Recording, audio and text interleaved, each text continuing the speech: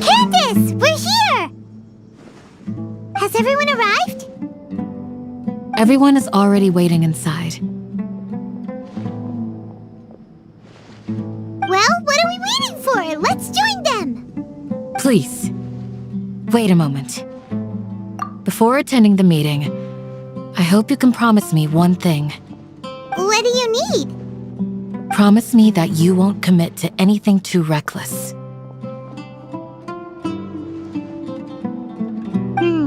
What do you think? Okay.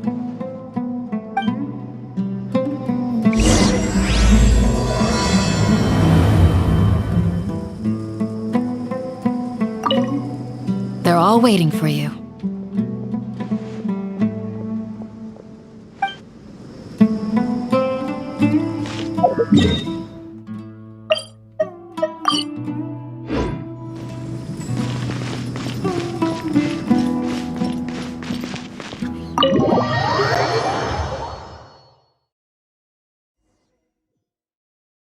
Everyone's here so early! But why isn't anybody talking?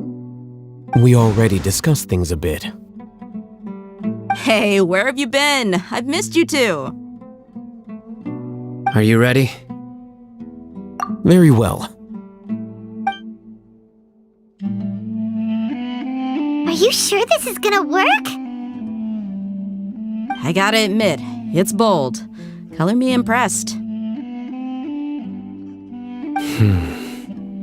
It's worth a try.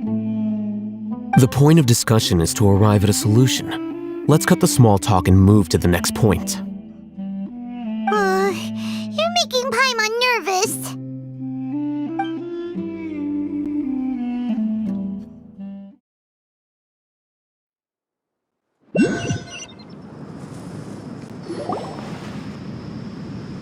You're finally done. I have some other stuff to take care of. Catch you all later. Come on, don't give me that face. I know what you're going to say. I'll be careful. That's what I wanted to hear. Take care. Well, traveler, Paimon, judging from your expressions, the meeting must have been quite productive. You can tell? I'm not that good at scheming or strategy, but I can sense people's emotions. And based on your reaction, things must have gone quite well. Paimon's a little worried. Hopefully nothing will go wrong. To be honest, I feel the same. But you're already some of the most capable people I know, so you have my trust. Candace gave us a compliment! Your deeds speak for themselves. Candace, we stayed behind to tell you that, although you won't be coming with us, we'll be sure to remember your words. I'm very glad to hear that. I've said the same thing to everyone here today as I said to you when you arrived. Your safety is the most important thing. Only when you're safe can the plan be successful. So please, take care. You're welcome. And thank you for taking my advice. Good luck. With everything. I'll be here in the village praying for you.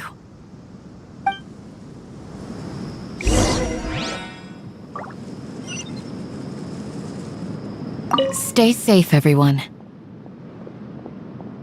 I'll be here praying for you. Good luck.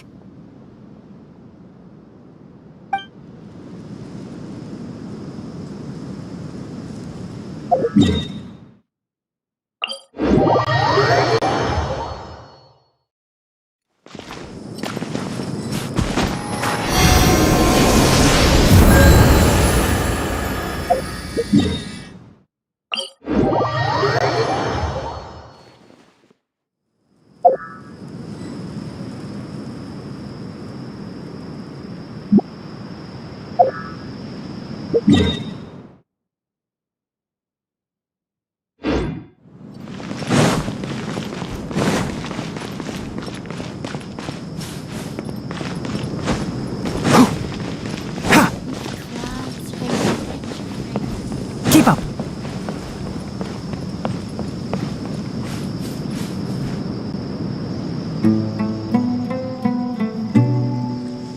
Sounds good.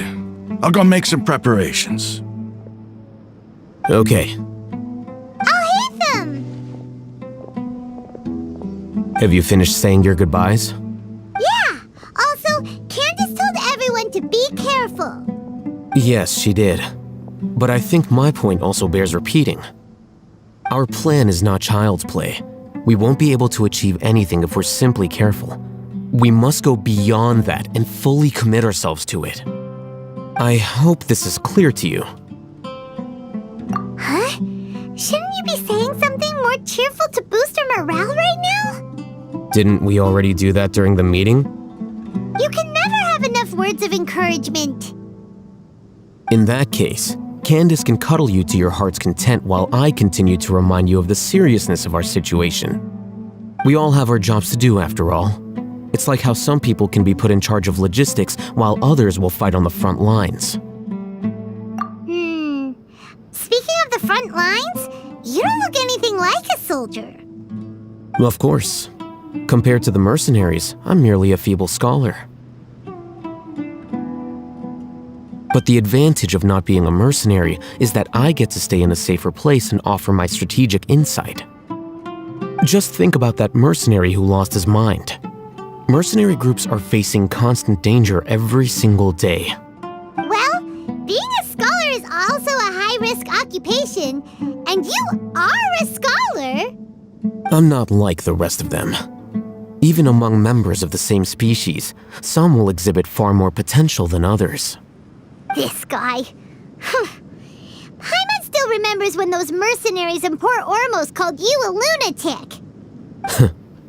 All intellectuals are lunatics in the eyes of fools. I'll take that as a compliment. That reminds me. Do you remember the record we saw in the King Deshret ruins? It mentioned forbidden knowledge. You have a good memory. Forbidden knowledge has the power to drive people insane, but this fact has never been shared with the public. Even I, who has worked in the academia for some time, was never once informed of this. I think those mad scholars and mercenaries we encountered may have all fallen victim to the corrupting qualities of forbidden knowledge. But the academia has always held a different view. They have always believed that symptoms of madness are a side effect of human contact with divine knowledge as mere mortals. Come to think of it, perhaps the academia has also never understood the true nature of forbidden knowledge and thus always approached the issue from the wrong direction. The Withering, Elazar, and the sandstorms. Don't you think what is happening right now across Sumeru is rather similar to the forbidden knowledge pollution that occurred in the desert thousands of years ago? But Paimon thought that Irminsul's disease is what caused the withering and the sandstorms. At least, that's what Tainari told us. Wait a second. Could it be that? Ah, you've connected the dots. The cause of Irminsul's illness may precisely be the pollution from forbidden knowledge.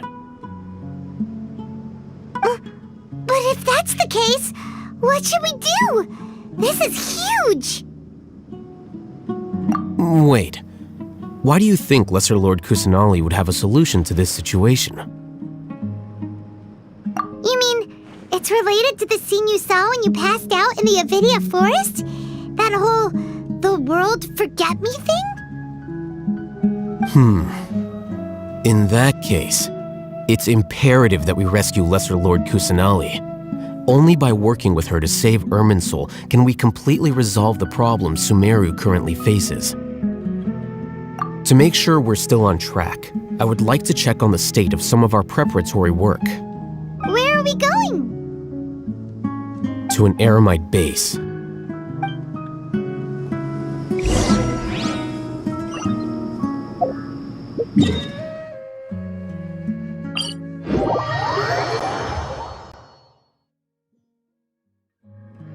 Ah, it's so hot.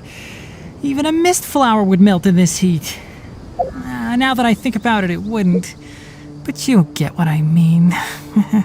Oh.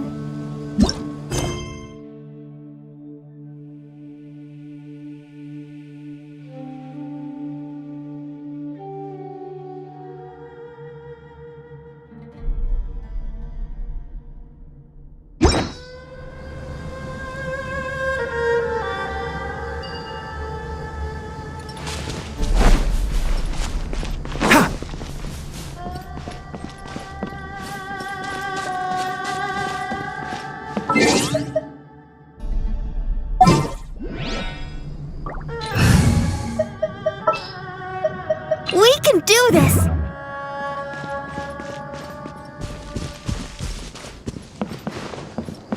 Ha!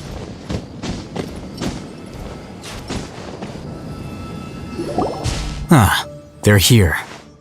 Huh? What are they doing here? I gave them some technical work to do.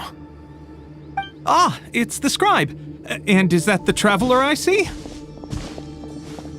How's the work going? Ah, yes! We have fixed the devices according to your instructions. One of them is already ready for use, while the others are still under repair. Aren't those devices for can knowledge extraction? What are you doing with those? Look here. Huh? More can knowledge? Are you going to put more weird stuff into her head again? What's that look on your face? Are you scared? Paimon's a little scared, but very, very furious! That's an interesting response. Anyway, we're not going to use this just yet.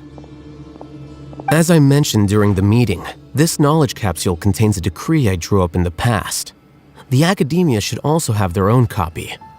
And according to the plan we just came up with, Traveler, I want you to record something into this capsule. Do you believe we can save Lesser Lord Kusanali? Good.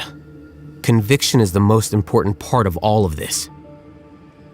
Now, please get ready and put on this device. You want us to record our conviction into the knowledge capsule? Yes. Paimon is still really worried. I understand, but trust me, Paimon, this is something we have to do. It's best if you can do as I say.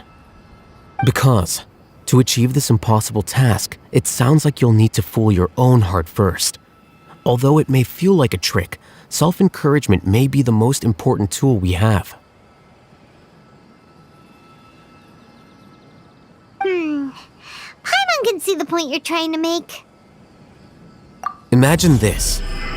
We have orchestrated our plan and successfully rescued Lesser Lord Kusanali. As a result, we have changed Sumeru's entire political landscape. Everything went without a hitch, and everyone recognizes and praises our achievements. Now, open your eyes. Here. What's this? Read it out loud.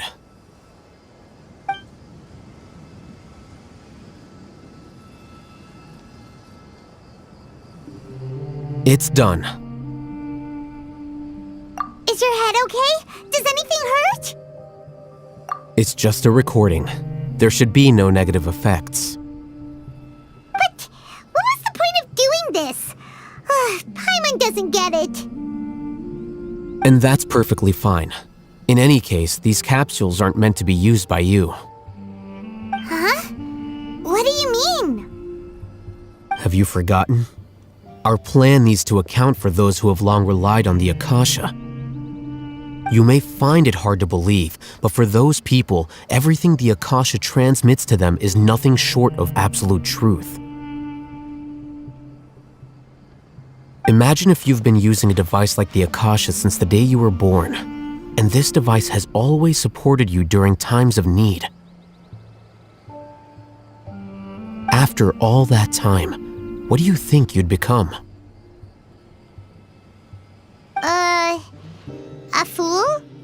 A machine? A slave to orders. And that's why rules are so important. In addition, those who understand the rules can delineate boundaries and identify gray areas.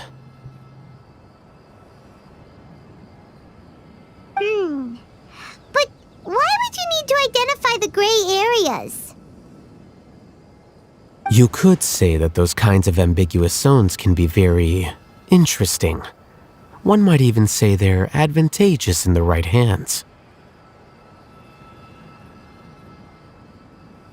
Things you're interested in are really out there. Are all Sumeru scholars like this?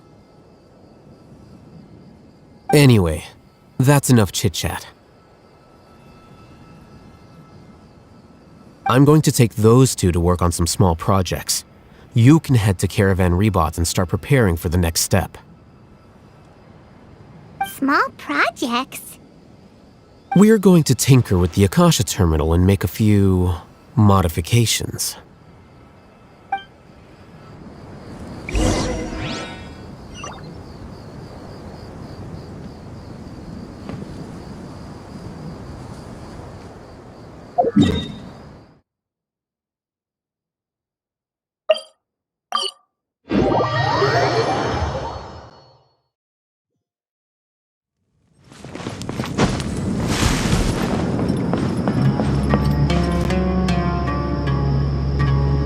I thought we agreed on a plan. How can you go back on your word? The plan is too radical and carries a high risk for casualties. I've given it a lot of thought. And in the end, I still can't agree to it. But it's still the best plan we have. As a former Matra, you of all people should be able to see the bigger picture and recognize the innate advantages of our plan. I did. And that's how I saw the danger behind these so-called advantages. Al-Haytham's plan is even more radical than I imagined. Huh? Why are you guys arguing? My friend, you're just in time. Why don't you help me persuade Sino? He's turned against our plan. We agreed to work out a plan at the meeting. As mercenaries, you're familiar with the local environment, so you'll take care of the specifics. But then, you went to Al-Haytham for suggestions.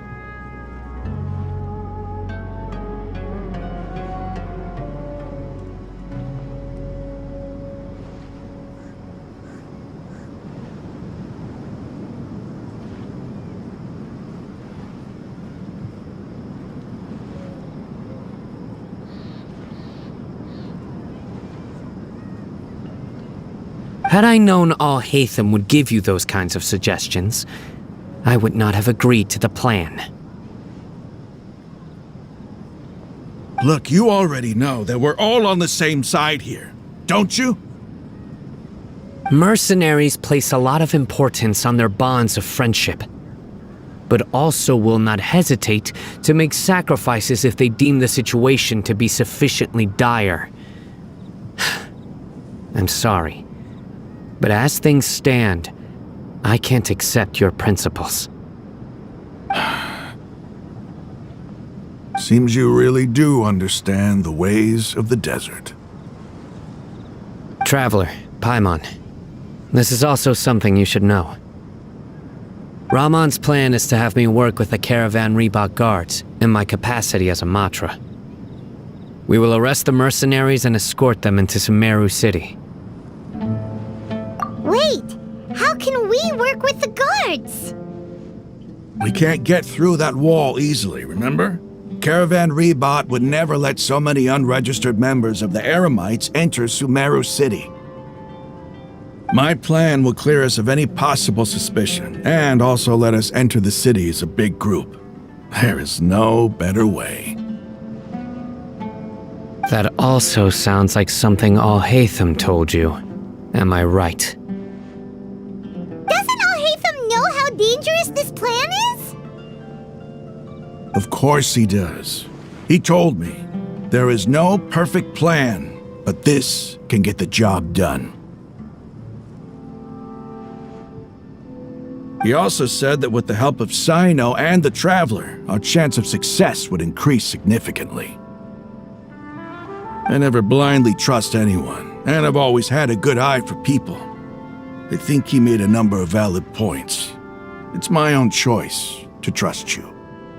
If I make the arrests alone, I can control myself and prevent you from getting hurt. But I can't guarantee that kind of discipline from the guards. To make the whole thing more convincing, you'll need to resist to some degree. Casualties are inevitable once push comes to shove. I'm okay with the deaths of enemies. But now that we're allies, I'm against the meaningless loss of our own. I can't believe a Matra would actually care about us. I've lived a hard life, and I can say that people like you are hard to come by. I've always treated my allies with honesty and respect. They have the right to know important things like this. Now you're making this hard for me. Hey, is there something we can do to help? I knew you would say that. We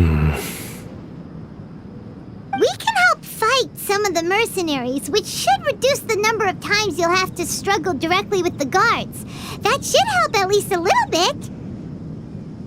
Sino, on behalf of my people, I thank you for your kindness. But this is a mission we cannot turn our backs on. We strongly value the lives of our friends, but the goal we are about to achieve is even more important. We have no fear of casualties, because we crave the spoils of victory. So please, lend us your support. We will show you the determination of us desert dwellers.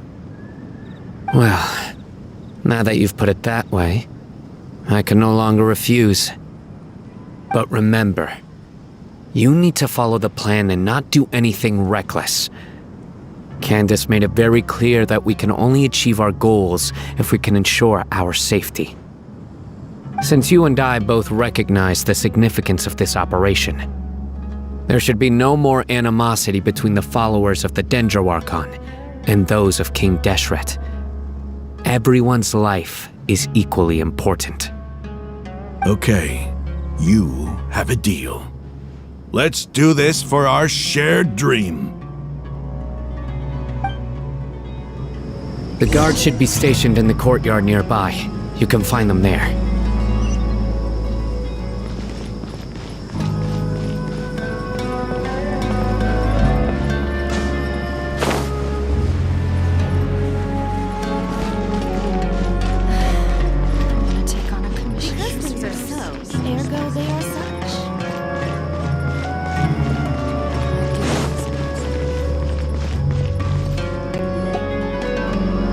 Guards!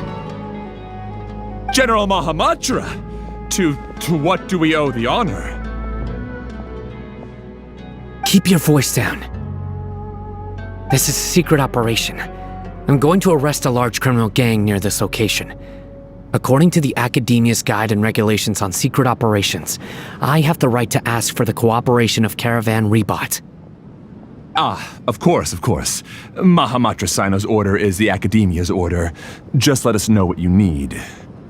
But who exactly are you planning to arrest, and how many people are you expecting? Depending on the scale of this operation, we may need to report it to our superiors. They're a squad of Eremites whose number is comparable to Ain el Akhmar in Port Ormos. They're involved in the theft and resale of supplies from the Academia. As many as Ain al Akhmar? This should definitely be classified as a joint operation. Then I suggest that you report this to your superiors as soon as possible, and treat it as a top priority desert operation. I will need personnel. Got it. Please wait a moment. I'll contact them immediately.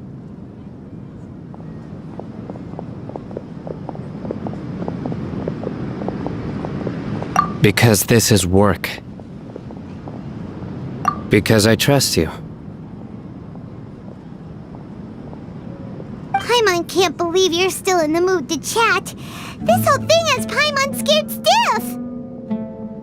Aren't you even a little worried? What if these guards already know that you have betrayed the Academia and are no longer their General Mahamatra? Even if that guard doesn't know, their superiors might, right? We discussed this, remember? The Caravan Rebot operation is of great importance. But don't worry, the guards there shouldn't know that Sino has stepped down. How can you be so sure? First, the other Matras still don't know why Sino has left, which proves that the Academia has been covering up the matter. Second, this is a crucial moment for the Academia's God creation plan. If something were to happen to the General Mahamatra, it's bound to attract a lot of unwanted attention. No matter how you look at it, they don't seem interested in sharing the news of Sino's departure. A reasonable inference. I agree. Which brings us to our next issue. I'm sure some of you have been wondering if the prediction function of the Akasha will affect our operation. The Akasha is still in operation, so I must remain on high alert. Actually, considering the power of the Akasha, it's quite strange that it hasn't already tried to interfere with my actions. I've given that a lot of thought. For now, I don't think you'll need to worry. If you remember, when you first came to Aru Village, all your actions and routes were predicted by the Akasha. It even gave that information to those who kidnapped the village keepers. But things like that never happened again after we met up with the Traveler. That's true. But why? Look at it from a different angle. Why do you think the Akasha will predict your actions? Because my personal data has been entered into the Akasha. That's true, but the key to this question is, how well can the Akasha make predictions about a person? Haven't you ever thought about it? Just how can it do this in the first place? Because the Akasha controls the entirety of Sumeru. The Academia firmly believes that all human actions can be explained through logic.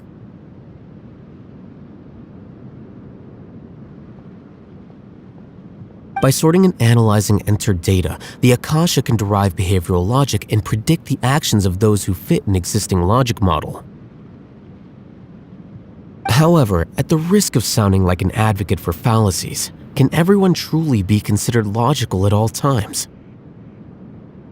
Emotions are part of our behavioral logic, but can you guarantee that every experience of the same joy or pain would be equally intense?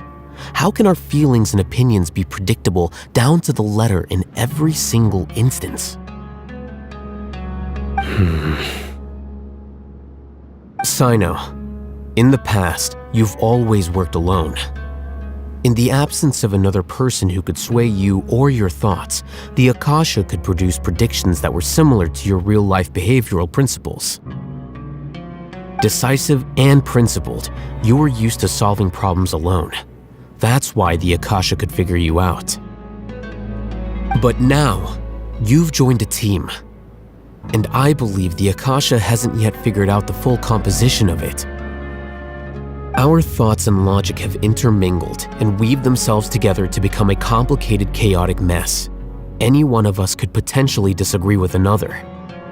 The Akasha lacks data on these interactions, and it's impossible for it to predict your actions in the future based on your decisions in the past.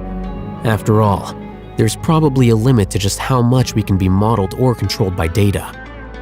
So, in my opinion, you're probably safe for now. Makes sense to me. I agree.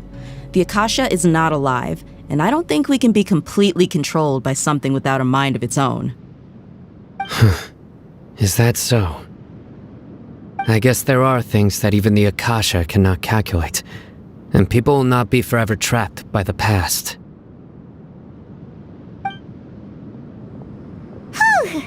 Paimon's so glad that this is settled.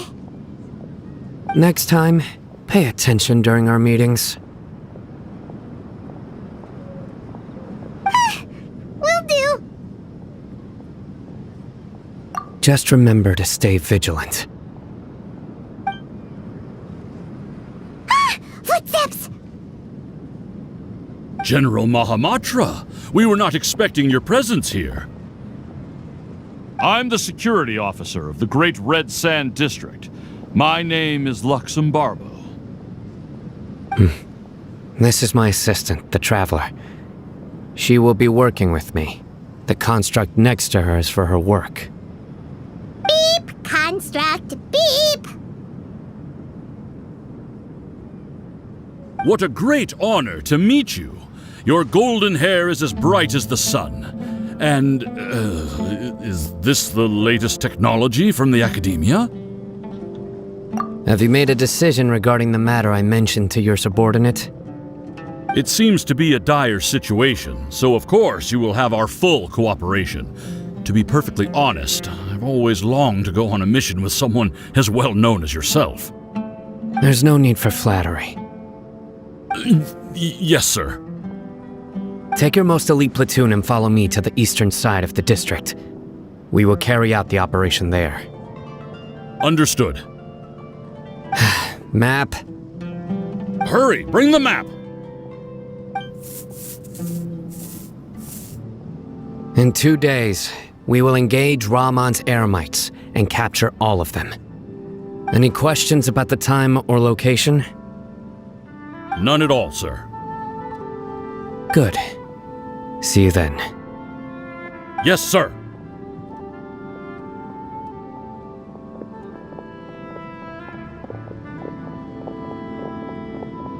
Maybe hanging around the General Mahamatra isn't so bad after all. Everyone's so respectful towards us. This is all due to the absolute authority of the Academia. And now, we're going to strike back against that massive pillar of power. Get ready. We will move out in 2 days.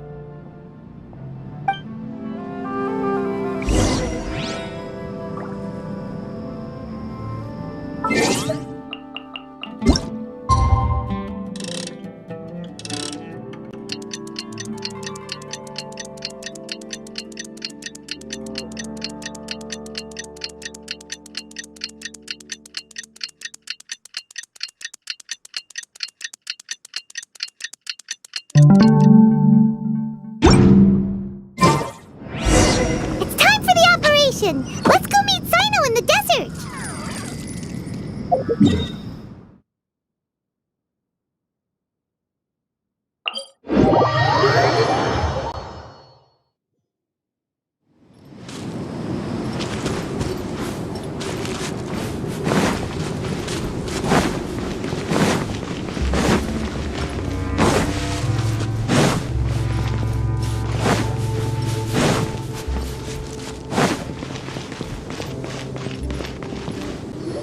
Look!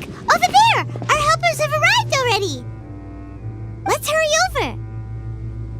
Wait a moment.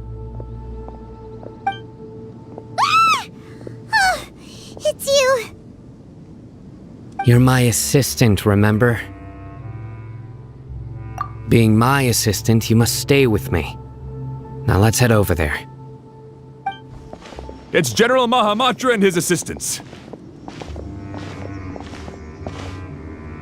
We meet again. You're here early. It's to show how important we think the operation is. Since this is a big case for the Academia, we are prepared to give it our best. I'm glad to hear your sense of resolve. Remember, we must capture them alive. They are our only leads for the case. If they die, we will be unable to continue the investigation. Understood. Everyone! The Eremites are approaching from the west! Make preparations and be ready for combat.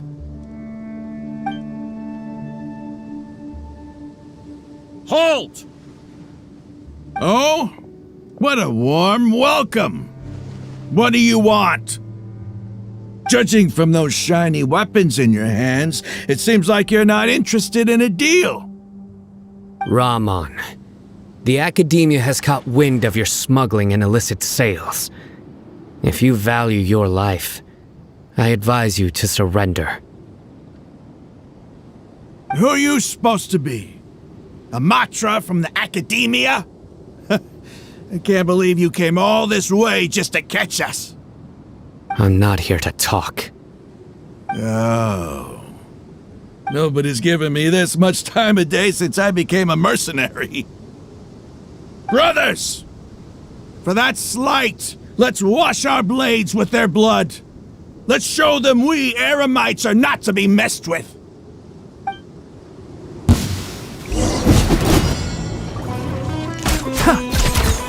Can't see?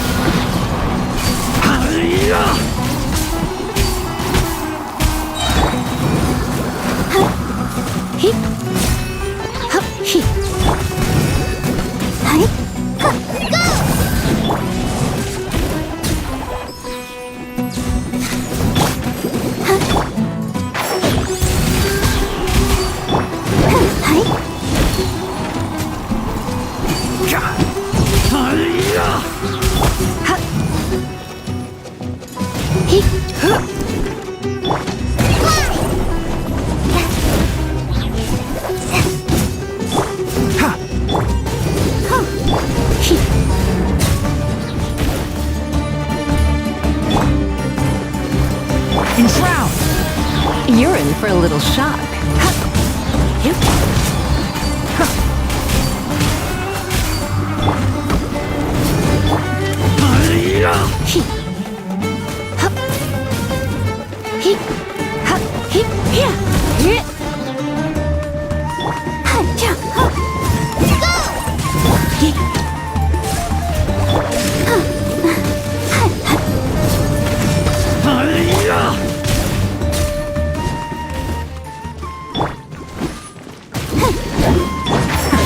See?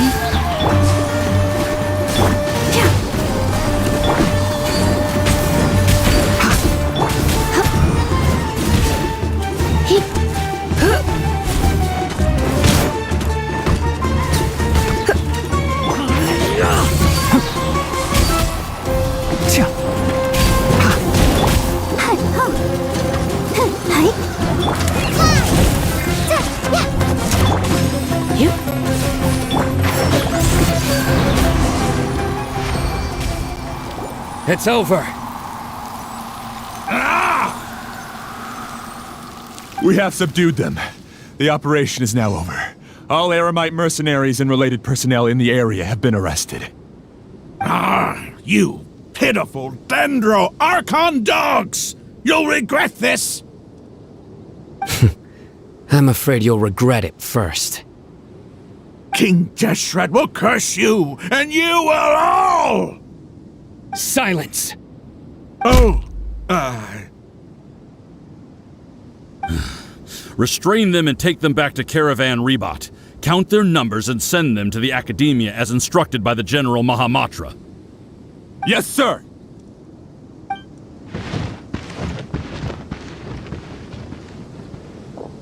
Mahamatra Sino, I will now take my leave. If you need further assistance, please come to Caravan Rebot and ask for me. Understood. You are dismissed. There they go. Let's talk elsewhere.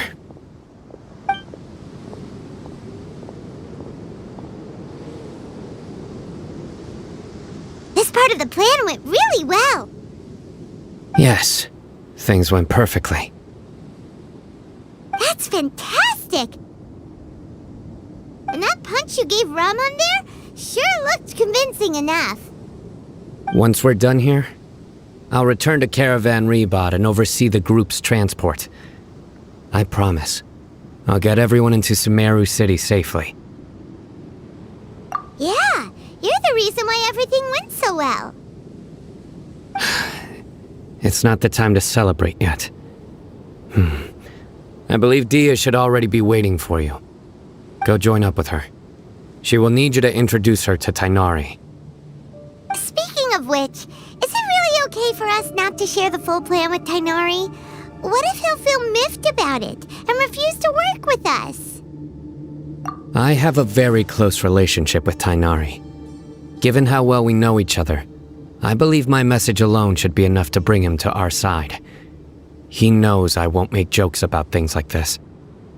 If we need help, Tainari is the best option.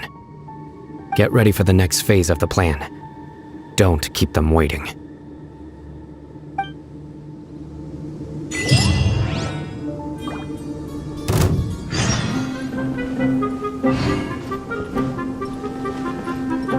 One with the forest.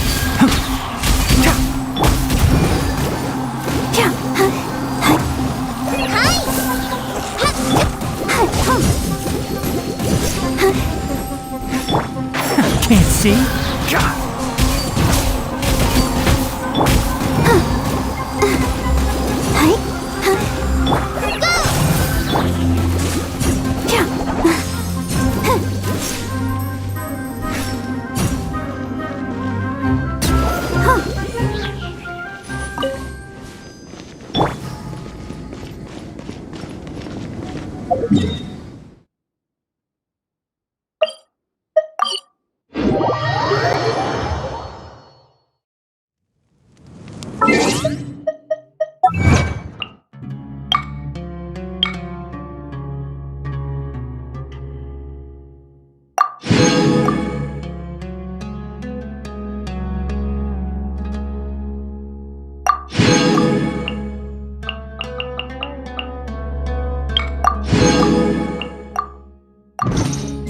The value of knowledge cannot simply be quantified in monetary terms.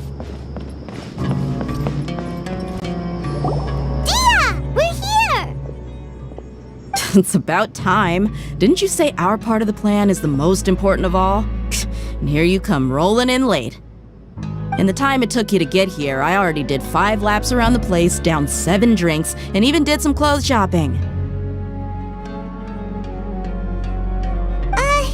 Sorry. We didn't mean to keep you waiting. I just wanted to fix your attitude and rub it in a little. After all, you took your sweet time getting here, and we've got important stuff to take care of. I just like seeing that serious look on your face. All right, I'll stop. All joking aside, I'm glad you're here. Let's get moving and take care of this as soon as possible. But where should we start? Our responsibility is to get a status update on the Fatui Harbinger known as the Doctor. We need to make sure he won't get in our way when we rescue Lesser Lord Kusanali. Dealing with an institution that controls all of Sumeru is already hard enough. If the Doctor were to crash the party, it would be next to impossible for us to achieve our goals. Yeah, we sure don't want him showing up. Ooh, he really gives Paimon the creeps. Right? Hearing his name just reminds me of those stuffy old geezers in the academia. I'd rather not have to deal with someone like that. According to the plan, we should first go to Pardis DI and ask for Forest Watcher Tainari. If all Hatham and Sino's sources are solid, then we can be sure that Tainari still has the academia's trust. So, we'll find Tainari and convince him to get us the latest intel on the doctor. Then, depending on what we learn, we'll make any necessary adjustments to our plan.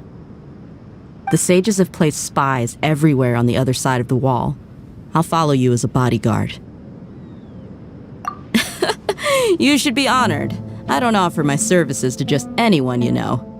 But Paimon thought mercenaries would do anything for Mora. That's certainly true. But when multiple employers are vying for your services, you should always go with the best offer. Let's see. If I were to charge you a bill, I guess I can apply a discount. How much more do you want? I was not sure we can afford it. How much do I want? Hey, how about paying me with a smile? What do you say? I haven't seen you smiling much recently. If you ask me, someone like you must look lovely when they smile. Come on, give me a smile so that I can be less worried. Looking good! I hope this pretty smile will become our lucky charm.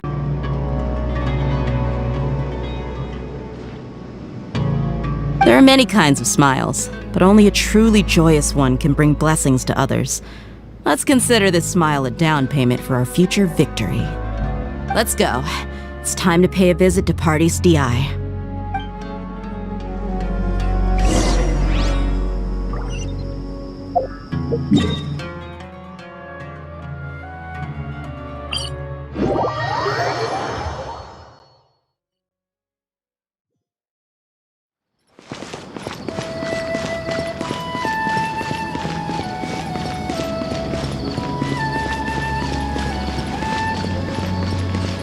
He's over there! Let's go say hi!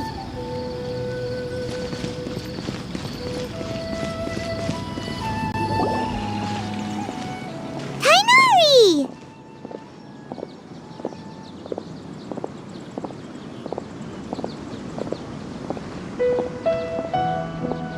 Ah, Traveler, Paimon. And you are? Hey there. This is our friend Dia. She's an Aramite mercenary. A mercenary? You must have some big news for me. It's something really important. Please help us out.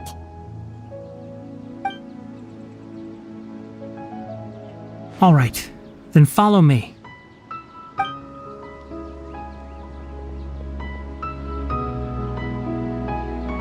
This place is better. We won't be disturbed by any passerby.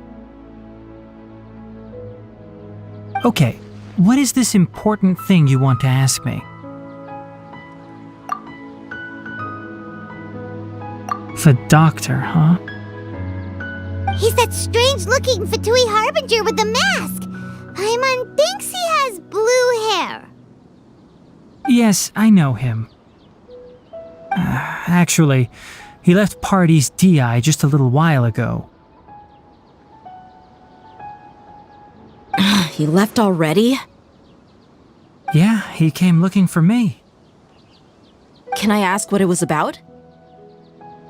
Sorry to ask you like this after having just met, but your answer is very important to us. For now, all we can share with you is that your friend Sino is working with us.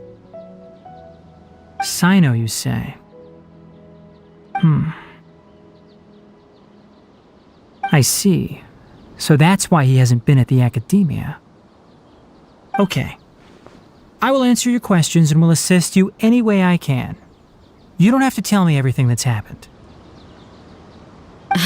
Sino's name really does work wonders. You're not even a little worried that we might have made it all up?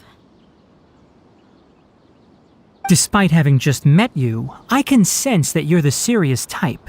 Between you, the Traveler, and Sino, none of you strike me as the type that would conspire to deceive me. You don't need to tell me anything you don't want to. I'll also get straight to the point. The Harbinger you mentioned came to me because he wanted to take the scholar Hypatia away with him. Hypatia? Why would he want her? And what do you mean by take away? Is he planning to leave Sumeru? Yes. He told me his return to Snezhnaya is imminent.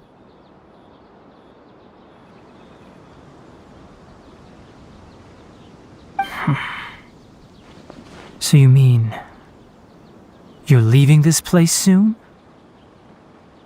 Indeed. Otherwise, we could have perhaps talked a little more. I was just about to set out when I remembered something important. To that end, I made a final trip to Pardis Di. Let me ask, have you been taking care of a scholar by the name of Hypatia? Your sources are accurate. No doubt because you recruited many informants. But you're right. Hypatia has indeed been receiving treatment from me. Forgive me for asking, but how's the treatment coming along? Given the way you're asking, I assume you have something to say. Since you asked, I'll be frank. I would like to take Hypatia to Snezhnaya. It's incredibly difficult to transfer a patient. As a scholar yourself, shouldn't you at least be aware of this? Oh? I can't believe your utter lack of faith in me, to the point of even questioning my general level of knowledge. How unbefitting. Well, you're the only one who's ever made such a request. I have my ways of keeping her safe during the journey. In addition, I can also promise that under my care, Hypatia will receive the most advanced and effective treatment. I will personally supervise her treatment and see to her recovery. Would that be agreeable to you? Hypatia was born in Sumeru and remains a scholar of the Academia. Her situation has not become dire enough to necessitate her transfer to another nation. Transporting her to Snezhnaya is risky, and the potential benefits are unknown. As the person currently responsible for her treatment, I cannot possibly sign off on this transfer. Your suggestion is rude and reckless. I'll pass. I don't know much about the doctor, but after talking with him, I realized that, just like many other scholars, he possesses an aura of arrogance that I've come to detest. It's not so much that he's looking down on others, but more that he's so confident in himself and his abilities, to a point of near insanity. I would never refer a patient to someone like him. I prepared myself for a protracted battle of wits, and was really surprised to see him just give up on the topic. Still, his reaction really concerned me.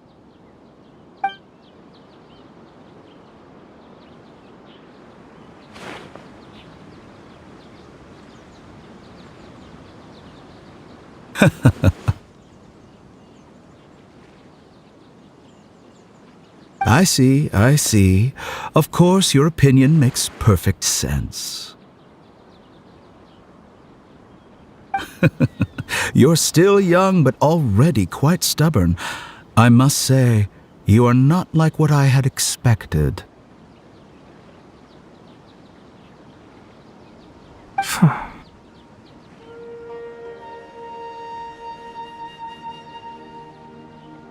Under normal circumstances, I wouldn't just let you off the hook like this. But unfortunately, I'm in a hurry today, what with Her Most Noble Majesty the Tsaritsa calling for our return.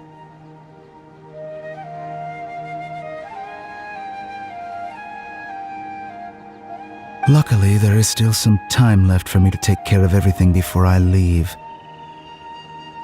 It's just as the Academia said, you're a responsible and gifted scholar. Sadly, even with all of that, you're still lacking a bit of shrewdness. And that's also why people like you can never realize that sooner or later, everyone must pay the price for what they've learned.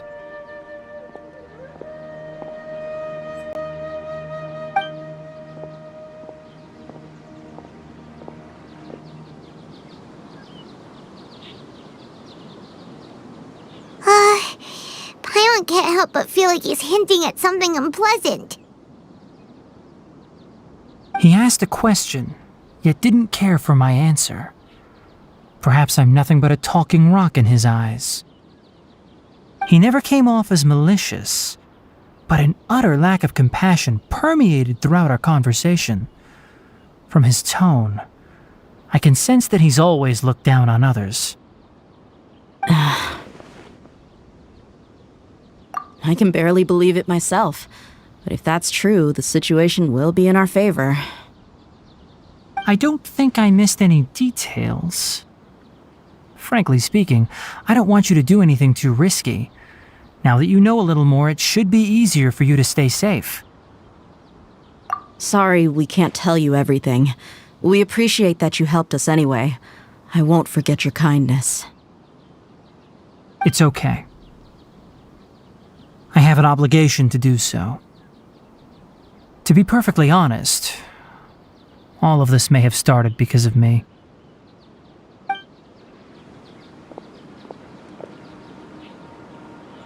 Recently, my master wrote several letters to me, asking me to return to the academia and assist him with his research. Hasn't he already asked you several times before? Yes, but there's something off about this most recent batch of letters. The handwriting and tone are both familiar, but some details have been omitted. My master will occasionally leave a few dots on the back of the letter. 1 dot means that he wrote the letter on a sunny day, and 3 dots stand for a rainy day. This has been a habit of his for many years, but I didn't find any dots in his recent letters. I believe something may have happened to him. I get it. Since you are always at Gandharvaville, you would like me, someone already working at the academia, to investigate this matter, right? I'd like to ask you to do that for me. If you can keep yourself safe, please withdraw immediately at the first hint of danger. I can do that, but I have a feeling it won't be that simple. The academia has been working on a big project. I'm not quite sure what it is, but your master might be involved with it.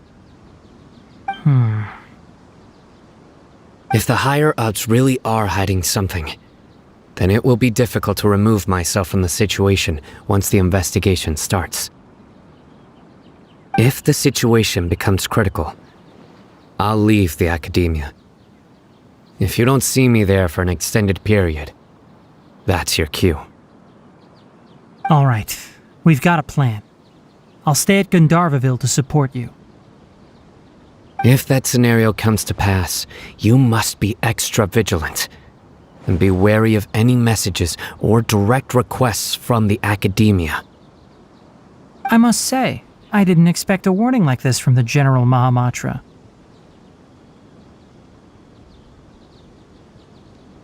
Being loyal to the academia doesn't mean blindly doing whatever the sages say.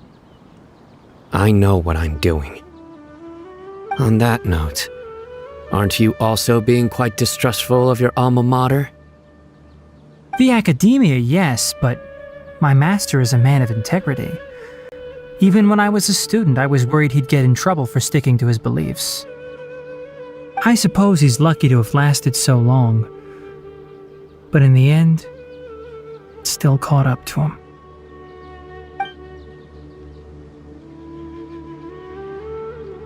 I see. So you noticed something was up with the academia from the very beginning. This may well be how Sino became involved in all this. In that case, I must keep my promise and help you however I can. Also, if you run into Sino again, please help me pass on a message to him. Trust your own senses and experiences. I think this may be something he needs to hear right now. Okay, we'll find a chance to tell him. Thanks. Right. Now let's go hunt down this Harbinger. Oh, by the way, which way did the doctor go when he left Pardis Di? That way. Gotcha. Thanks so much. We'll be on our way.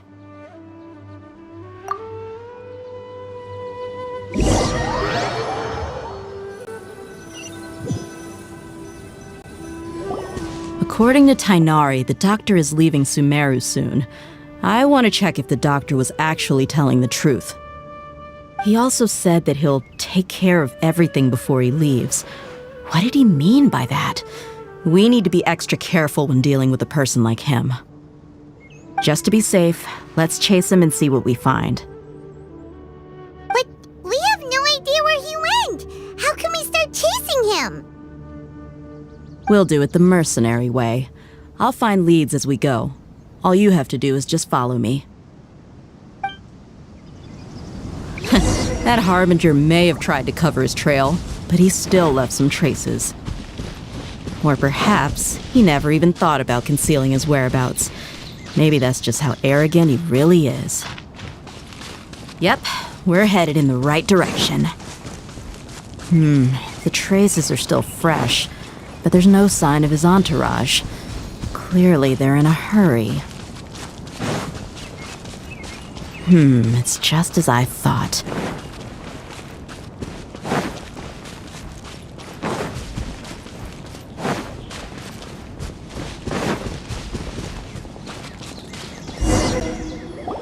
We can stop here.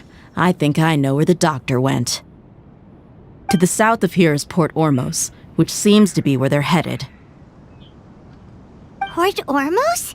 They're going to leave by boat? That's right. Let's go to the port and have a look for ourselves.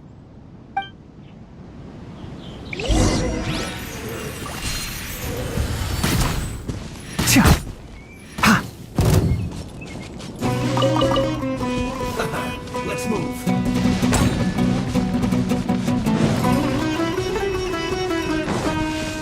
One with the forest. Ida, you need to hurry up. This one's well done.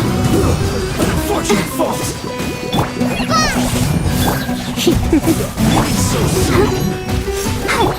Can't see. No escape.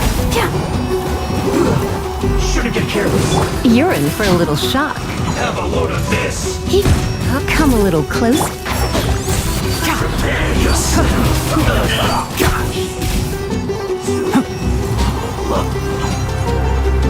Enshroud!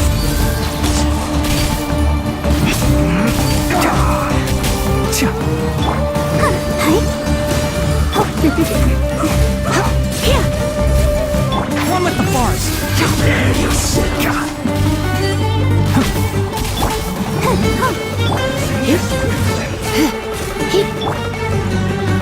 I'll uproot you. Let's not waste time. Keep up. So soon. You can't run from death.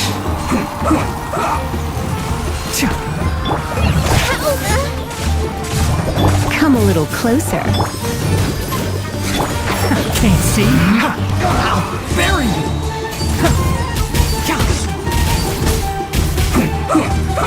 I hear everything. Just like we rehearsed. Let's end this quickly.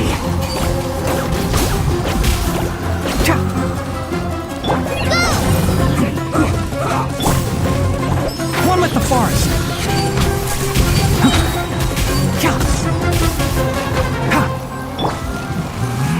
Let's nip that in the bud. Enshroud! Almost. Keep up. Let's end this quickly.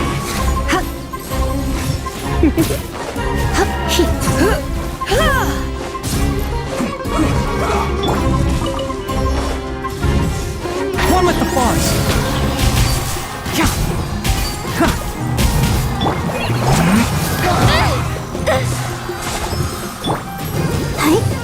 Let's not waste time. Come a little. Can't see. I guess this is it.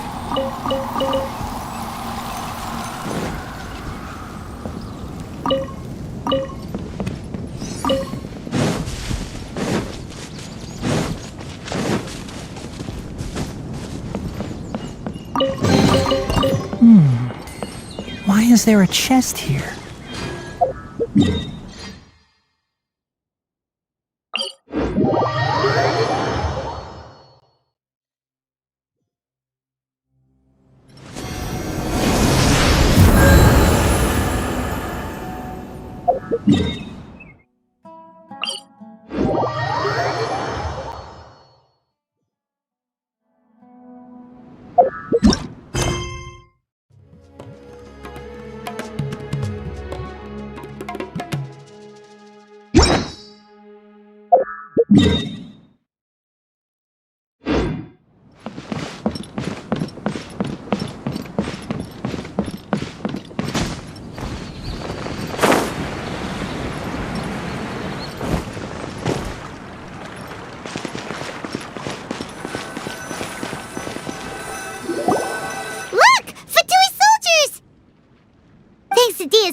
Skill seems we found the right place. Shh! Don't draw their attention. The port is crawling with Fatui soldiers. Let's keep going and see what we can find. Now this is a proper farewell ceremony for a Snezhnayan Harbinger. The Lord Harbinger is leaving. I've still only seen him once or twice. I used to hold a position in our homeland, and back then, the doctor spoke in a very different way from the way he speaks now. Maybe the way people talk in Sumeru has rubbed off on him? It's always like that when you spend too long away from home. When he gets back to Snezhnaya, perhaps it will also take him some time to get used to the life there again. Huh? But, sir, that can't be right. No, I remember it like it was yesterday. Both his expressions and tones are now very different. Also, for some reason, he seems like he's all smiles now. You must be mistaken. Nobody's supposed to look happy when they're on a business trip.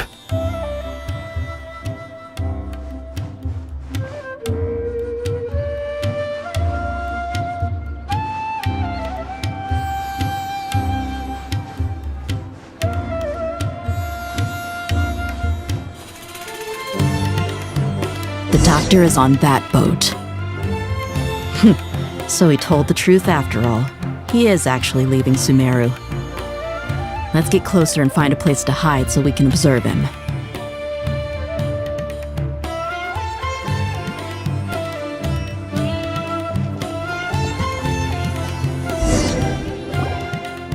This place will do.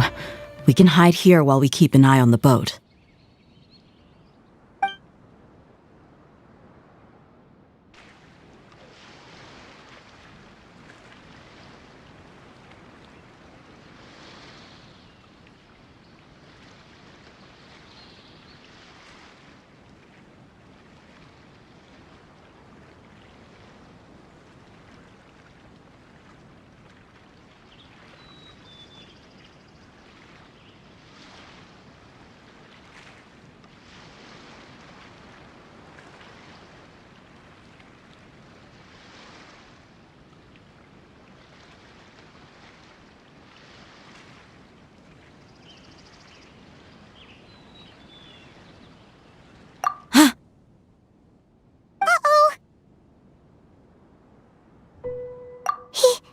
He saw us.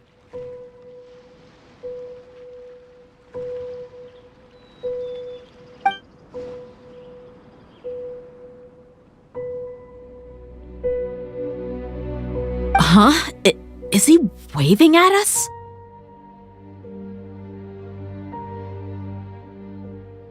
It's time to say goodbye. Wait, is he the only person on the boat? You mean there's nobody with him? And where are all the soldiers we saw in the port just now? They were all here just a few minutes ago, but now they vanished. So this was a trap. Wait, don't tell me that. Luckily, there is still some time left for me to take care of everything before I leave. Oh no. They might be after Hypatia. Let's get back to Party's DI. Huh?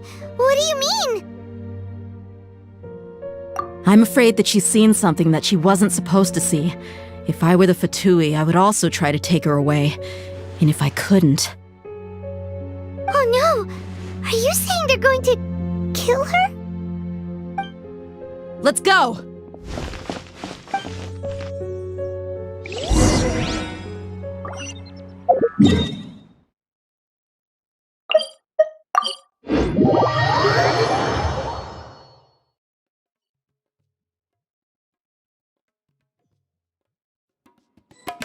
Party's DI is not a place you Fatui can just show up and do as you please. I believe we've already made ourselves quite clear. Our superior gave us permission to search for and collect medicinal herbs in Party's DI for research purposes. But you've been in Sumeru for some time already. I find it coincidental that you chose to only come here today. Even the Grand Sage himself may not have the right to question our research, much less an ordinary scholar like yourself. I've done my duty to inform you. Don't make things difficult for yourself. It would seem that my words have fallen on deaf ears. You can keep trying to deny it, but coming to Party's DI now? I'm pretty sure you're not just looking for herbs. With all due respect, your baseless speculations will only lead to unnecessary trouble. Well, you only have your Harbinger to blame. He knows nothing about keeping a low profile. I may be staying at Party's DI as a scholar, but that doesn't mean I'm no longer a forest watcher. It is still my duty to protect the peace and safety of the scholars who have contributed so much to Sumeru. Then it seems our conversation has hit an impasse. No one will lay a hand on you, Hypatia. Not on my watch. Tighnari! Are you alright? I'm fine. These Fatui have really crossed the line. Time to teach them a lesson. A little closer. Yeah.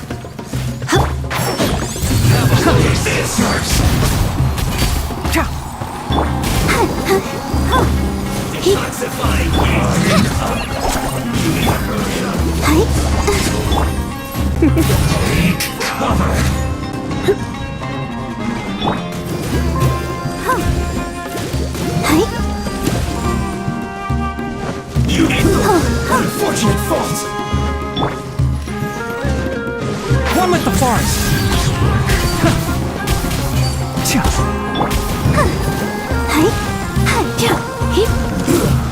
Shouldn't get careless. Sister.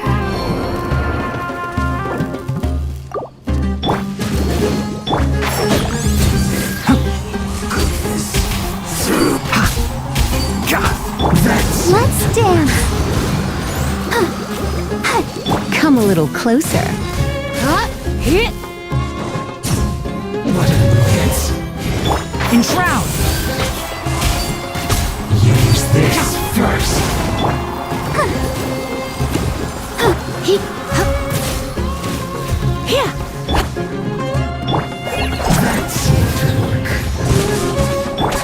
There's no use resisting! Give us Hypatia! Keep dreaming. Yeah, Tighnari, beat him up.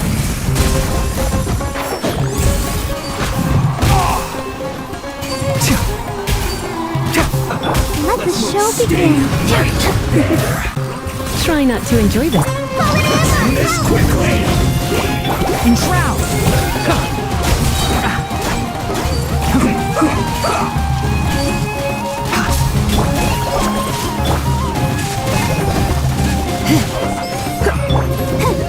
Has everyone stopped singing?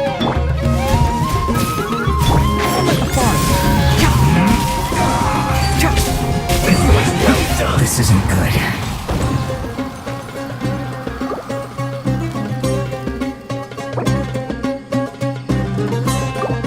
Roasted fry!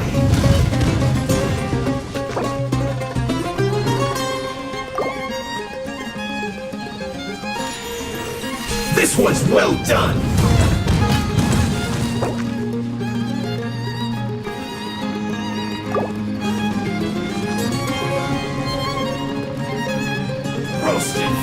Keep up.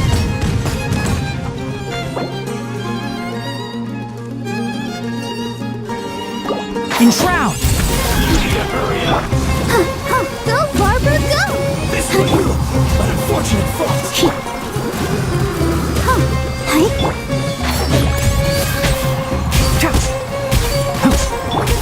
Come a little. Shouldn't get careless. Let's move. One with the forest. The doctor's orders are absolute. Yeah? You've been someone's lapdog for so long that you don't know anything else now.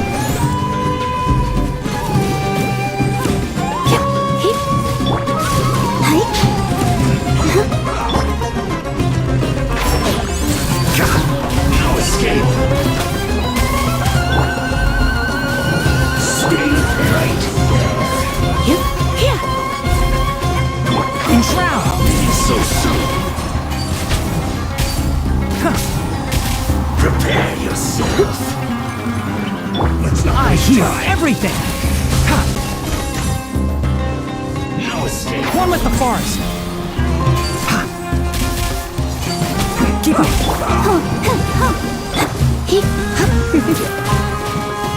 Come a little closer. Don't be such a brute.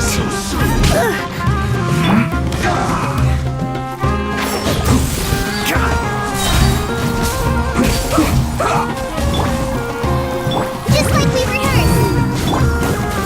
Let the show begin. Let's end this quickly. Looks like I got carried away.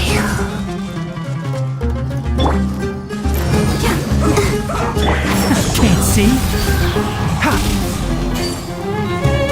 No escape.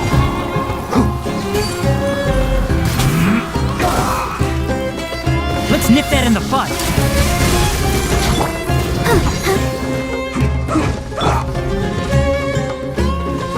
Keep up.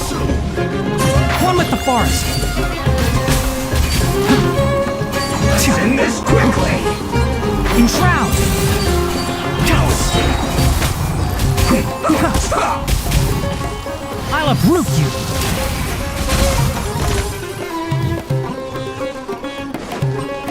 Can't see. Time.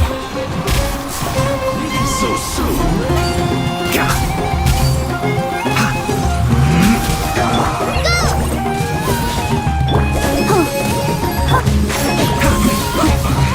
Keep up.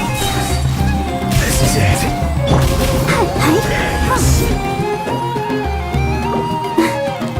Let's dance. We're not getting anywhere. Traveler, Paimon, please go to Hypatia. We need to make sure they don't try to sneak around and attack from behind. Got it. Hypatia's still here. Doesn't look like anyone's broken in.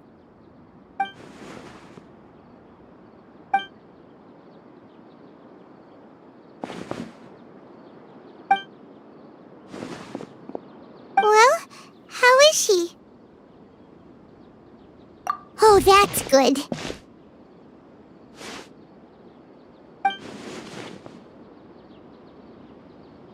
So, you think this is over?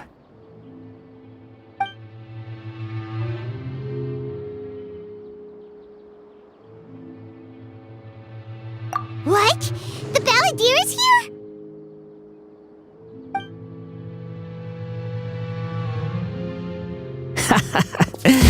I've missed that look of abject horror. You've given me that look every time we meet. But, where is he?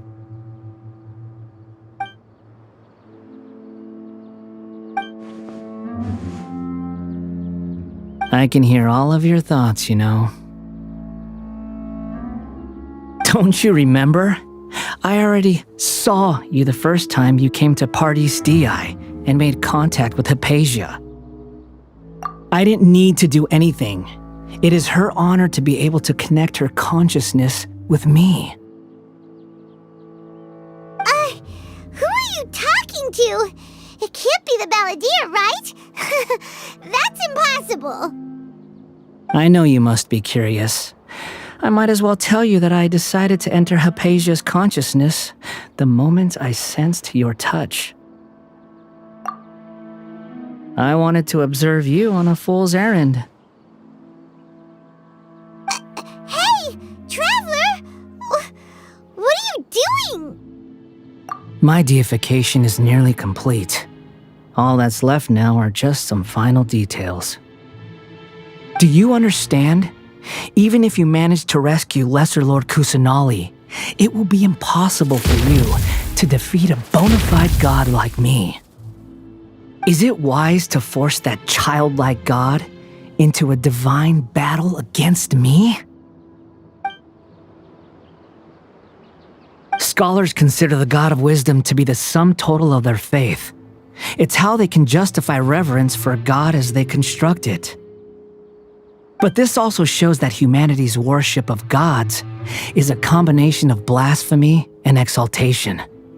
It's truly laughable. Yes, what is it?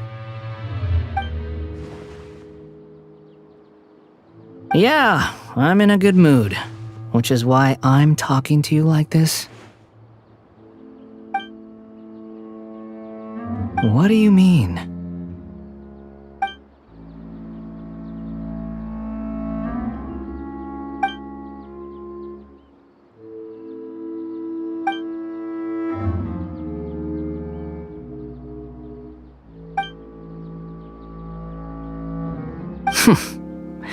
Those words almost make you sound like a friend who actually cares. But you're wrong. I'm different from all of you. I was born to become a god. My entire life up until this point has just been a meaningless routine. Just think about a sheet of paper. By itself, it holds no meaning. The content recorded on it is what gives it value. All I had recorded down before were some painful memories and boring human feelings. Such senseless drivel should have been erased a long time ago. Indeed, to me, the sight of you fools in your futile struggles is far more amusing. Tell me, just what has this world done for you to protect it with such zest and conviction? I'm connected to your consciousness, so I can hear what you're thinking and sense the depth of your determination. This is a good conversation we're having, so here's a word of advice. Let go of your misguided guardian complex. You know nothing about the truth. It'll be for your own good, as well as everyone else's. Humans are a species that can only find bliss in ignorance.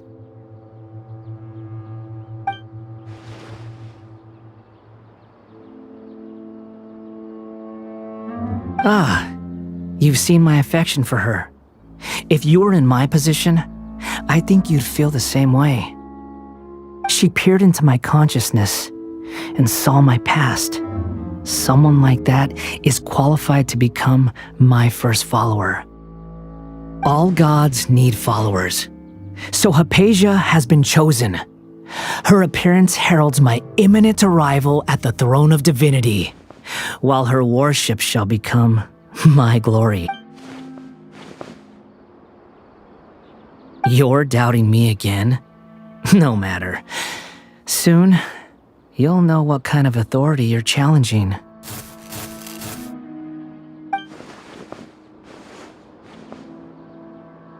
Who wants to hurt my devout follower?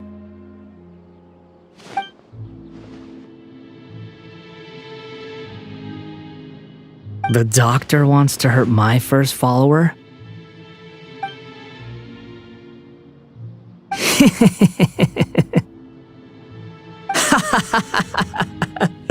How very amusing. Has anyone ever told you that you're not good at sowing discord? The doctor has never known his place. Even now, the puny human thinks himself capable of interfering in the business of the new god. You're still too naive if you think a few words will be enough to convince me to destroy the doctor. But I'm willing to give you a gift, just like my expression of affection towards Hypatia. It is an honor for you to be able to stand here and speak with me.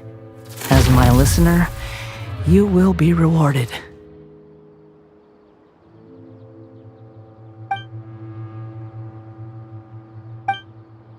Both good things and bad things can be called gifts. After all, gods have never needed to be reasonable. Paimon hears thunder! That person Paimon couldn't see was the Balladeer? Oh, he sure chatted with you for a while.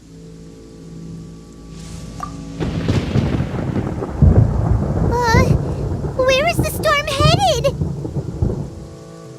That means anyone outside is in danger! Let's go! Tainari and Dia still must be fighting!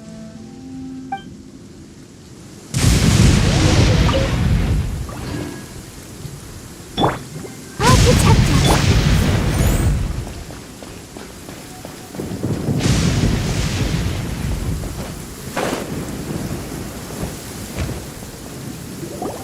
Oh! Have the Fatui retreated? Hey! What happened to you? He's hurt. I'm fine. Don't move. I've seen eremites get struck by lightning before. You need to rest. Struck by lightning? We were fighting, and just as things started looking grim, the weather suddenly became extremely strange. Lightning started attacking everyone, almost as if it were alive. Luckily, there were only two of us, and both of us were nimble enough to dodge most of the strikes. There were a lot of Fatui, though, and they were being torn to shreds by the bolts of lightning. With that, all the Fatui soldiers were forced to retreat. Why are you sorry? It's all right. I'm sure you also never expected this to happen. Don't blame yourself. My wound aside, you look like you've seen something unpleasant. Is Hypatia all right? Hey, didn't I tell you not to move? Just in case. Let's go to Hypatia's place and talk about things there.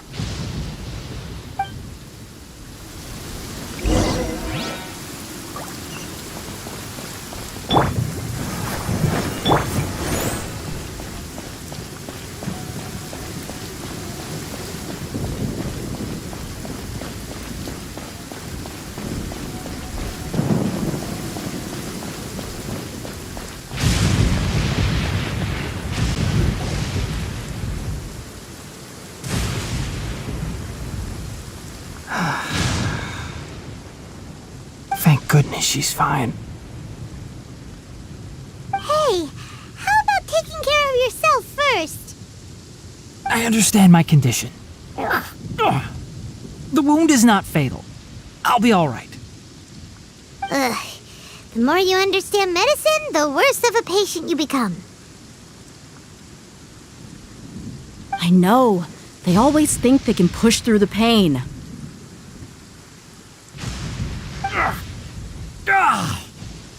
Oh, he sat down. Let me rest for a bit. Sorry, traveler. Now you may start.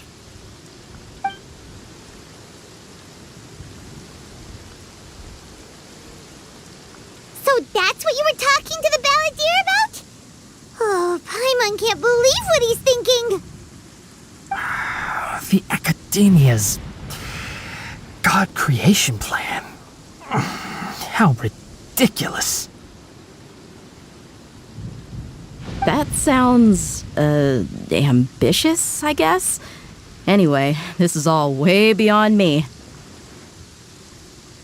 As long as I can enjoy every day with a drink in my hand, tasty food in my stomach, and a good night's rest, that's enough. I'll only work when I have to. I must be the least ambitious person who's ever set foot in Party's DI. Don't say that. I haven't even thanked you for your help back there. Don't mention it. Well, if nothing else, all this proves that the doctor really did have some urgent matter to attend to and left Sumeru in a hurry.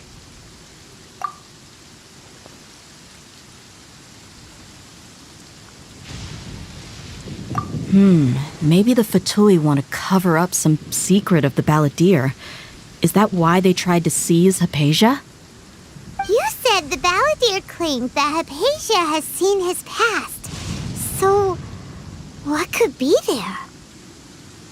Have you noticed? The Balladeer is not happy with the doctor's actions.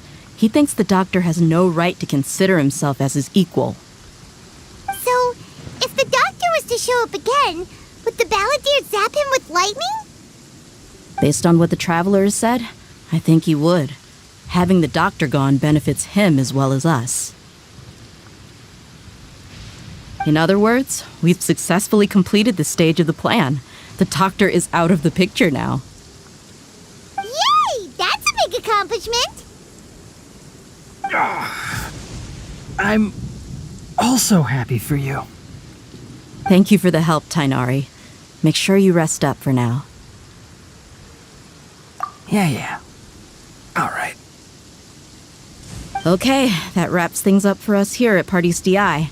Traveler, it's about time we rendezvous with the others at the Grand Bazaar. Let's continue to keep a low profile. You can head there once you're ready.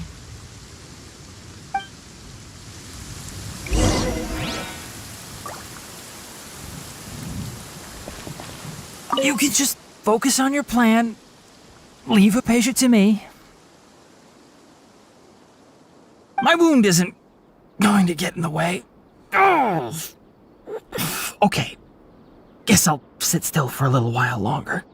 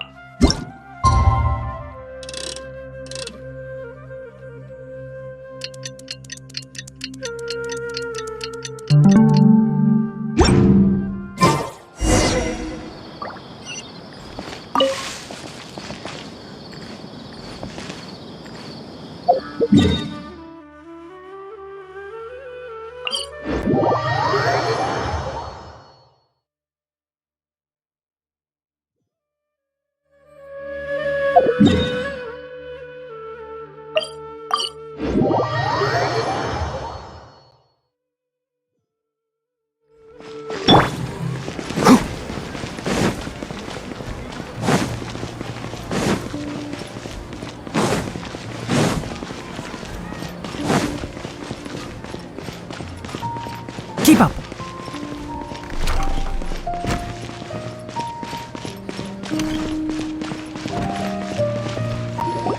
All right, everyone is here. How did everything go? Any luck with your missions? Let's report back one by one. I'll start first. We've made the necessary modifications to the Akasha terminal. In addition, the props required are also ready. I'll go next. The Traveler and I went to Party's DI. The situation was a bit complicated, but we found Tainari. Unfortunately, he was wounded during a fight. Who is behind it? Well, that's the tough part. What should I say, Traveler? The Fatui or the Balladeer? After some back and forth, we confirmed that the doctor has left Sumeru by boat. He has something urgent to attend to back in Snezhnaya. So, we've successfully removed the doctor from the picture. Also, Tainari's already resting, so he'll be okay. Good. Oh, Tainari also asked us to tell you this message. Trust your own senses and experiences. All right. I'll remember that. Everything also went smoothly on my side. The Eremites should have arrived at their destination by now. To avoid alerting the quarry, they will stay there for now. I can't believe you actually got so many Eremites into Sumeru City. It's all thanks to Rahman and his brave team, as well as their bold strategy. It appears to have been very effective. I'm glad to hear it. Well, is that everything? Okay, this meeting is adjourned. Huh? Wait, you mean that's it? Well, what else is there to discuss? Shouldn't you end with some words of encouragement? You know, to fire us up now? Personally, I'd rather we all go home and get some rest. I'll hate them. Ugh. Oh, and if you wanted someone to say something to that effect, then I must reiterate that I'm here to strategize and not to lead. So you should find someone more suitable to do that. But I thought all of you academia big shots were great speakers. Then I should remind you that I'm the scribe. I know that. So what? A scribe is responsible for recording meetings, not speaking. Fine, whatever. Well, Sino doesn't seem to be much of a talker either. I guess that leaves it to my employer. Employer? Yep, the Traveler hired me. That's right. So come on, boss. What do you have to say for the team? Yeah, say something to boost morale. Huh? What are you all doing here? Oh, it's Nilu! Hey, everyone. I'm not disturbing you, am I? Not at all. I was actually just about to go find you. Judging from the group and all your serious faces, you were discussing something important, weren't you? But you also look like you're up to no good. Seems pretty interesting.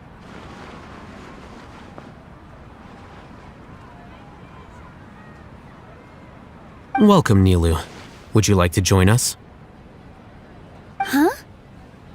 Join you? You mean, you also want to discuss something important with me? Yes, something very important. Nilu, are there any breaks in your performance schedule in the upcoming days? Huh? Wait, you're seriously inviting me?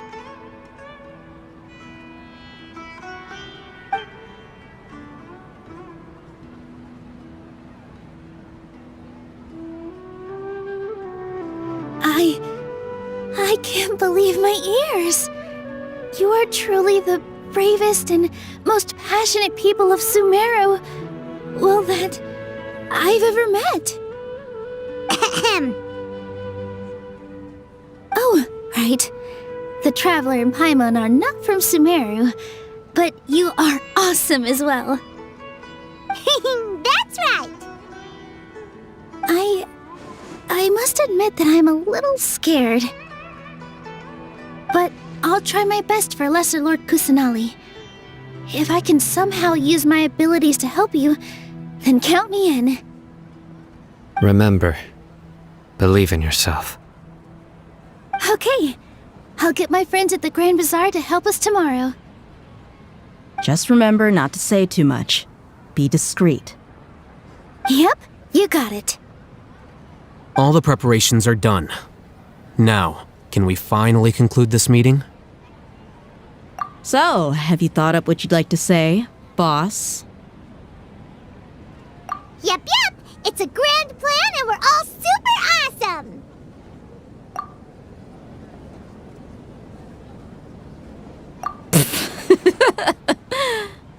Well said. A good night's rest before an operation can be the difference between success and failure. Thankfully, I've had my place to myself recently. It's been nice and quiet. Huh? Oh, nothing. Alright, let's all go home and get a good night's sleep so we can be up early tomorrow. Okay. So I guess that means it's time to say goodnight now. Yep! Good night, everyone!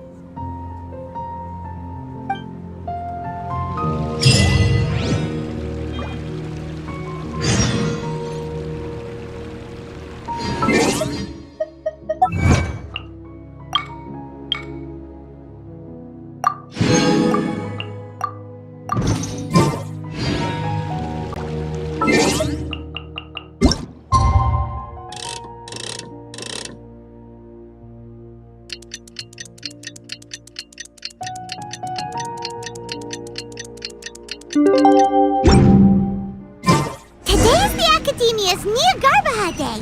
We can finally put our plan into action. Alhaitham should be waiting for us. Let's go to the Academia and find him. Dad,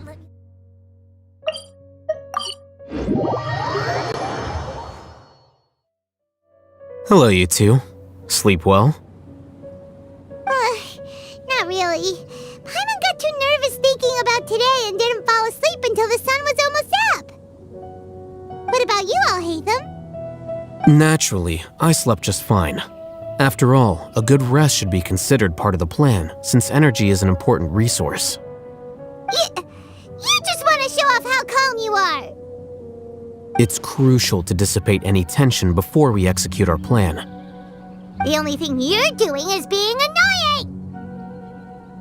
Anyway, do you need me to go over the game plan again? Our target is Grand Sage Azar's office. Everyone in the Academia knows that's where the Grand Sage's console is. Only they can operate it. Many restricted commands and operations are executed via that console. I'm sure that console has a way to free Lesser Lord Kusanali.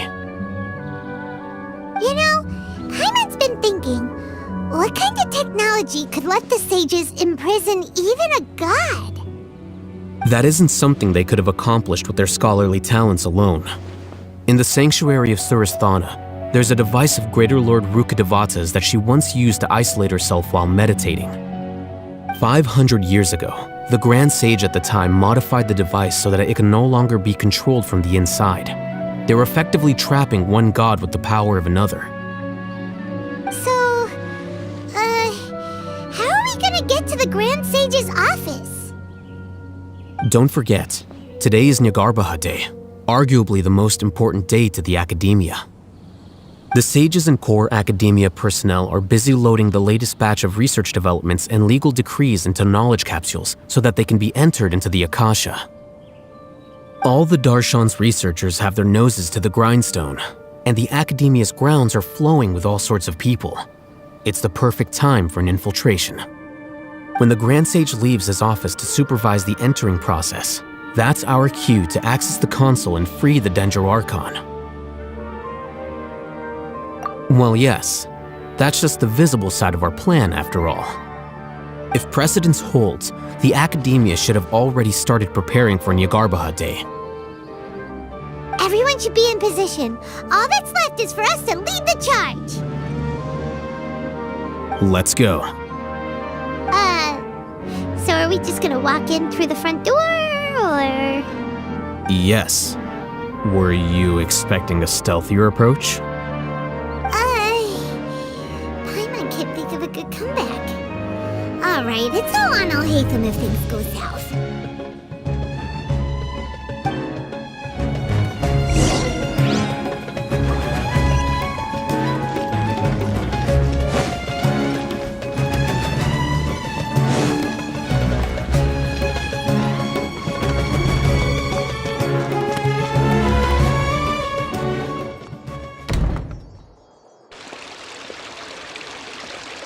Scribe? Please, wait. Are you Scribe Alhaitham? That's me. Is something the matter? I'm in a hurry. No. I was just surprised to see you here. I had heard that the sages were looking for you not long ago, but I didn't know what for. And, also, please don't bring outside guests into the academia. Outside guests? How did you arrive at such a conclusion? Your groundless inference shames the Haravatat Darshan. What did you say? I'm the top student in Haravatat, and I earned 3rd place at the last Inter-Darshan debate. Don't look down on me! That wasn't my intention. As your Haravatat senior, I just assumed that you possessed a greater aptitude for critical thinking. Look, based on what you already know, the purpose of my return and the reason they're here should be obvious. Is that so? Wait a moment. Let me think. Don't tell me the answer. The sages search for you. A blonde-haired traveler. Outside guests. So, from the start, the sages weren't looking for you, but this traveler? And you were gone from the academia for so long because... Hey, shh. Yes, you've proven yourself as the top student in Haravatat. I surmise you've arrived at the correct conclusion. As I expected. Please, forgive me. I wasn't thinking clearly just now. Thank you for getting me back on track. It's nothing. We'll be on our way then. All right. Thank you for your contributions to the academia, Scribe.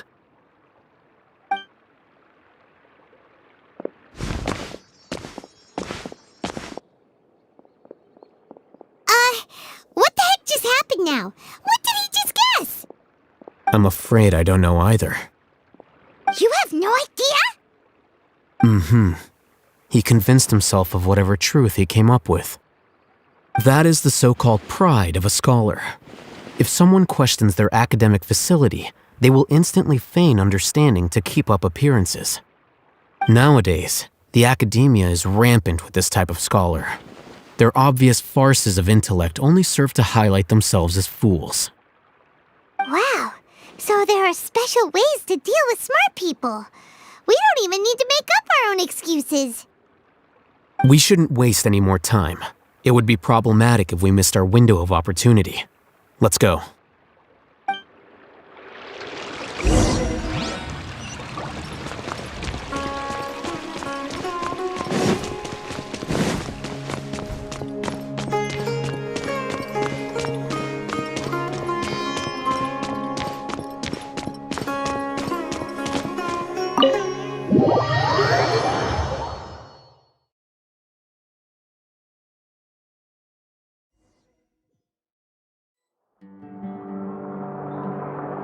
Is this the Academia's library?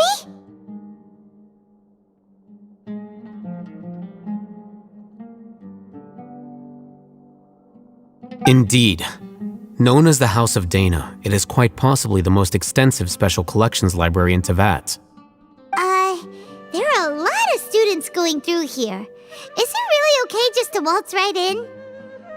The Academia marches to a fast beat, especially since it's Nyagarbaha Day. They're all occupied with their own matters. Just act natural. Now, hurry along.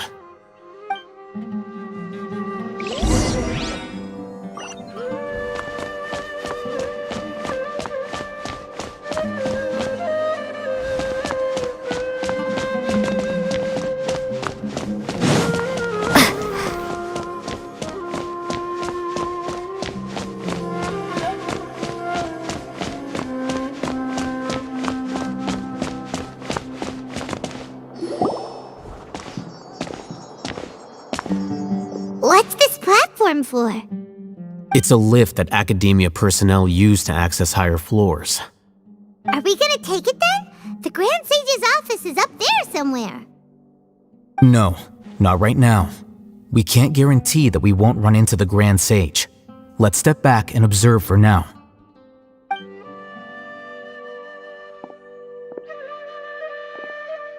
You think the Grand Sage will exit from there? And after he does, we'd sneak past him? Oh, Paimon thinks that's really dangerous. Who knows? However, if we can confirm Azar's current location, our operation will be much safer if we... Allow me to offer you a hint. If you wish to know his location, look behind you. You're... What's Grand Sage Azar doing here?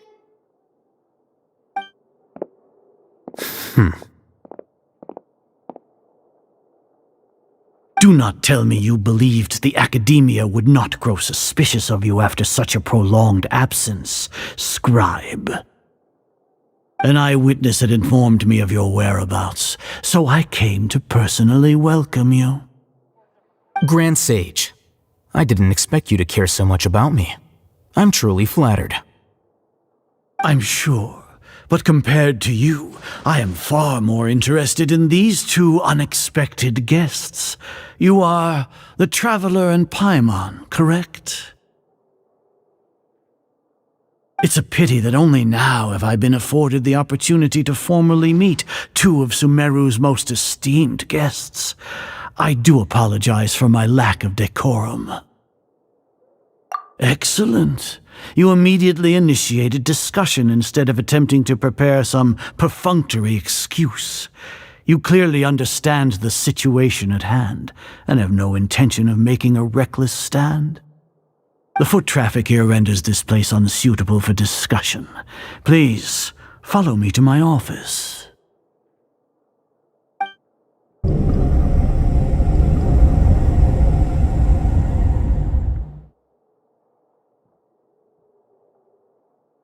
This place is crawling with guards. There's no way out for us. All right then, Traveler. What did you wish to discuss with me? Today is Niagarbaha Day, so I still have many responsibilities to attend to. There is little time for idle chit-chat before I detain you all. You seem to know quite a bit about our endeavors. If that is so, then you should be praising our great work, rather than using your trivial misgivings in a futile attempt to sway me.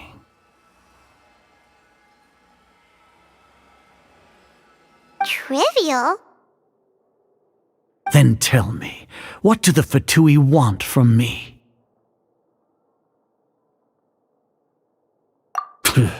Worthless.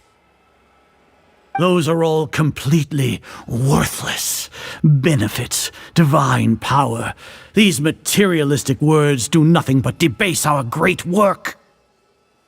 Creating a god. Yes, we are using human wisdom to create a god. If humanity cannot attain omniscience and omnipotence, then we shall create a god to reveal them. This is the pinnacle of human wisdom.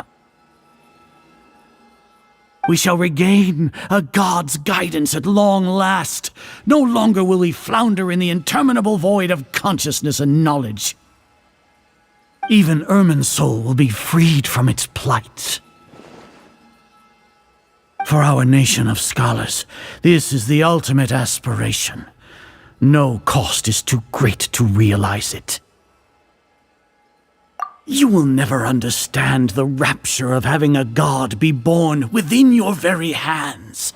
With your degree of knowledge, you cannot even comprehend such an emotion.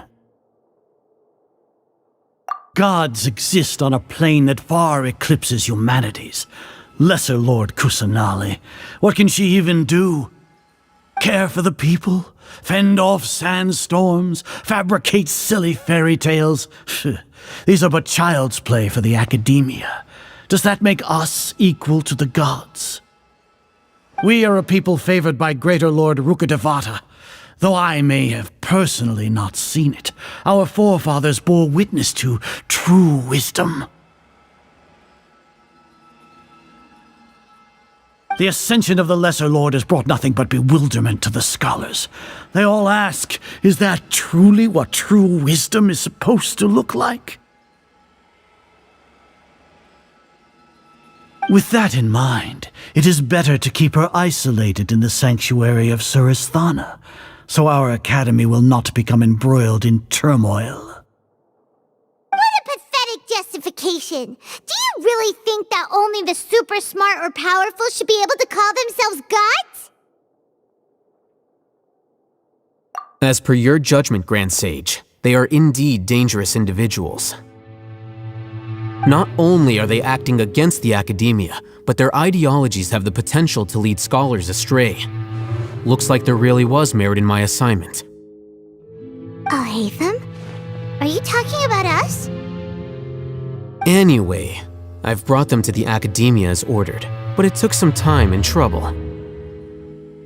Oh, that reminds me. Here's the investigation report you had requested. It's a summary of my time spent with the Traveler, an array of information about her ready for your perusal.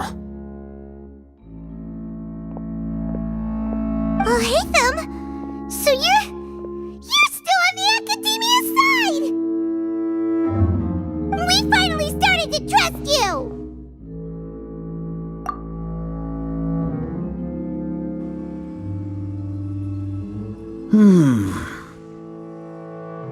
Excellent. Detailed contents with no errors. I would expect nothing less than an immaculate report from the scribe. As it is Niagarbaha Day, I'll enter the information on you into the Akasha. Surely you know what that means.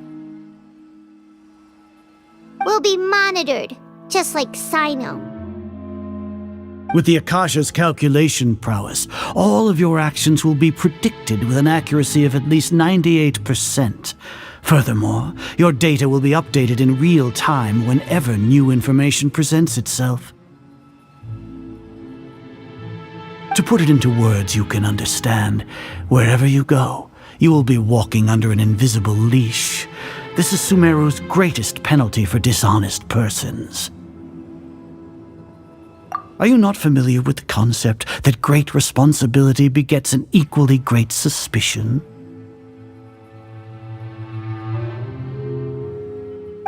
In any case, you are Sumeru's most concerning external variable. Locking you down will greatly decrease the chance of any undesirable outcomes coming to pass. You're despicable!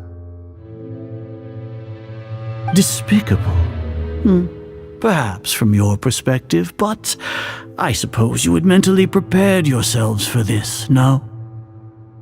Your ploy was to sacrifice the Traveler here, was it not? Lord Azar, I know what you're trying to say, but I've been following your plan this entire time. Why are you doubting me at this juncture? Must I delineate your entire plan? Very well, I will spell things out. First off, I received an eyewitness report that you were spotted with the Traveler at Caravan Ribat. However, you immediately departed for the desert and escaped surveillance range. Judging by the time, you all likely encountered the truant General Mahamatra in the desert. Am I correct? Maybe Paimon shouldn't have mentioned Sino just now. The Academia had not received correspondence from its scribe for a prolonged time. You were also in the company of the Traveler, a close associate of Lesser Lord Kusanali and General Mahamatra Sino, who had defected from the Academia. With their instigation, what was the probability that you would betray the Academia? Rationally speaking, 50%? 70%? What do you think? Regardless, that's only a guess.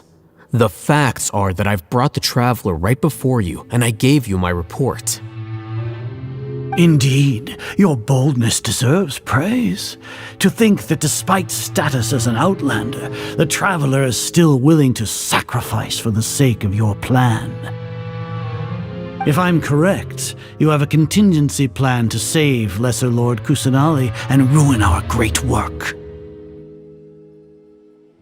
Sneak into the Academia on Niagarbaha Day, using Alhaitham's status as the scribe, for there is a good chance that an opportunity to save the Lesser Lord will arise.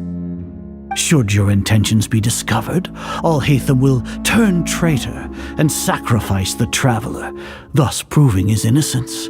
He can then stay inside the Academia and continue searching for a way to proceed forward. As for Sino, according to the Akasha's calculations, he will soon return to the Academia and confront me in person. I suppose this is also a part of your plan?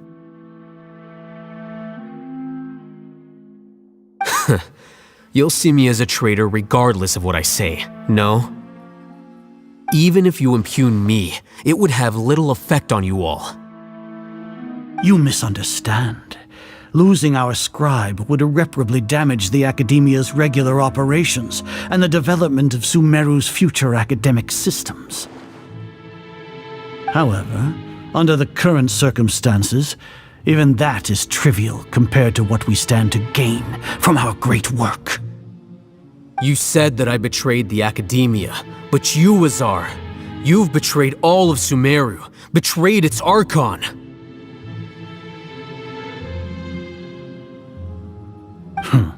So flight is turned to fight at long last. Guards!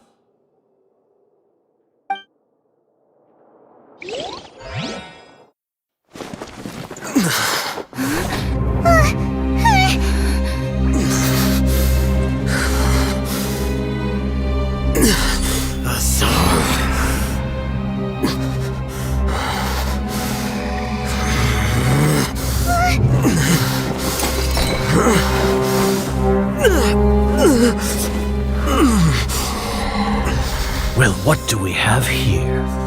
So you stole that divine knowledge capsule? Traitor!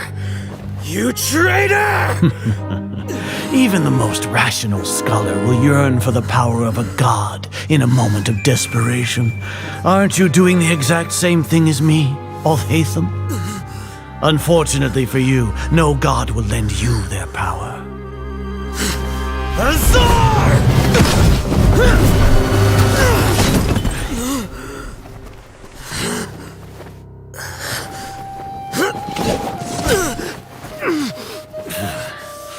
He has gone completely insane.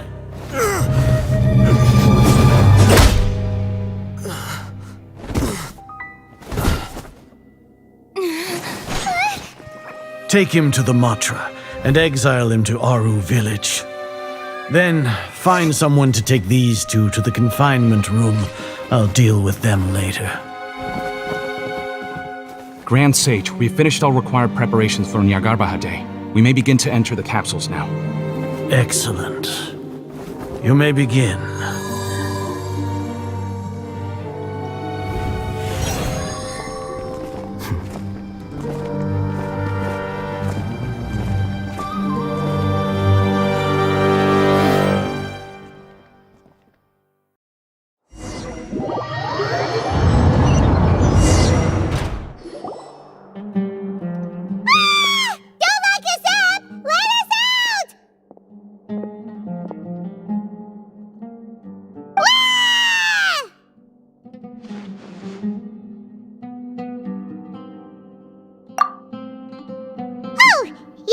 Paimon got a bit carried away there. How was Paimon's acting just now? Great, huh? Everything's going according to plan so far. We made it into confinement, and Alhaitham's probably done with his part too. We even managed to trick Grand Sage Azar. Alhaitham sure knows how to cook up a plan. What are we doing next? Paimon has trouble remembering things when she's worked up. Right. Paimon thinks it went something like this. Apart from that, we still have yet another goal in the first stage of our operation, which is to send the Traveler to the confinement room. What? Why do we want to get her locked up on purpose?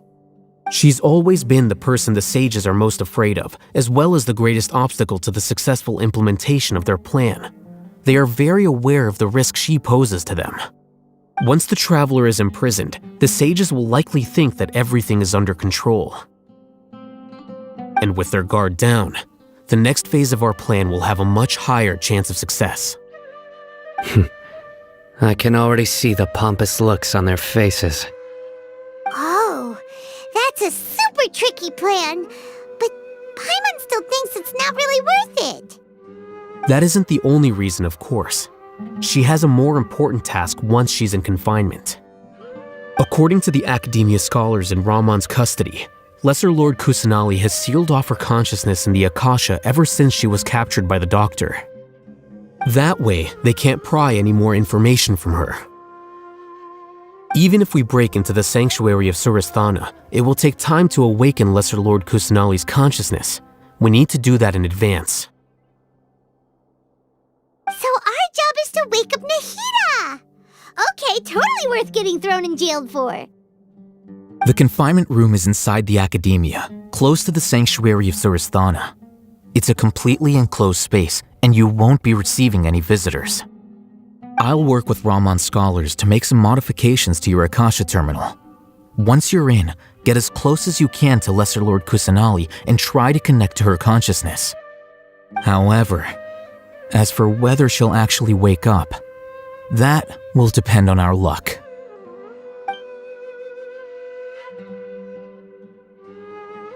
Oh, no wonder you've been wearing your Akasha terminal today. It's the one that Al-Haytham modified. Paimon thought they'd take our Akasha terminals when they locked us up in here. Were they being careless? Alright, so what now? Sounds easy enough. We can finally talk with Nahida after all this time. Let's do it. There's a light flashing on your Akasha terminal. It's almost like... the faster it blinks, the better the signal.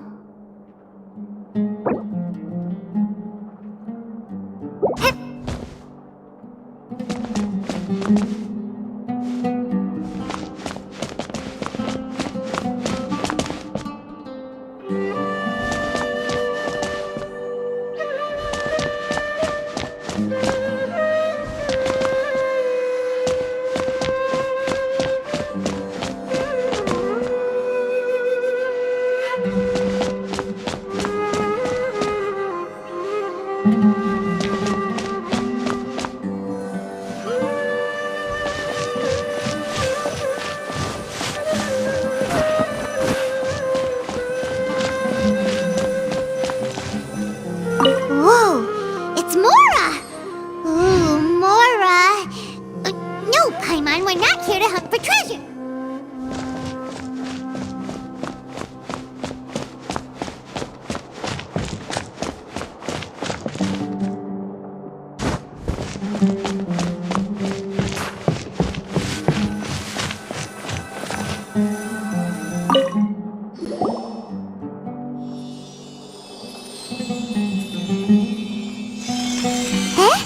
Is this the right spot? Are you getting anything?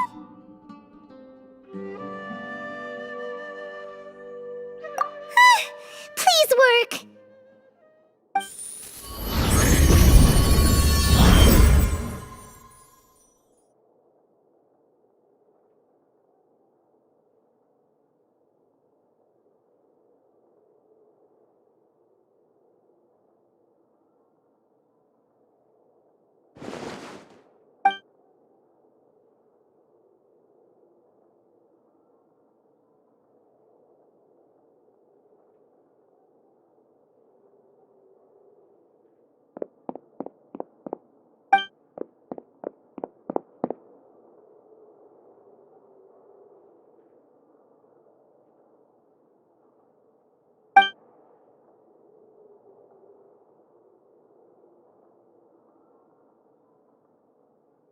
Nahida!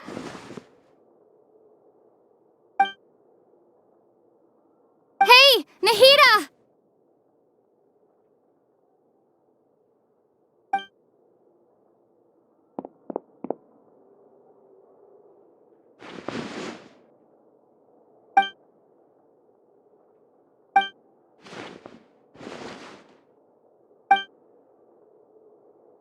When did it first start?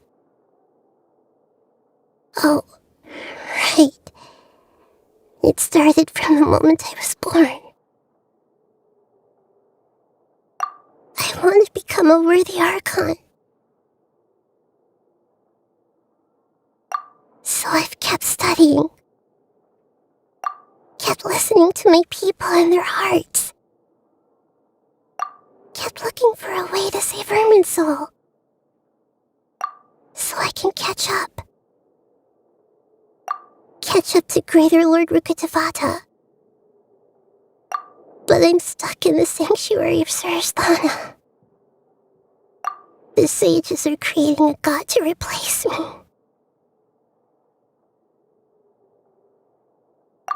And I'm forced to lock my consciousness in this boundless darkness. Nahida!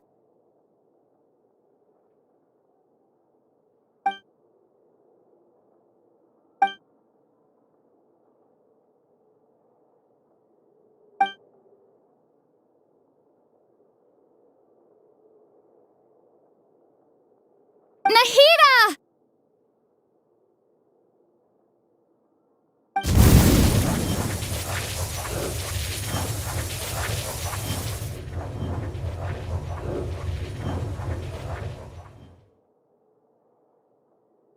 It's so quiet here. Now that I think of it, I don't think I've ever actually listened to my own inner voice. Do Archons have them? Should Archons have them? Have I been doing the right thing? Am I really not needed? How do I really feel about all of this? It's so quiet here.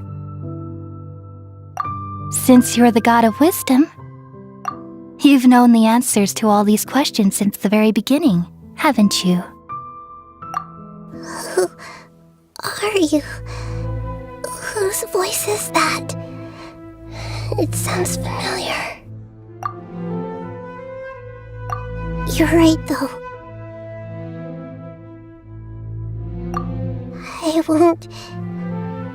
I won't ignore my own voice anymore.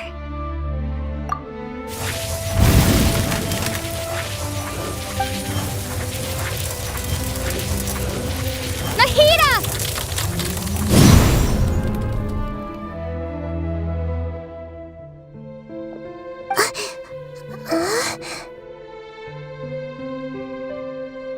Nahida?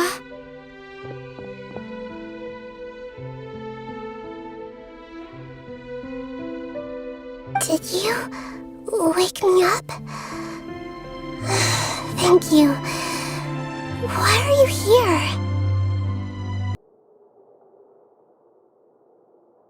We're here to rescue you. Are you alright? I'm fine. It's just... when I think of everything that's happened to me, I feel really angry now.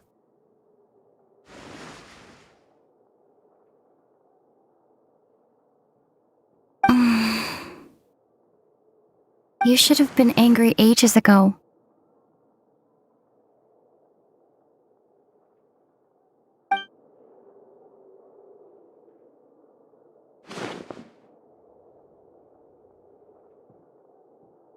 Huh?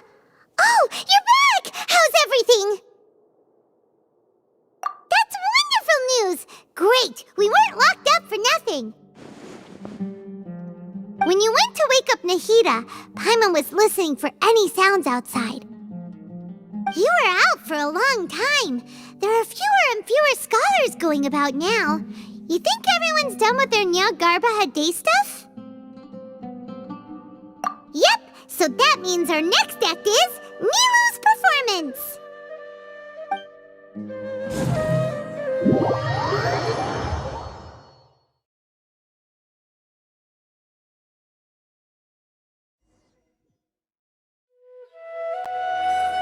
Nilu, are you sure about this? You're taking such a great risk for them.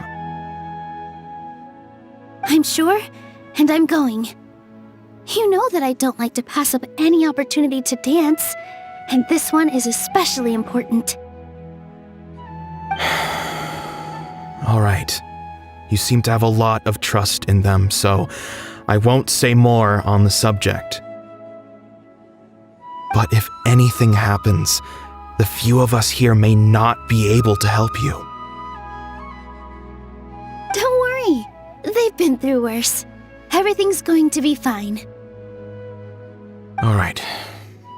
You know, if you really do get arrested, we'll do everything we can to get you back. Be careful, even if it's only for our sakes. Thanks, Mr. Zubair. You're so very kind.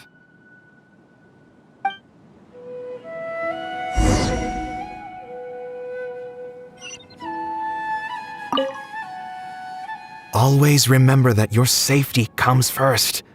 And don't forget that you're the star of Zubair Theater!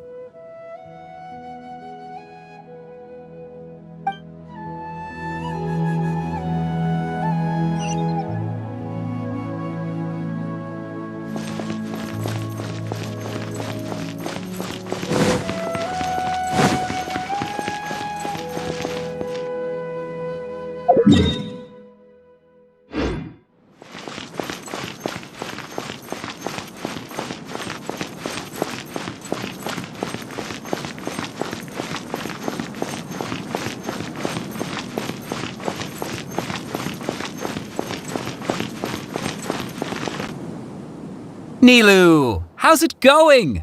Nervous? Definitely more than usual. But it's because I'm worried I won't dance well enough.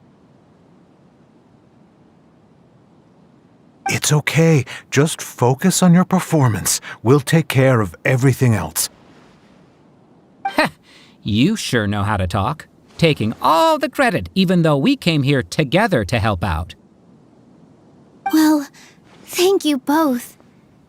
I'll have to treat you to a meal after all this ends. I really, really appreciate all of your help. Ooh, that sounds great. Huh? How can we say no to that?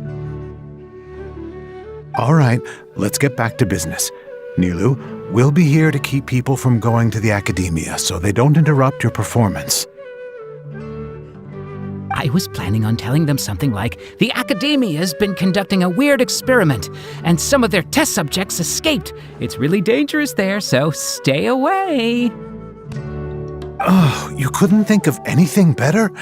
Oh well, I guess it does sound like something the Academia would do.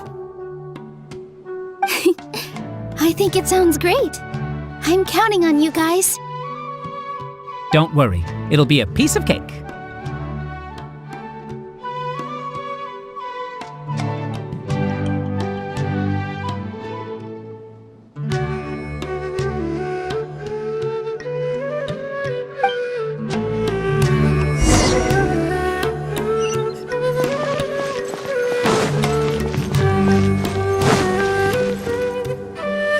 Hey, Nilu!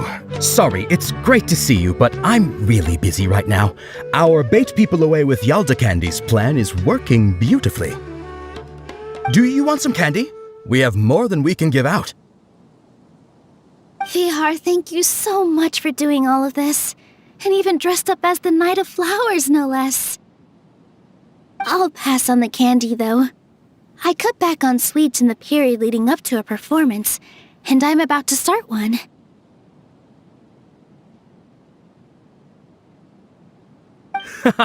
You have a point. The stage is cleared and everything's ready, so you can start your performance at any time. Yeah, thanks to you. I'm really grateful. All right, time to hit the stage.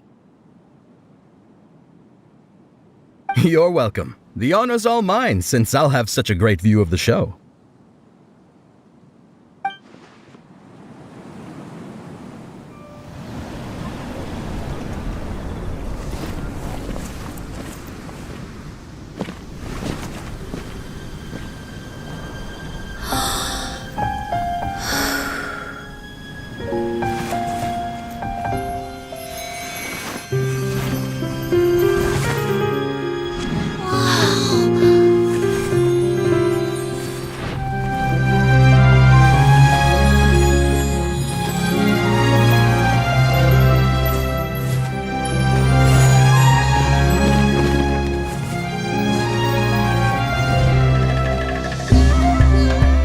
I've never seen a performance like this.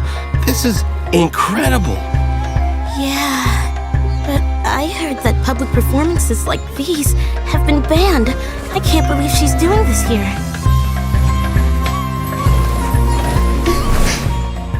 Grand Sage, there's some commotion outside. How uninteresting. Issue the new Prohibition Act from the Akasha to the guards. They'll know what to do.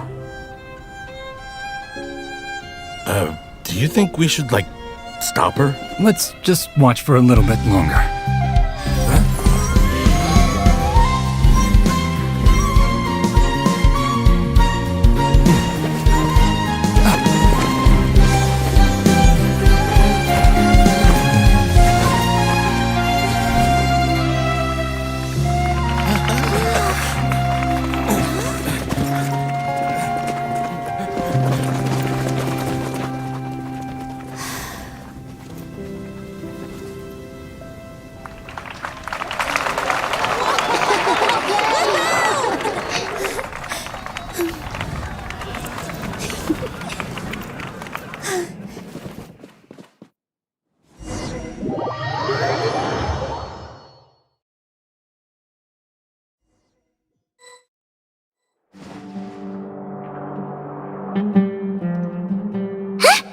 Did you hear that? It sounds like a lot of guards just ran by. Does this mean the plan has moved on to the next stage? Yep. It's great that everything seems to be going well. Come to think of it, when did Alhaitham replace the knowledge capsule that was about to be entered into the Akasha? Oh, so that's when he did it! Paimon was too nervous to notice. Speaking of, didn't Alhaitham also yoink the divine knowledge capsule from that mercenary leader in Port Ormos when everyone else was distracted? It's a time-tested trick of his.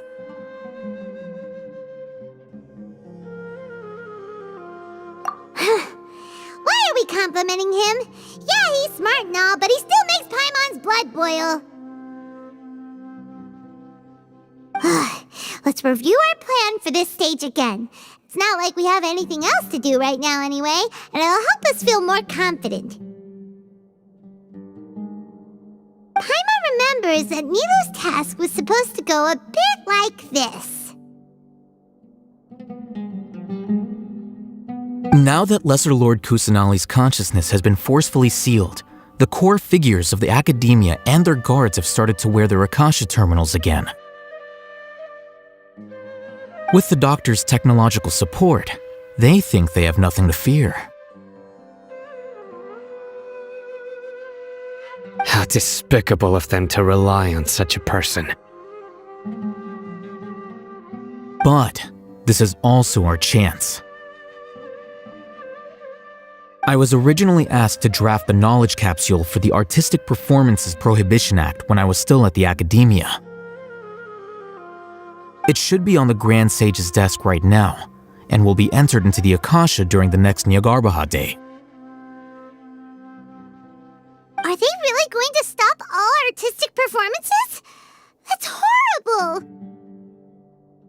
I'll make an identical knowledge capsule, but this time, I'll smuggle some misleading information into it.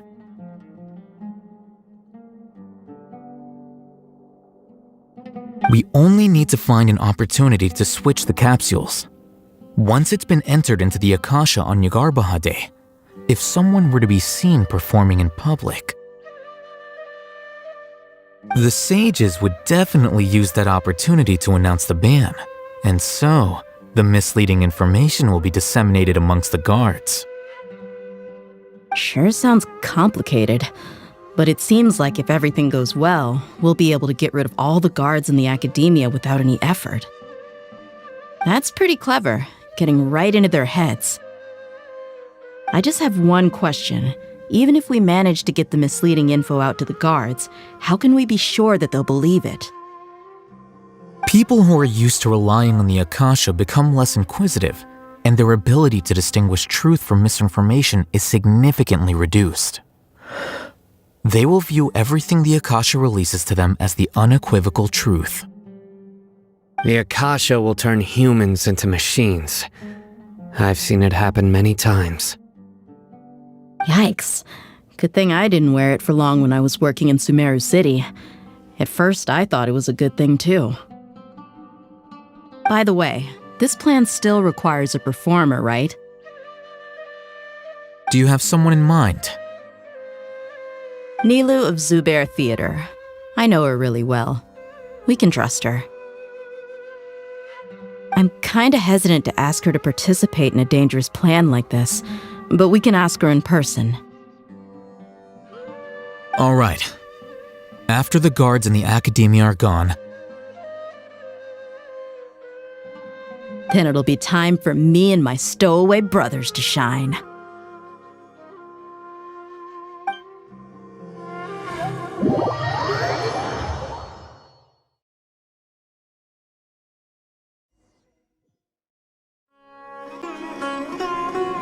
Here they come. Did you see that, Raman? They came out from the Academia in droves. After laying low in the city for so long, this is the moment we've been waiting for. My brothers have already sprung into action. We couldn't do anything to them inside their coop, but outside the Academia, this is our hunting ground. With a lioness like you, the prey sure won't be able to run far. We still need to eliminate the guards as soon as possible. If we give the sages enough time to realize what's happening, the plan's doomed. All they've done is to sit on their cushy salaries and twiddle their thumbs all day while we fought and struggled every day in the desert. The only advantage they might have is their numbers. Speaking of which, most of the guards who report directly to the Six Sages belong to the Corps of 30, but they have a completely different reputation. Following those blasted sages every whim, throwing away all the principles of being a mercenary, as someone in the same profession, I'm obligated to teach them a good lesson today. Indeed, the trap has been set. All we need to do is lead them there. All right, let's each take a road and herd those scattered guards back into one place. Make sure to attract their attention. Isak will be the key. You gave such an important task to that child. Will he be okay? It'll be fine. Isak was so determined to help, so let's put our faith in him.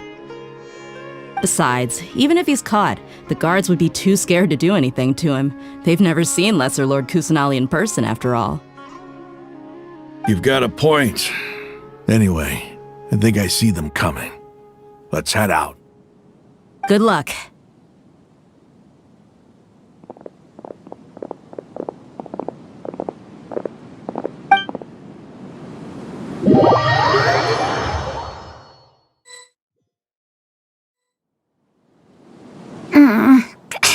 This outfit. Hey, do you remember what you need to do, Isak? When the guards get here, you'll pretend to be Lesser Lord Kusanali and run away from them. Oh, yeah, I remember. Of course I do. I'm just a little nervous. Relax. Don't think about getting caught. Even if that happens, we won't leave you behind. You only need to think about getting the guards' attention and leading them to the Grand Bazaar. Leave the rest to us. Okay, got it. I'm here to pay back Lesser Lord Kusanali for helping Grandpa. I won't get cold feet. Hey, they're here. I can see the Academia guards.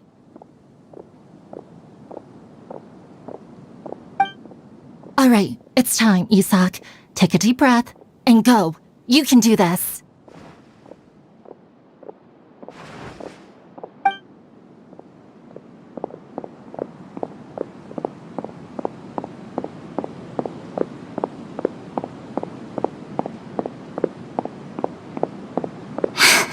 Why is there a guard over there? Did he already run ahead of me? This is different from our plan. But there's no time. I need to make a choice.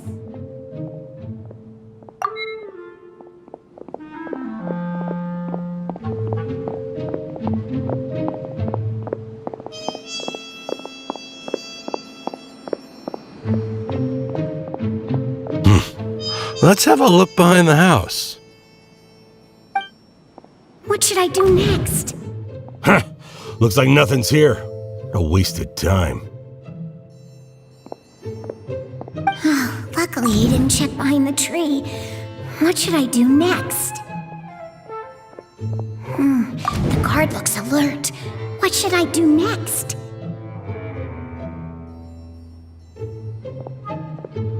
Doesn't seem like anything unusual's around here. Looks like the guard finally left. I need to go.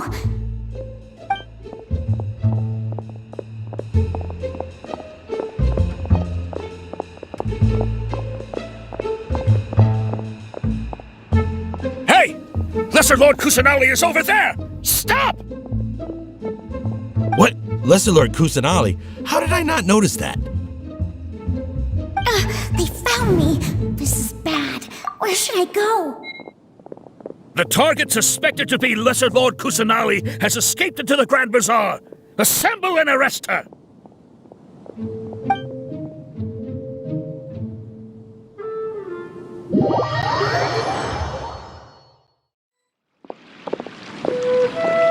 Where did she go? How did she disappear? Did we lose her? Hurry up and find her! Hey, why is your team here? Didn't we say to split up our search? Hurry! Hurry! This place is... Why are you all here? Yeah, isn't it one heck of a coincidence? Everybody's here. What on earth is going on? I suppose that's all of you? Who are you? Did you set us up? What are you planning? Phew, that was rough. I almost got caught. Little brat! So you're not actually Lesser Lord Kusanali. Who exactly are you all? Eremites from the desert? Just some colleagues. Think of this as a business competition, or a personal grudge. After stepping into our trap, stop thinking of yourselves as hunters. Behave like the prey you are.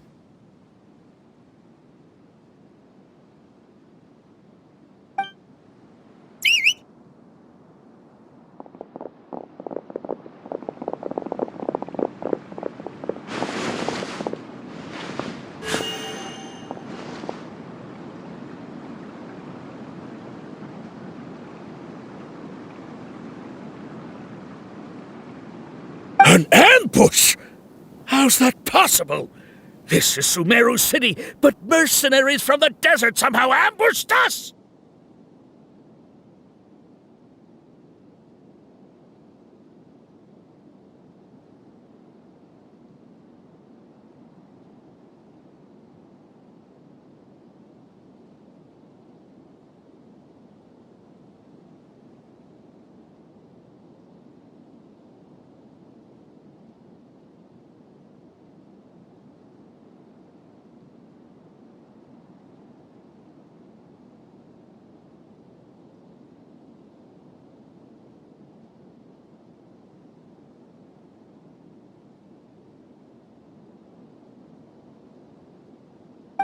You've spent all your time hiding away in the academia. This place has long since become our hunting ground. Brace yourselves!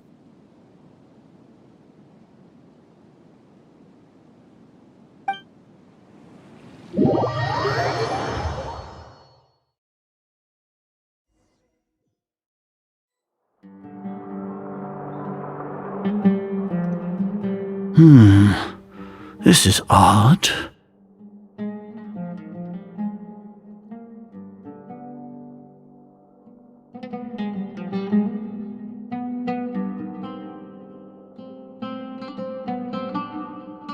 The academia has quieted down after the conclusion of the Nyagarbha Day ceremonies, but it's much quieter than usual.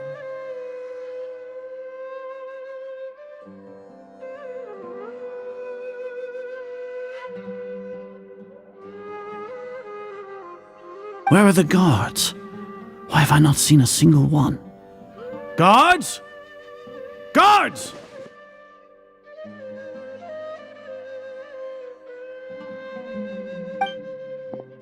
Grand Sage, how may I be of assistance?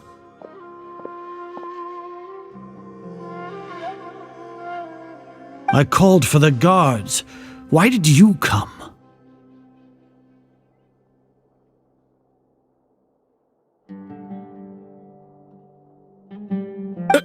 My apologies, Grand Sage.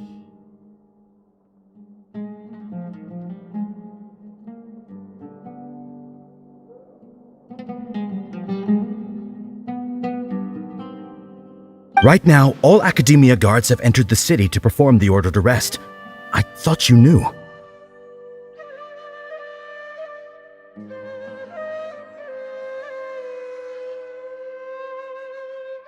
Arrest? Who is there to arrest? I have an ominous feeling. Arrest Lesser Lord Kusanali, right?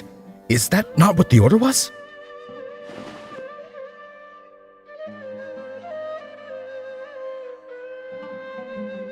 Lesser Lord Kusanali?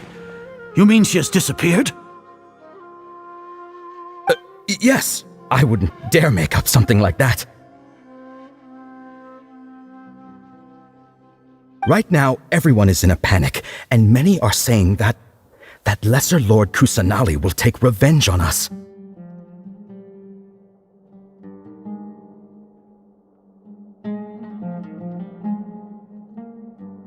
What happened? Just what is going on?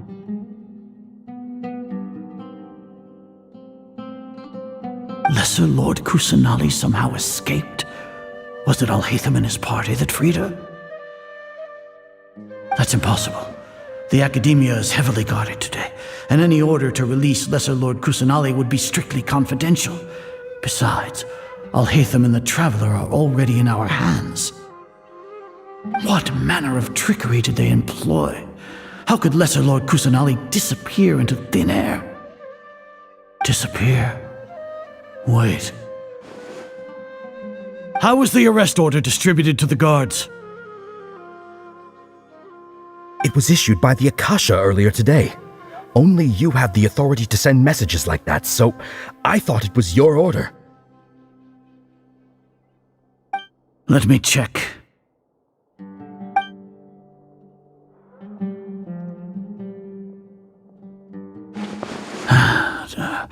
Here. Lesser Lord Kusanali has escaped from the sanctuary of Surasthana.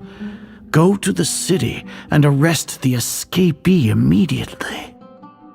The Akasha indeed contains this information, and it clearly appeared in my mind. How did they bypass my permissions to issue this kind of message? Was it the report about the Traveler that Alhaitham submitted? No.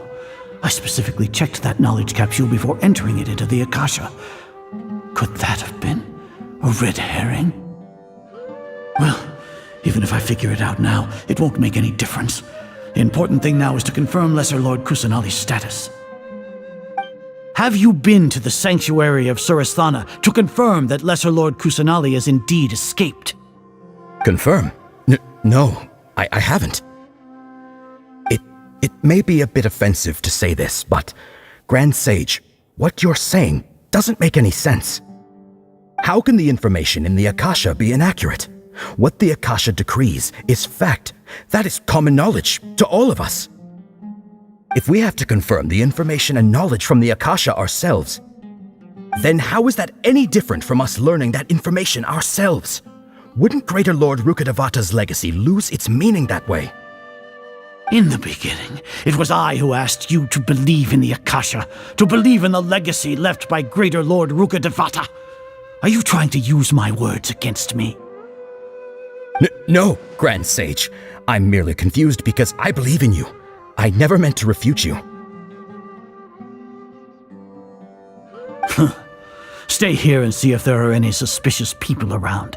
I'll go to the sanctuary of Surasthana on my own. Yes, Grand Sage.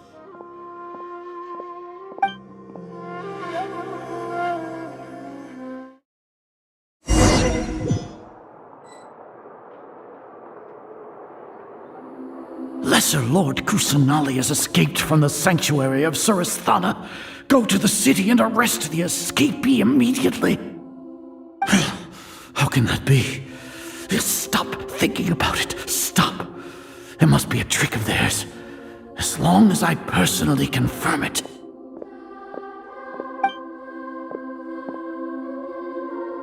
Ah! Impossible. That's impossible. There must be something wrong with my eyes.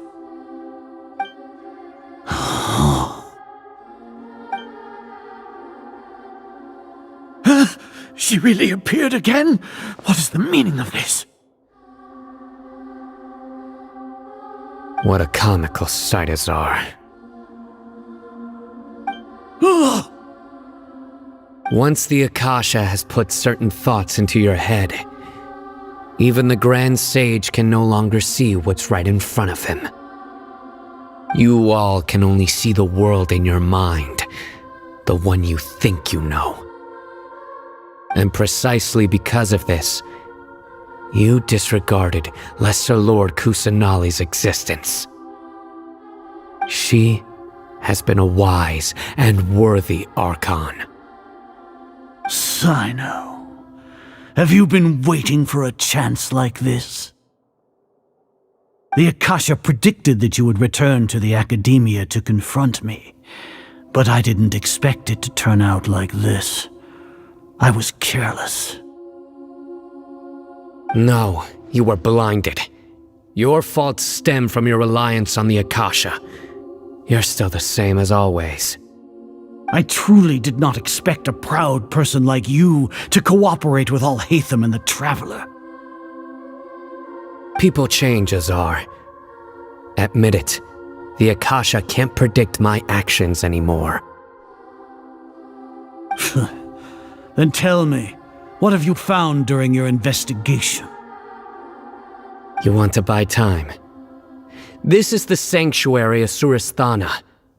Under your own regulations, even Academia staff are forbidden to come here. No one will come to save you. As for the investigation, I've at least confirmed that you are guilty of insurgency against the Archon, a serious crime. So what? Did you do all of this so I would plead guilty in front of you, General Mahamatra? No. I want you to plead guilty in front of the Archon herself. You once said that I had no standing to judge you. So now, how about judgment in the name of a god?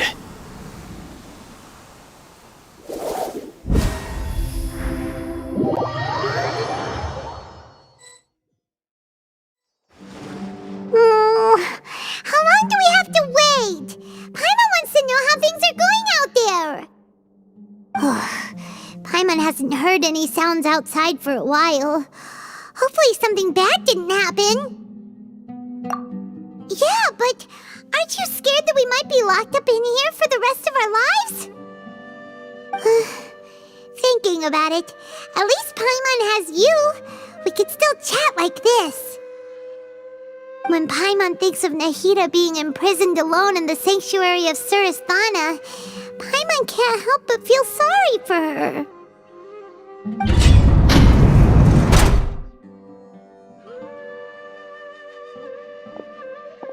Here comes your savior. Dia! Paimon just knew you would come to rescue us! You two really owe me some big thanks. I had to search through who knows how many guards to find the key here. It felt even more tiring than whacking them. I'm exhausted. Thanks a lot. Need Paimon to rub your shoulders? No, that's, I'll pass. What are you afraid of? Oh, are you ticklish? Now isn't the time to talk about being ticklish. Things in the city and on Sino's side are both going well. The guards that stormed out of the academia are all taken care of. The Corps of 30 is in charge of the city's defenses, but we already talked to Asfand. They've been fed up with the sages bossing them around. As long as it doesn't break their employment contracts, they'll turn a blind eye. That's probably because you've been super great friends with them for a long time. So, how's Sino doing? The Grand Sage is in his custody. Even I know how terrible it is to fall into Sino's hands, so he probably does too. Sino forced him to release Lesser Lord Kusanali. He has no choice but to obey. So, hurry to the sanctuary of Surasthana. Assuming nothing weird happened, we should have already rescued our Archon. Honestly, I didn't expect our ragtag bunch to do this well.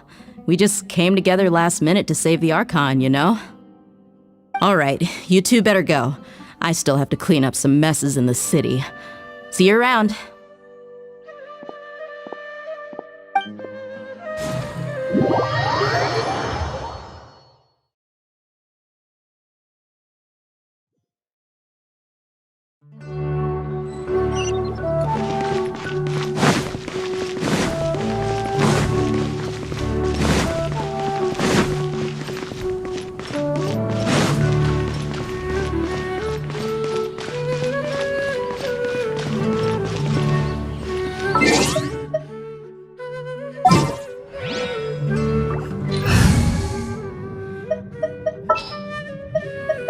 Gonna be epic!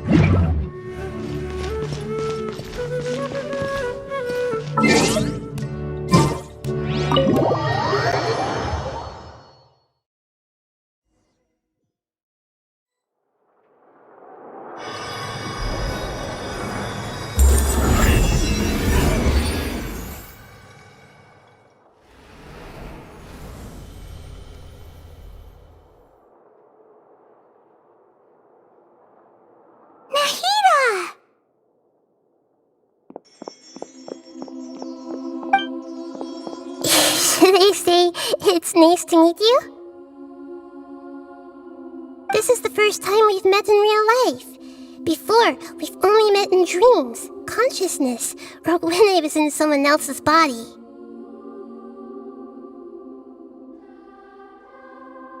Thank you so much for coming to rescue me, but I also need to apologize.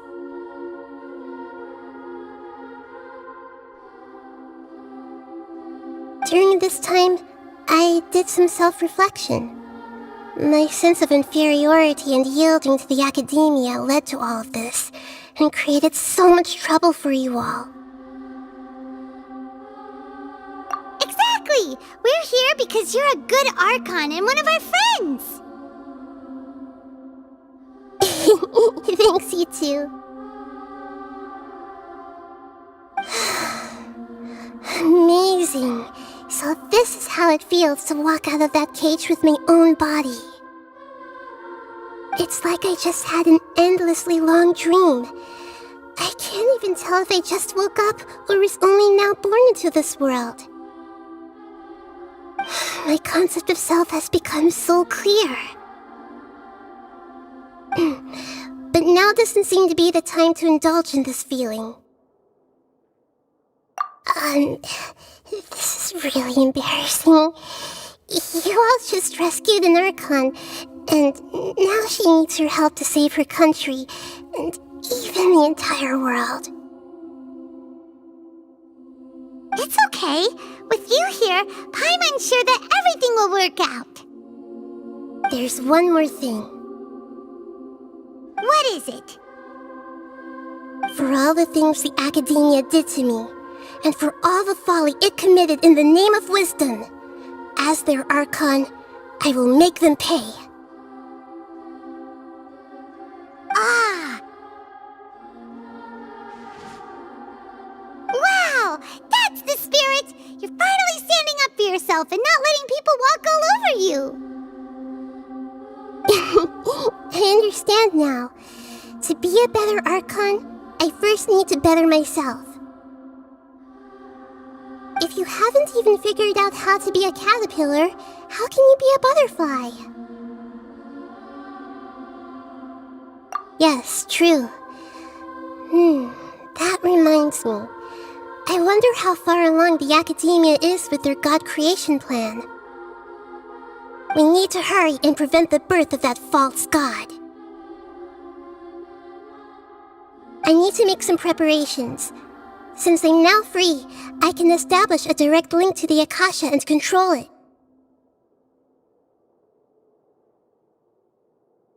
First things first, I need to remove the restrictions that the doctor put on me in the Akasha. After that, I'll make some adjustments and revoke the sage's permissions. The Akasha will then be like how it originally was, only operable by the Archon. After all, the Academia betrayed Greater Lord Rukkhadevata's trust. This might take some time. In the meantime, you should also work on your own preparations. If we don't stop the god creation plan in time, we'll be in for a tough fight.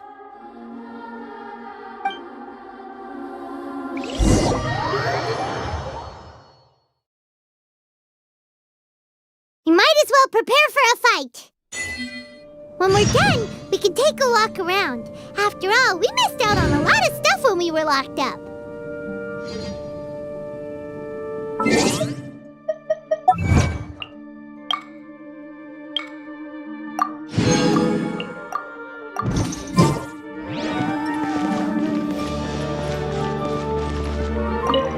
The blonde-haired traveler?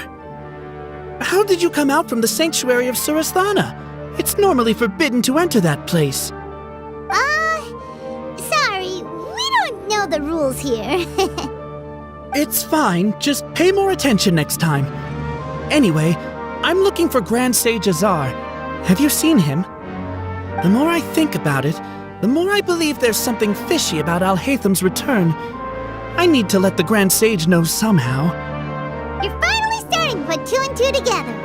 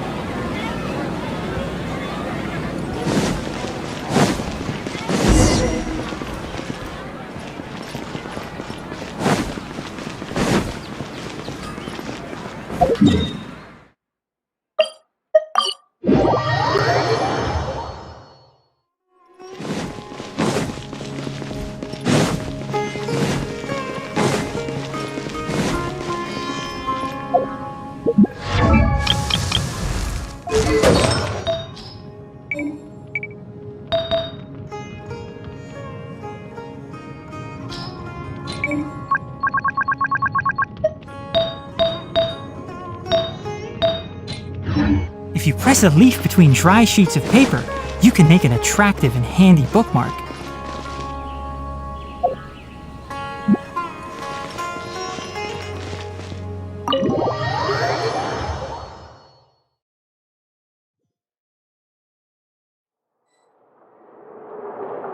How's it going, Nahida?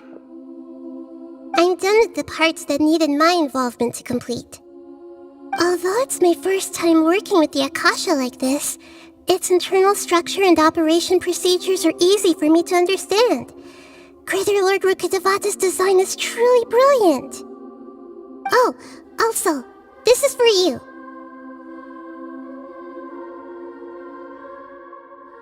Huh? What's this little floaty thingy? It's a small device I put together just now. You can think of it as an upgraded Akasha terminal. You may not need it right now, but it should be helpful in certain situations. Wait! This thing has the same characteristics as Paimon! We're both small things that float! Oh, all the things that make Paimon special got copied! When Paimon appears with the Traveler from now on, people won't remember Paimon because she isn't unique anymore! It's alright, Paimon. It can't replace you. It's only a flying device, but you're the Traveler's irreplaceable friend. You're so good at comforting people, Nahida. If only the Traveler was as smart as you. I was simply telling you what I feel to be the truth. I wasn't trying to comfort you. Nahida, you're natural at this. What you just said made Paimon even happier. By the way, there's something I need to confess. Even though I'm the Archon and in control of myself again, I'm not very good at fighting. You may have heard that an Archon's power is derived from their people's faith. However, I'm not as well loved as Greater Lord Rukkhadevata. If we get into a situation where combat is our only option, I'll have to count on you, and I'll do my best to provide support. I'm glad I can rely on you.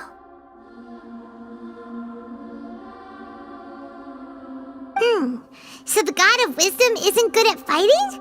That actually sounds about right. I've located where the false god is. Time is of the essence, so let's skip to it.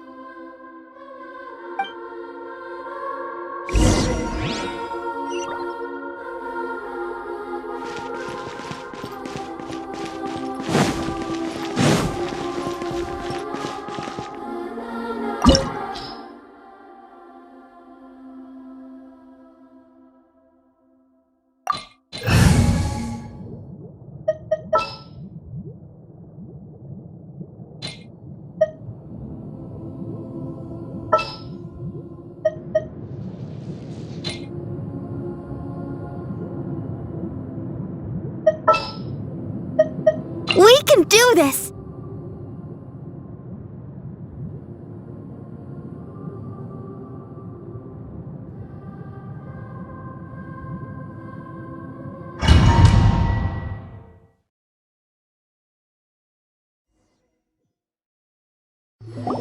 What is this place?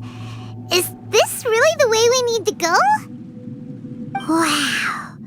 Who would have thought there'd be a place like this hidden right slap bang in the middle of the city? The sages wanted to realize their god creation plan without being discovered. The safest and most convenient way would be to build within the academia itself.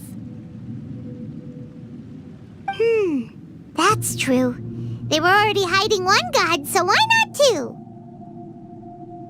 Judging from the structure here, the project is a huge undertaking. The sages really saw the god creation plan as their ultimate goal.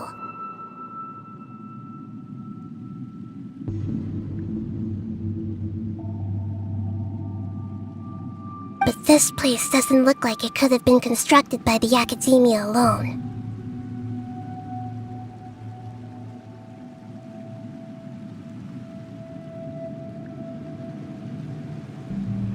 The Fatui under the Doctor sure didn't hold back. They provided a lot of technological support.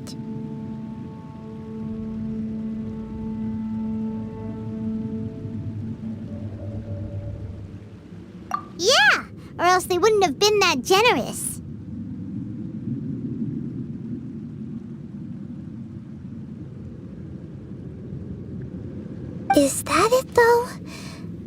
I've always felt that this doctor is different from the academia sages. He doesn't seem to share their sense of urgency.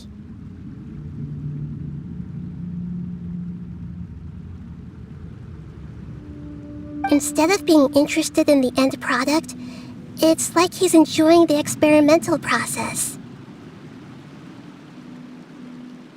The Fatui Harbingers are all such weirdos. So, the doctor being weird is actually normal. So, this Fatui that they're trying to turn into a god is called the Balladeer? We had previously come into contact with his consciousness. He harbors particularly strong obsessions. One is the desire for a gnosis, since he was created to be the vessel for one. The other obsession is probably related to his past. I can't quite explain it. Paimon knows that he was a prototype puppet for the Raiden Shogun before he became a Fatui Harbinger. That's why he wants a gnosis so badly. There's no way he'd willingly be a test subject. Not with that temper and ego of his.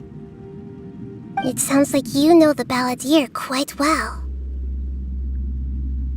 I see. Tell me more about him and what he's like.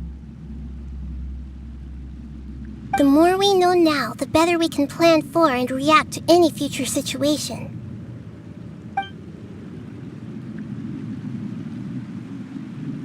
Ah, I see. How fascinating. Alright, time to go. Let's get through here and meet him in person.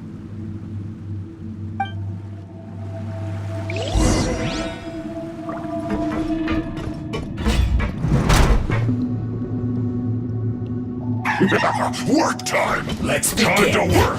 Enshroud! Let's end this quickly!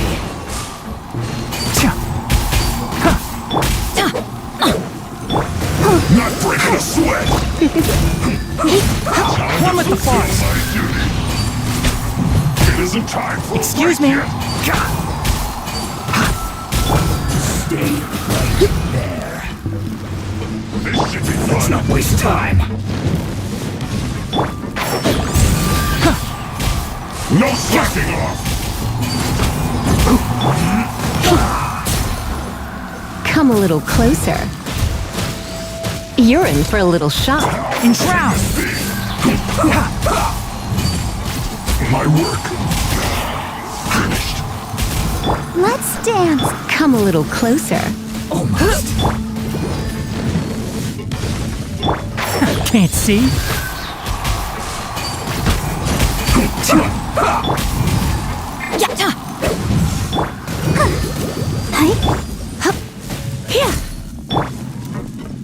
I hear everything! One with the forest!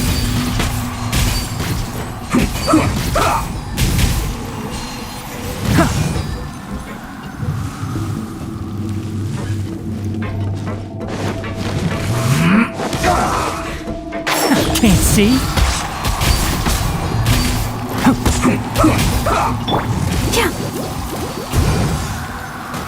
You're in for a little shock. Let's not waste time.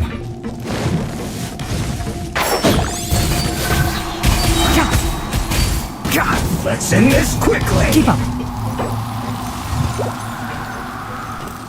Enshroud!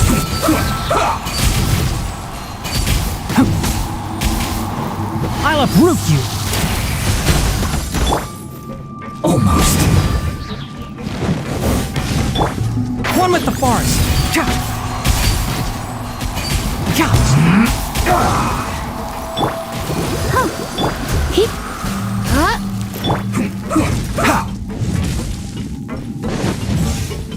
Can't see. Let's end this quickly.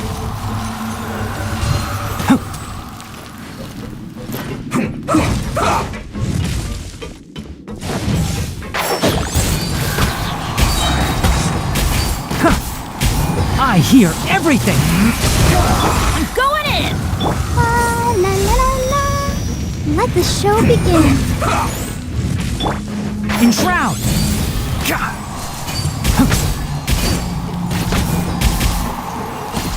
Let's end this quickly! I slipped up. This isn't good.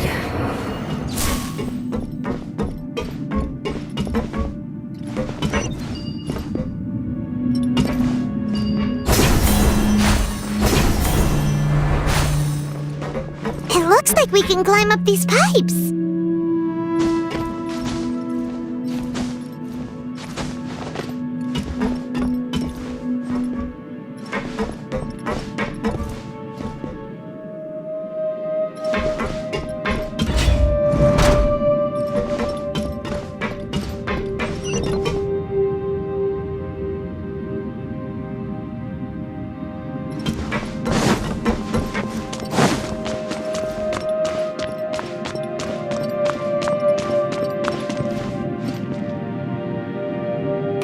On the ground seems all messed up. Let's go around and see if there's a way to fix it.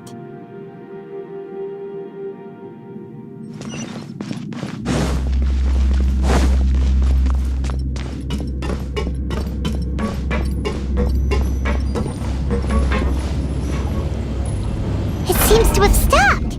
Let's continue.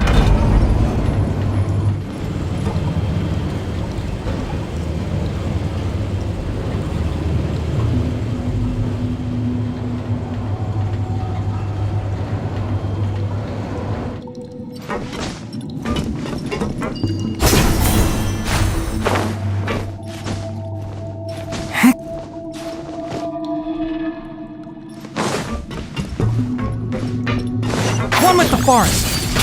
Let's begin.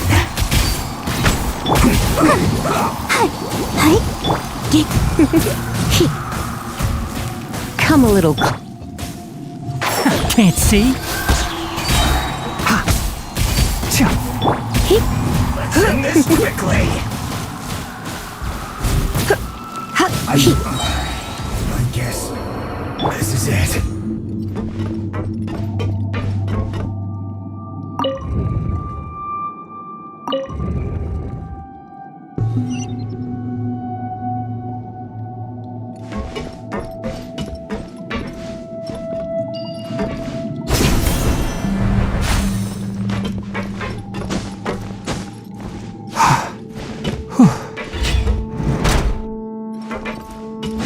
One with the forest.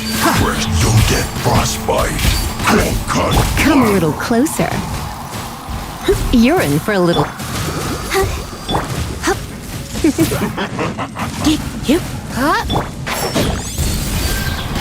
It's time for a flash freeze.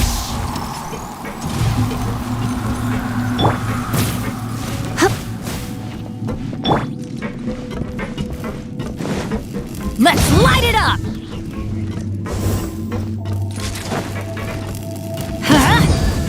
Enshroud!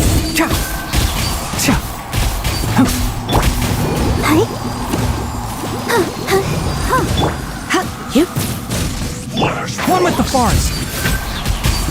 Cooked food. Pay the dues.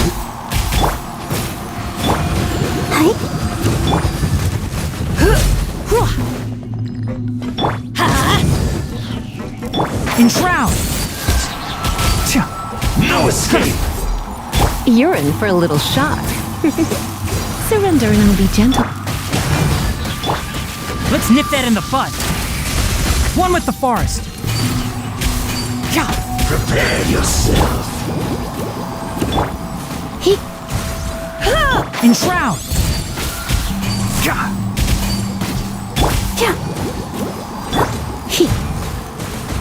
Come a little closer.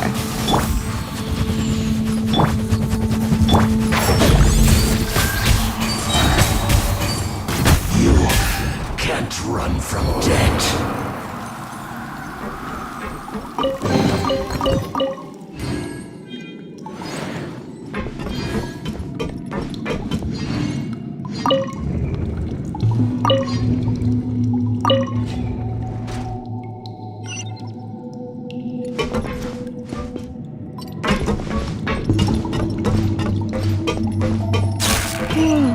The cart is stuck. maybe there's something wrong with the tracks. Let's try adjusting the direction of the device to clear the tracks.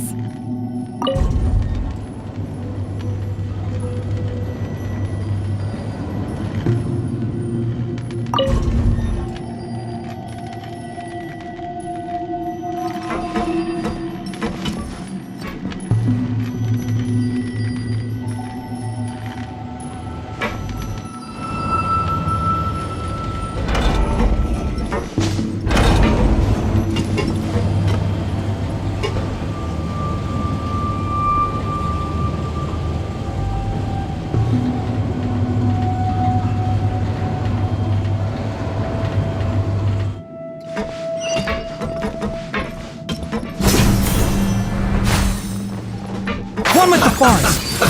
Let's move! Shouldn't get careless!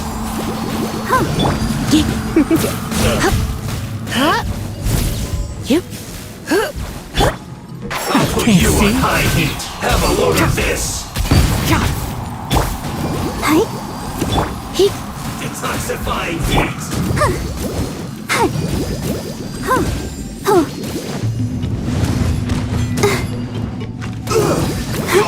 One with the forest! You're in for a little shock. Come a little closer. Let's move!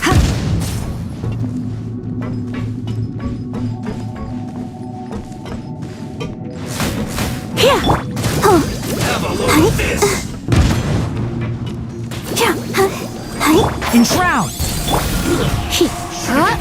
One with the forest! Let's move! 2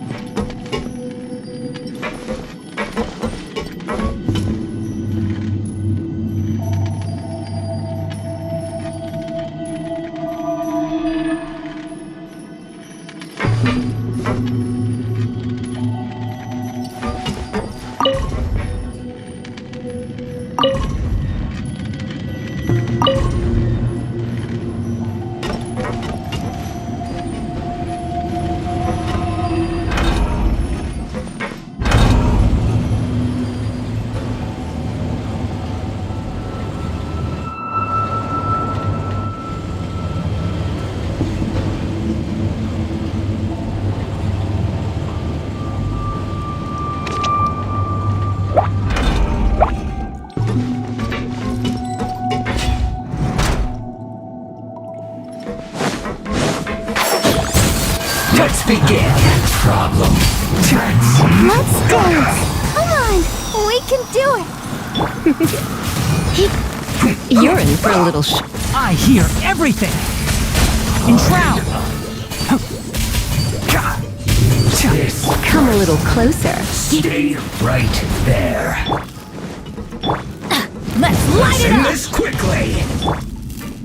Can't see? That seemed to work.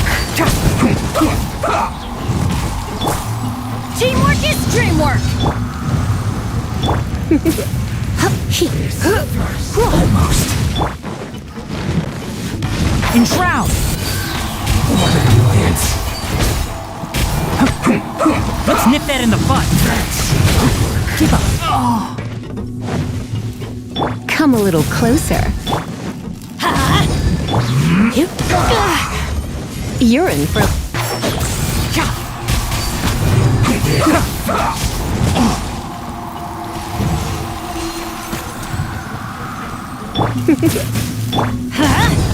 That was time. One with the forest. Let's end this quickly. Ah, my tail's all messed up. I'll uproot you.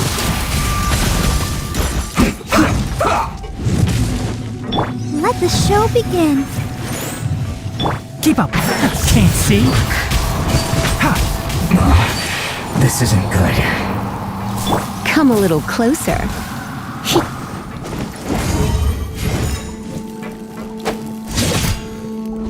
Use this first.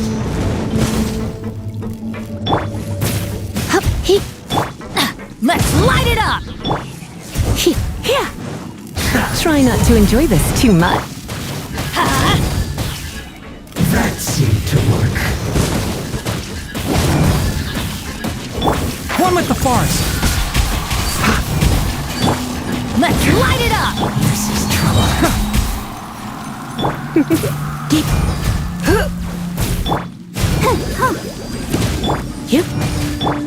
Can't see.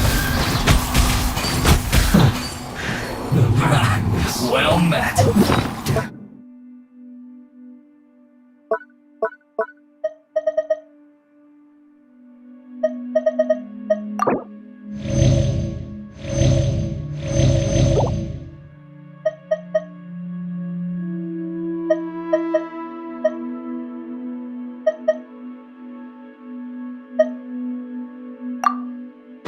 Have a load of this! Let's nip that in the bud. You can't run! Well, Enshroud!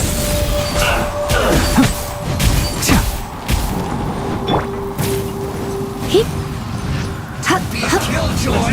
We've only just begun! One with the forest. Keep up. This was well done!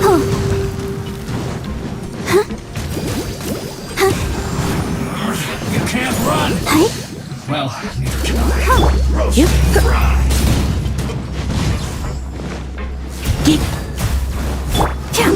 An unfortunate fall! Can't see. This isn't over! I'll uproot you.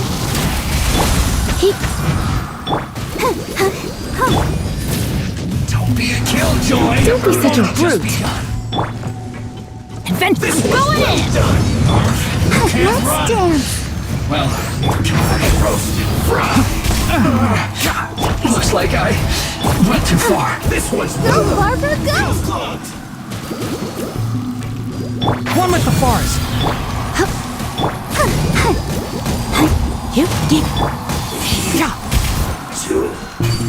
Love me, please.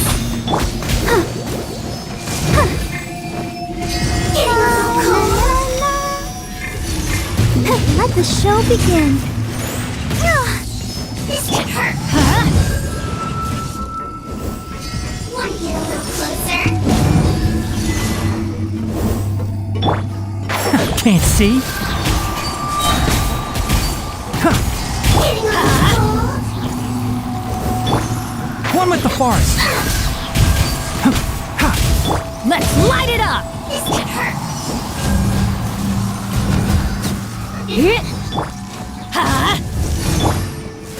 Come a little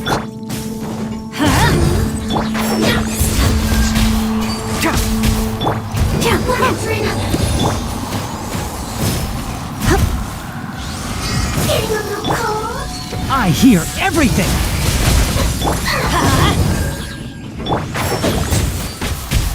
This could hurt. Want to get a little closer? Let's light it up! Teamwork is dreamwork! Can't see.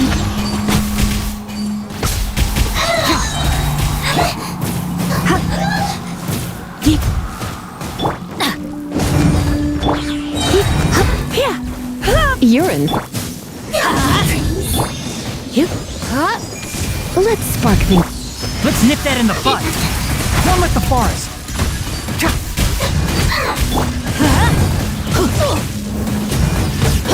This could hurt. Off we go! Enshroud. I'll protect us. Come a little close.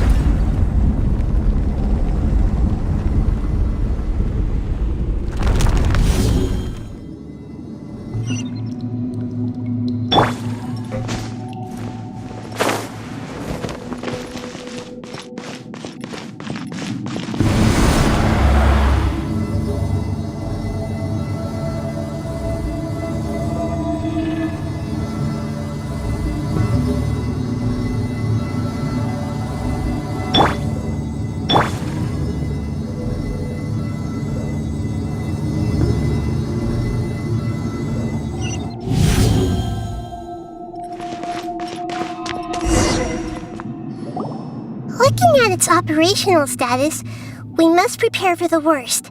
The god they wanted to create is likely close to completion or already completed. Oh no! What should we do? Paimon can't imagine how hard it would be to fight against a Fatui Harbinger with a Gnosis! Are you nervous, Paimon?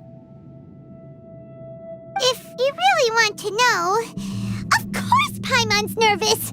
Aren't you too, Nahida? Yes, I am. This is probably the first time I faced with a calamity of this degree since my birth.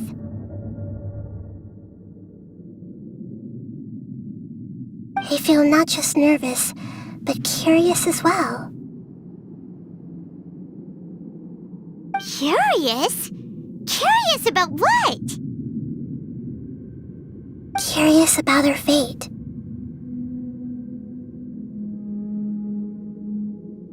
To me, everything we perceive in this world, everything we learn, and everything that happens to us is considered knowledge. And if it's a form of knowledge, then it can be understood. However, only fate is about that which has yet to occur, so it has always drawn my curiosity. So to me, fate is the ultimate knowledge. That's also why I love observing humans and all the things that happen to them. It all brings me great satisfaction. And now, at long last, I'm not just an observer anymore. I will personally experience my own fate with you by my side. Isn't this such a wonderfully exciting thing? Ah, so that's what you mean. Paimon thinks she understands what you're feeling. Agreed. Okay, let's continue on. I can sense his aura from here.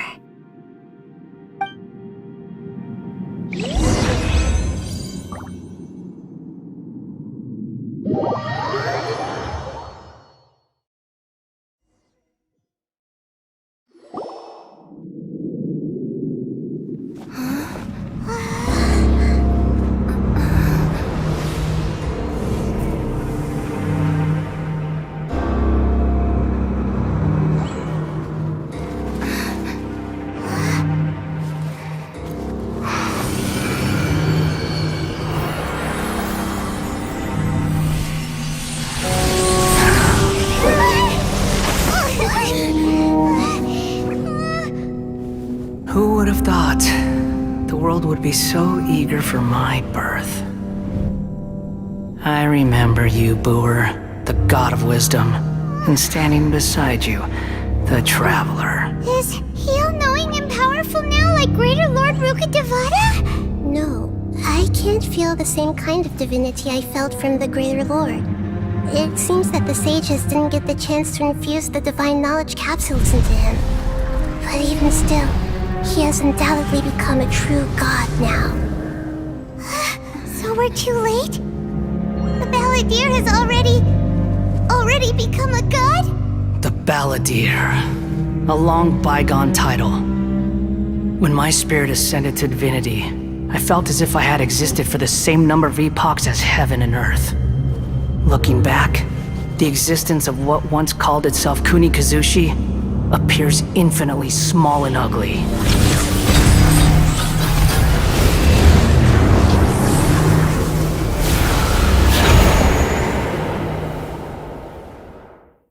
This imposing aura! It really feels like the gods! A body that capitalizes on the Balladeer's original construction as a mechanical puppet, with the Gnosis serving as a constant power supply. How much effort and resources did the sages put into this? From a purely technological perspective, it's a commendable achievement indeed. It's no exaggeration to say, this is the culmination of human wisdom. You sure are something! Dishing out compliments at a time like this? But I don't think he's reached the spiritual height of a god. Strife is engraved upon every god and every gnosis brought forth into this world. Can you feel it? The exhilaration of such power, and the thrill of anticipation for our contention. Nahida wouldn't feel the same things as you!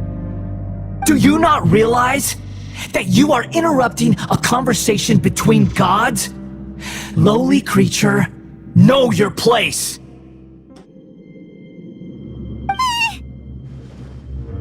The strife engraved upon a gnosis. You're talking about the Archon War. Tevat's current peace was not easily won. I didn't personally participate in the Archon War, but the way I see it, all those losses were meaningless, driven by the demands of the laws. There's no point in bringing it up again. Is that so? Yet I am deeply disappointed that I was never allowed the fortuity to personally participate in the Archon War. This is a first. Encountering a god in this world who does not crave power. No wonder your own people have abandoned you, god of wisdom. Your judgment is as your existence, unsubstantial.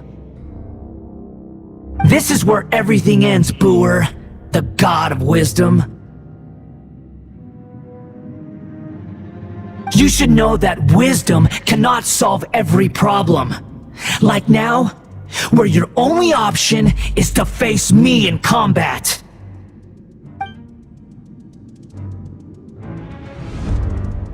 Come! Let us reenact a scene of the Archon War. Come and inaugurate my birth as a god. Keep up! Feeble human!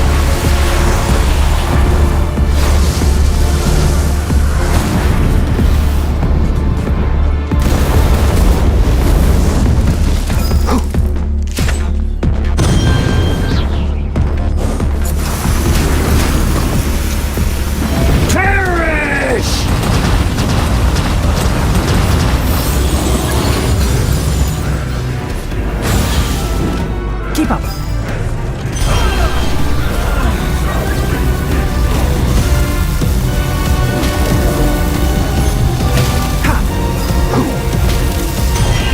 More tower.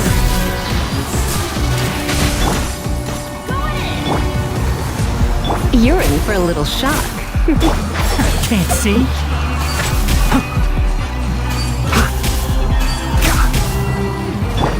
Come a little closer. You cannot defy me, mortal! My endless cycle begins!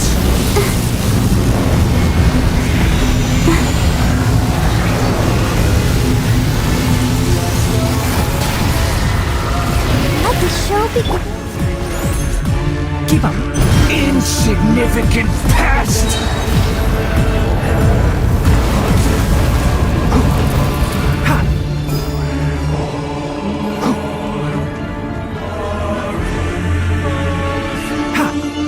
Feeble human!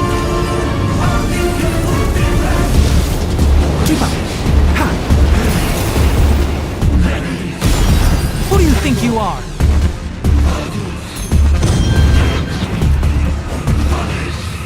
Enshroud! At my command, you shall fall!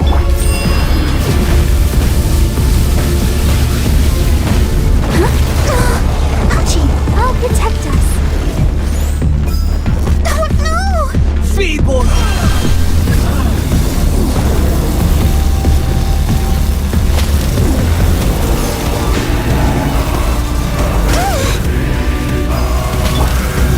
Keep up! Or tower! We can do it! Try not to enjoy. One with the forest. Let's nip that in the bud.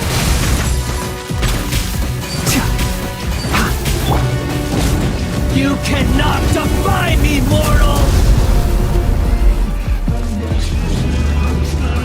My endless cycle begins!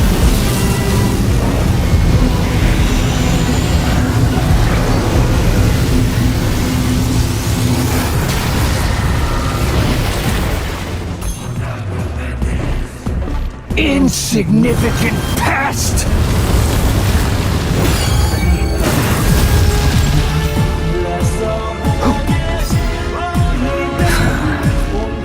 Keep up!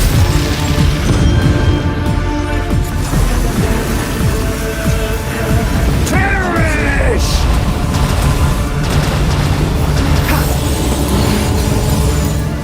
One thing after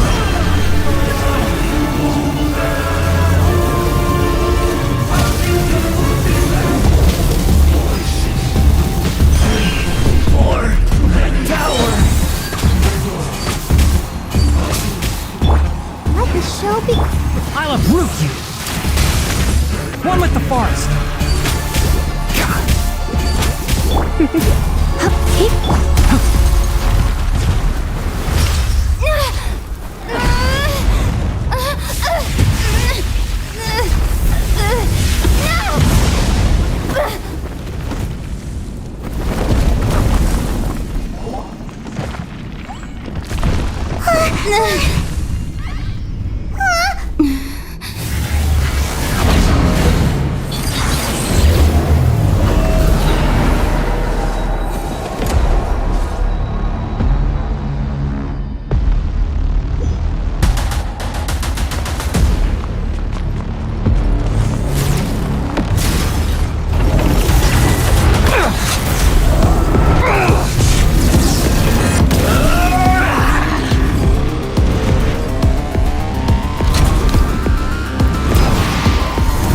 To oblivion! Ow! Bury you!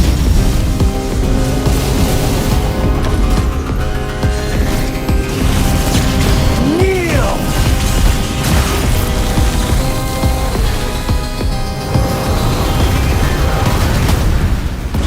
I'll protect us.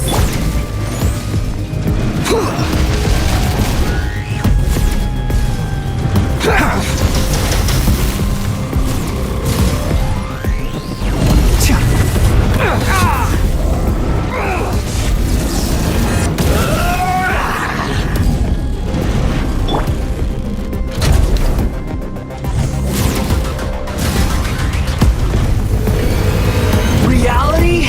Let the show begin. Pain!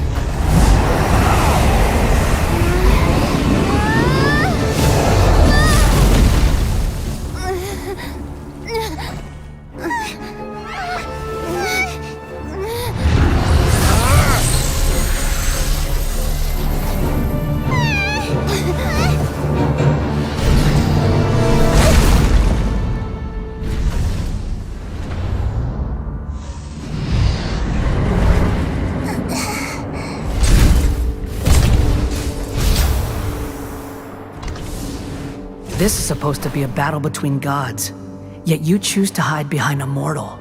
And now, you're acting like you'd sacrifice yourself for a human. Are you having fun proving a false sense of heroism to yourself, Boor?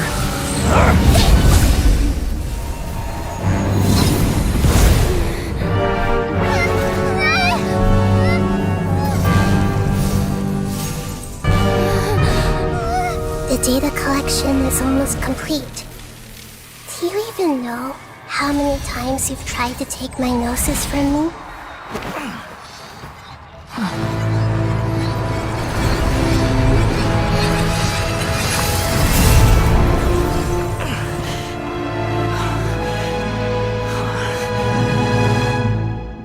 We just concluded the 168th loop.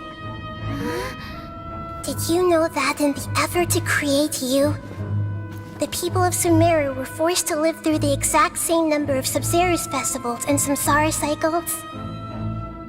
The power of dreams. When did you use it on me?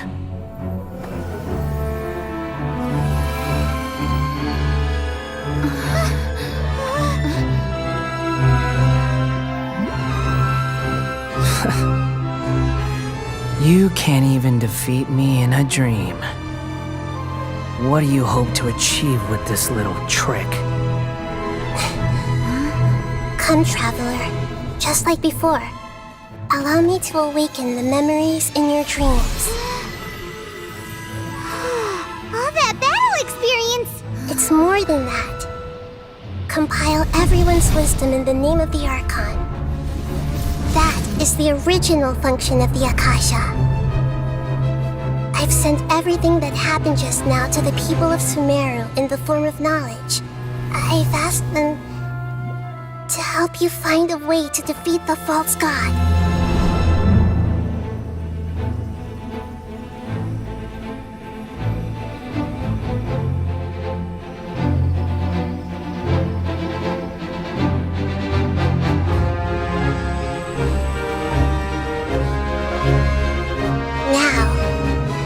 Sumeru's wisdom is at your disposal. Meaningless tricks won't save you!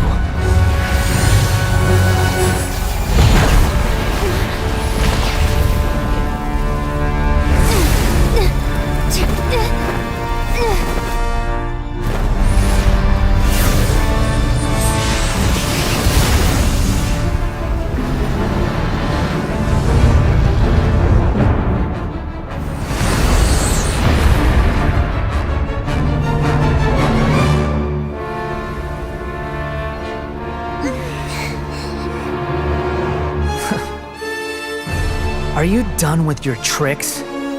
Can I finally take this as a real battle between gods? I'll leave this to you, the first sage of Boor.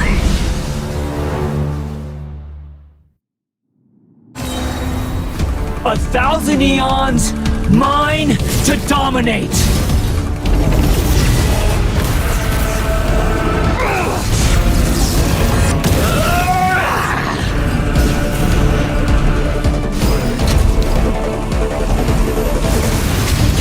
Kneel!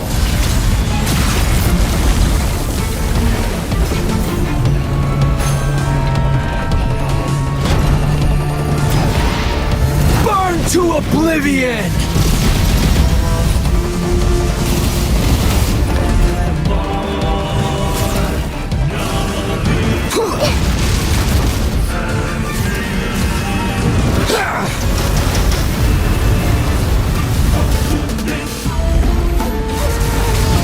Kneel!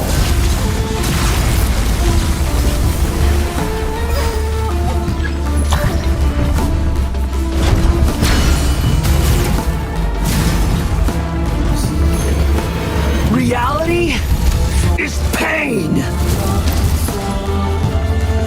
Good riddance, cruel world!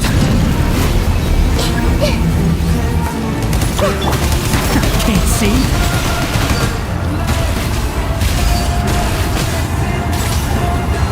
Keep up.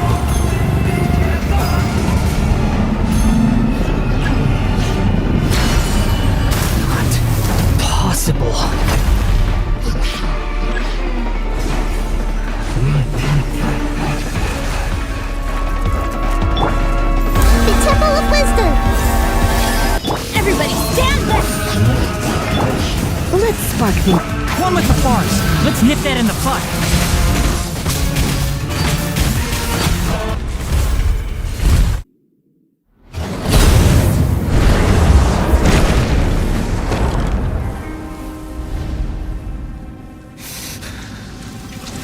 Humans. Filthy humans.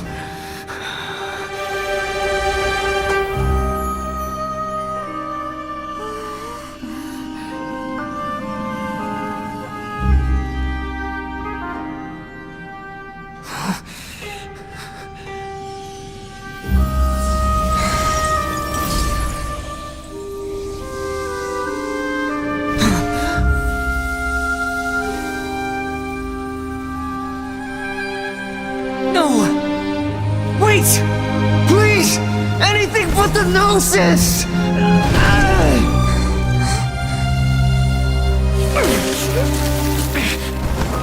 That's mine! Don't even try! I'll never go back!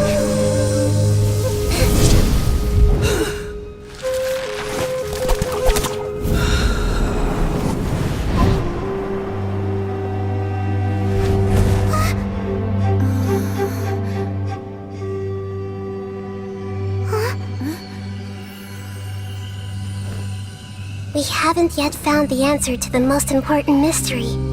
Irminsul is still waiting to be saved.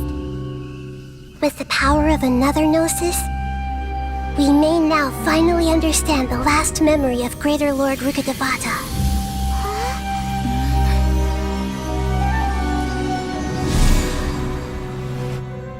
This is... That's right.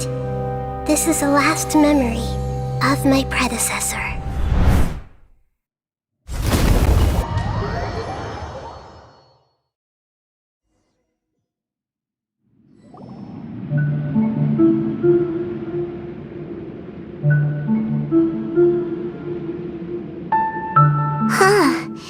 This sure seems very different from what Paimon imagined. Shouldn't Irminsul be in this realm of consciousness?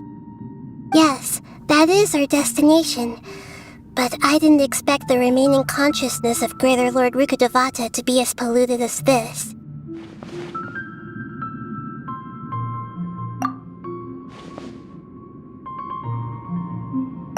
Forbidden knowledge? It seems you know about a concept that even I don't completely understand. Could you tell me what you know?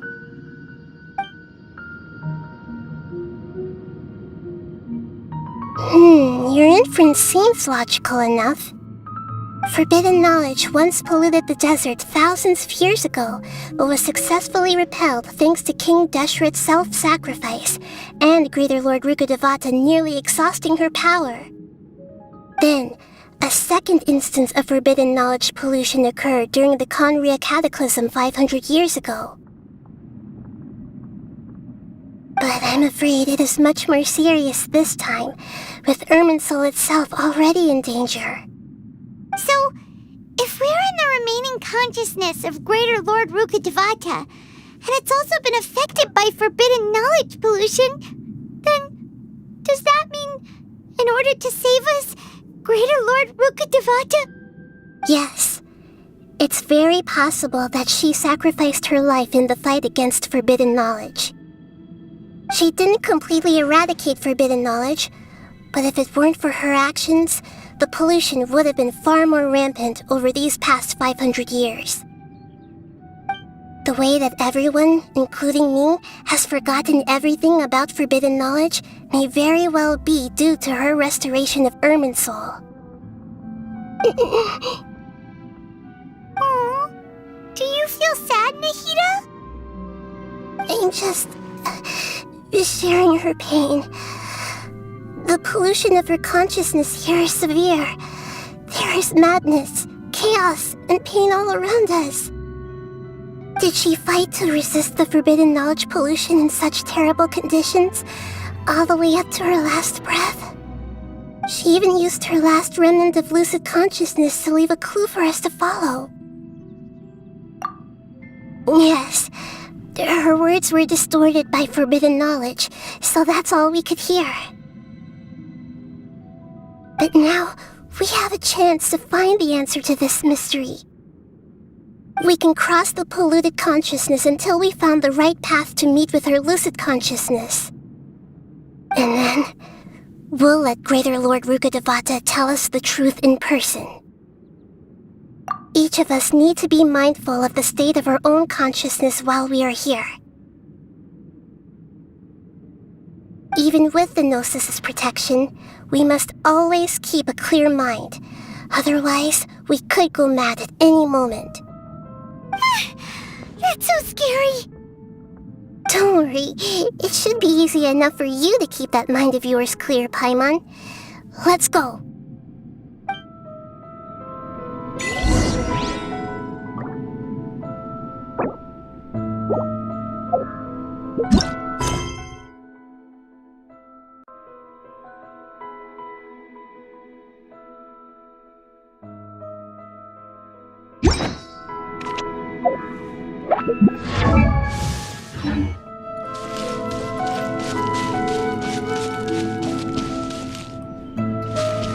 Are we in the air? And why is there a huge boat? That's the boat of consciousness, which symbolizes reason here. Its course is the direction our consciousness is traveling towards. If we lose control over our consciousness, we will fall into madness.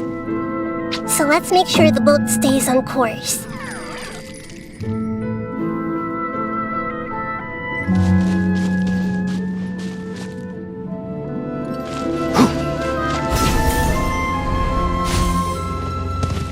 Wow!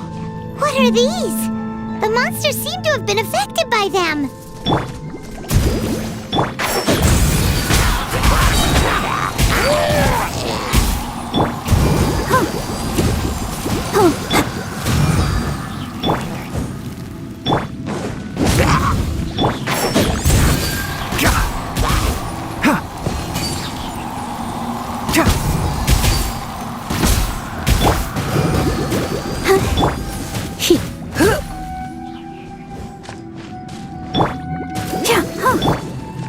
Can't see.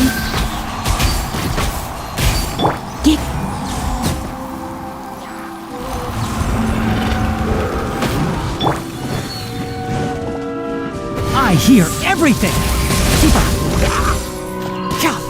One thing after another. Oh. Enshroud.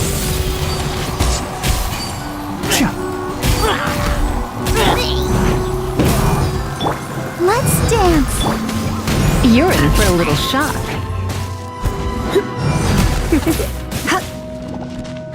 One with the forest.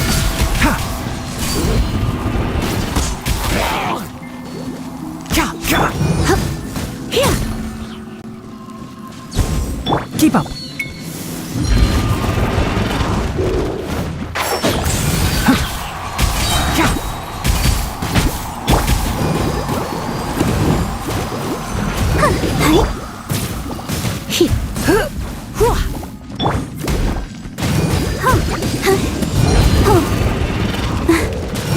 I'll protect us. One with the forest.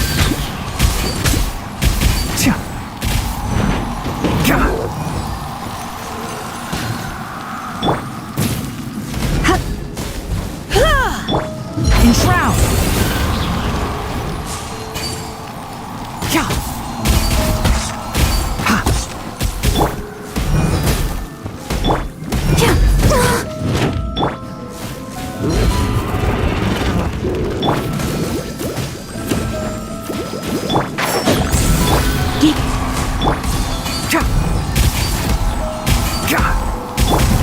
You're in for a little...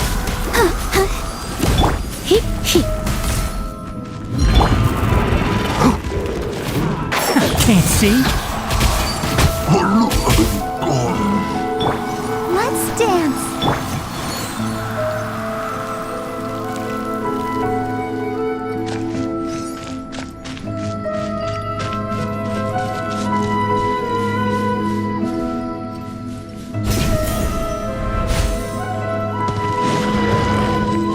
One with the forest.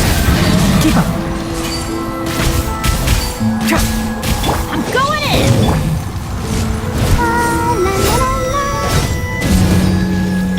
little closer. Let's nip that in the bud. Come a little closer. Enshroud!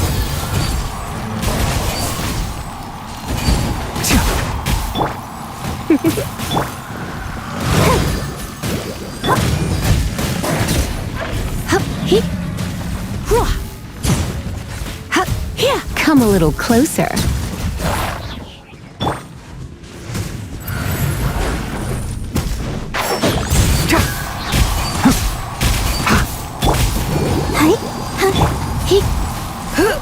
You're in for a little shock.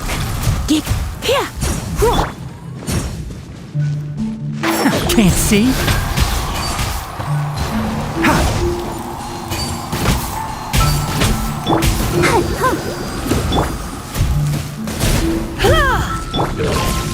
Enshroud!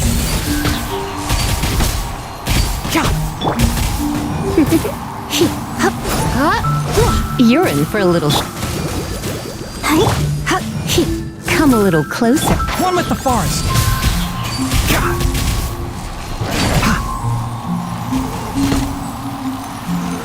Look!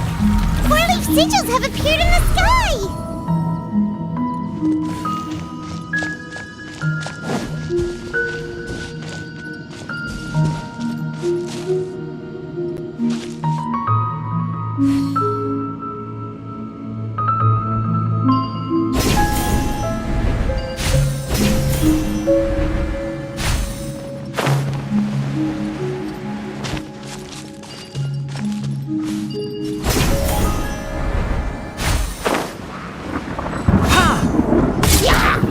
Can't see.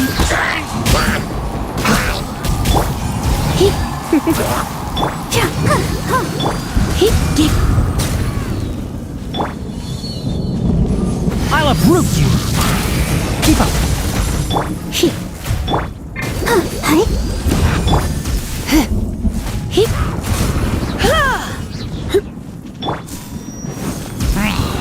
One with the forest.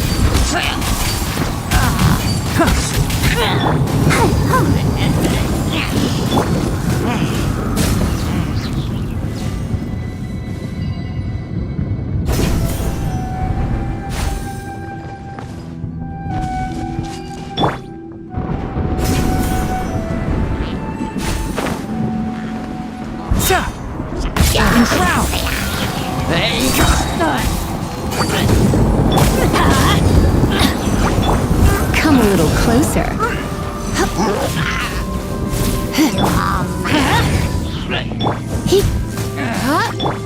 I hear everything. One with the forest.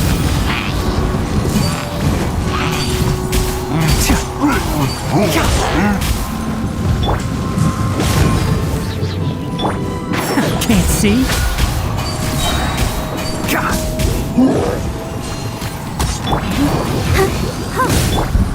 You're in for a little shock. Surrender and be gentle.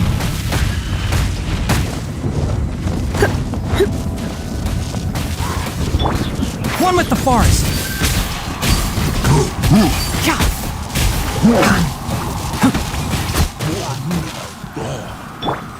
Let's light it up! Enshroud!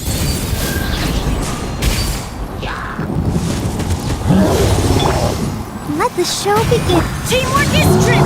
I'll uproot you. One with the forest.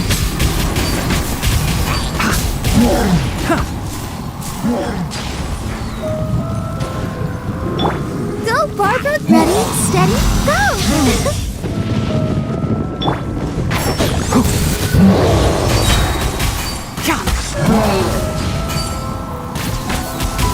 I hear everything.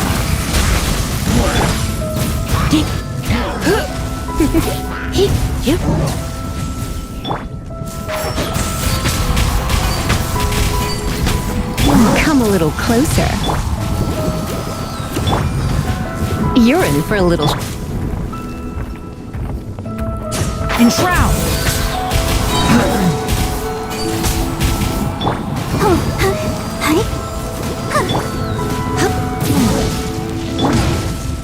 I'll uproot you!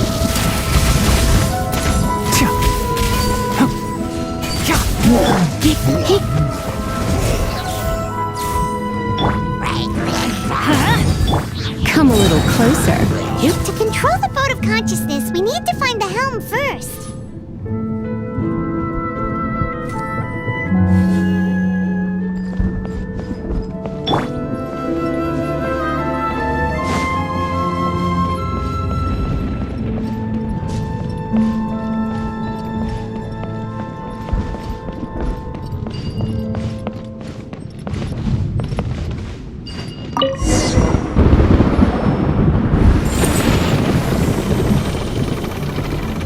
We changed direction. Are we still going the right way, Nahida?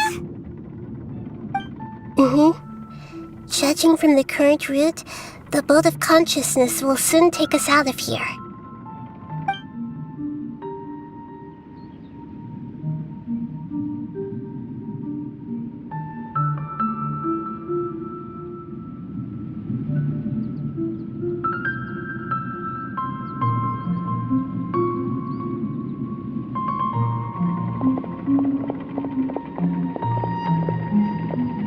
We'll be arriving at our destination soon. How are you feeling? Are your minds still intact? Huh? But everything's been completely normal for Paimon. Hopefully there won't be any more interruptions. This time, we should be able to meet Greater Lord Rukkhadevata. Are you saying you've never met Greater Lord Rukkhadevata before? No. It seems that my birth and her death took place at the same time. Otherwise, I think she would have given me a little more guidance, and I could have done a better job. Hey, you've done a great job, Nahida. Let's get out of this creepy place and go meet her.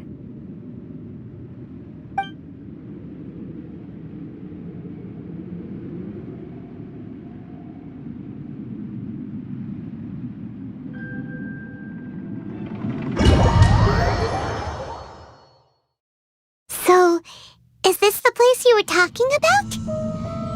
The base of Irminsul?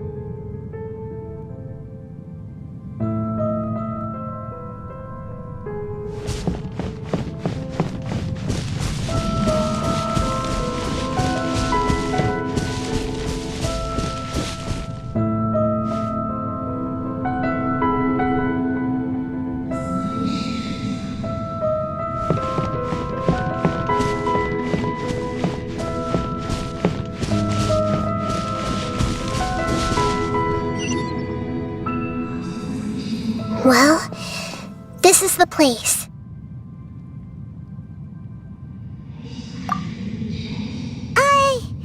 We're here to find Greater Lord Rukkhadevata, right?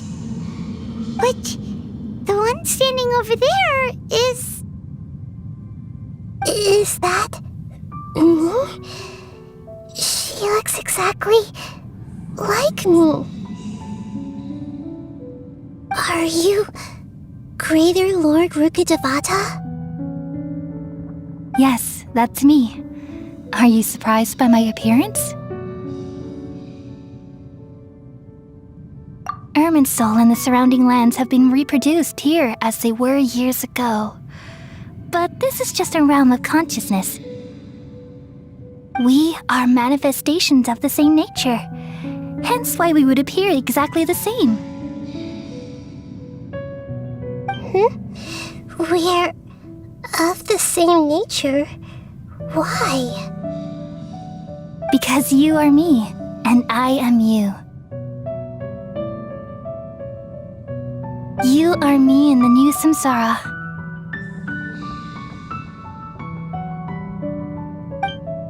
The new samsara? As Greater Lord Rukkhadevata, I'm the avatar of Irminsul, and you are the purest branch snapped from Irminsul.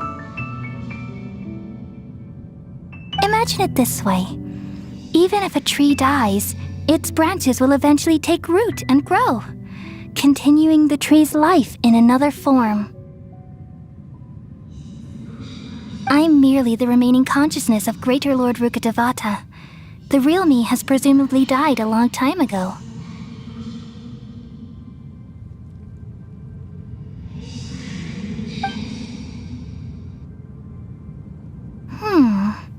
Judging from your appearance, I've probably been dead for 500 years.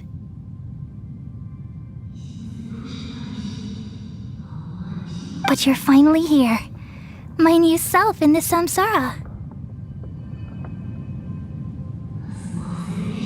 If this is true, then am I going to be a great Archon like you someday? Though we share the same nature, our fates are bound to be different. All things have their own fate. When a branch grows into a mature tree, it won't be the same as the original tree. That's why fate is the ultimate knowledge, isn't it? That's a great insight. Yes, very good. It's also precisely why you won't become like me. Really? But perhaps you may become an even greater Archon than I. I already see a determination in you that I didn't possess in my time, and the future that it leads you to will be yours alone. Along with the blessings from your past experiences. Don't worry. The growth of wisdom is like that of a plant.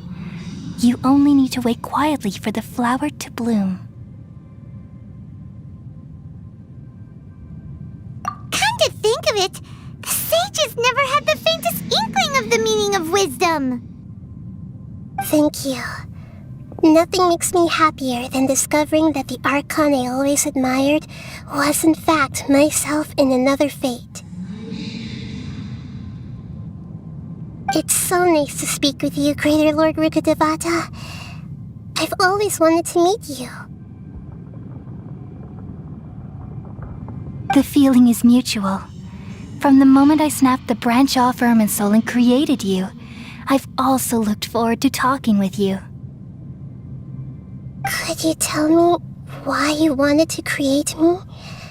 And what exactly happened when you died? Ah, I see. You're here seeking answers, right? Everything that day, even the sky itself, changed into a color like this. At that time, the seven were all summoned to the nation of Conria. Except for me. I had a more important task to attend to. I had to protect Irminsul. The disaster occurred together with the pollution of forbidden knowledge. At that very moment, with my consciousness connected to Irminsul, I sensed something was wrong. The pain started to torment my mind. By the time I reached Irminsul, it was already displaying signs of corruption. Had I not repelled the pollution of forbidden knowledge with King Deshret thousands of years ago, I might have felt even more hopeless and lost. So what exactly is forbidden knowledge? It's a kind of knowledge that doesn't belong to this world, and a form of truth that can't be understood. It came from the very bottom of the abyss. Even I could never understand it. The world is constantly rejecting it, leading to all kinds of bad phenomena. If we allow forbidden knowledge to pollute Irminsul, I'm afraid the entirety of Tevat could fall apart. So, there's knowledge that even the God of Wisdom can't understand? At that time, I knew I couldn't repel the forbidden knowledge with my strength alone. Which is why I created a device that compiled human wisdom and named it the Akasha. It's truly the world's most amazing invention. Thank you. For a long time, I thought dreams were the fruit of human wisdom. Though it was selfish to do so, I borrowed people's dreams using the Akasha. Then I compiled their wisdom and all of my own power. Well, did it work? Thanks to the wisdom of the people of Sumeru, almost all the forbidden knowledge was cleared from Irminsul. But things didn't go as smoothly as I thought. I had a terrible headache, which gave me an uneasy feeling. And then I remembered that my consciousness was also connected with Irminsul. It brought me knowledge and wisdom, but vile corruption as well. From the very beginning, my existence had been polluted by the forbidden knowledge. Oh no! How could that happen? I've experienced that pain in your consciousness. It must have been a horrible experience. Yes, but my feelings weren't important. The important thing was that even if I died, my existence and everything related to me would continue to exist in Irminsul as memories and knowledge, meaning that the forbidden knowledge couldn't ever be permanently eradicated. And there's no way for me to eliminate myself. It would be a sort of paradox. So, I took the purest branch of Irminsul as my incarnation in the next samsara and left a trail of clues. All in hopes that you would come here and remove me and my pollution from Irminsul forever. Wait, no, I can't.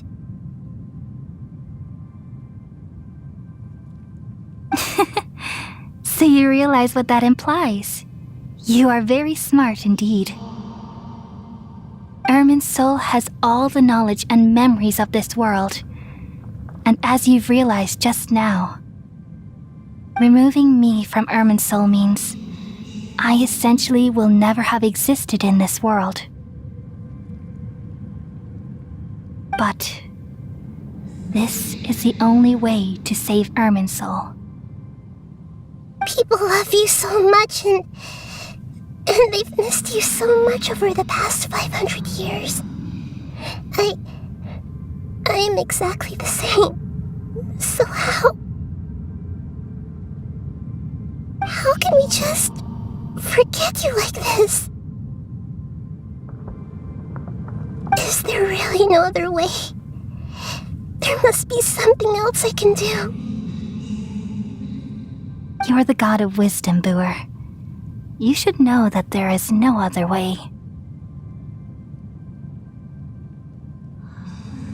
But this is so cruel.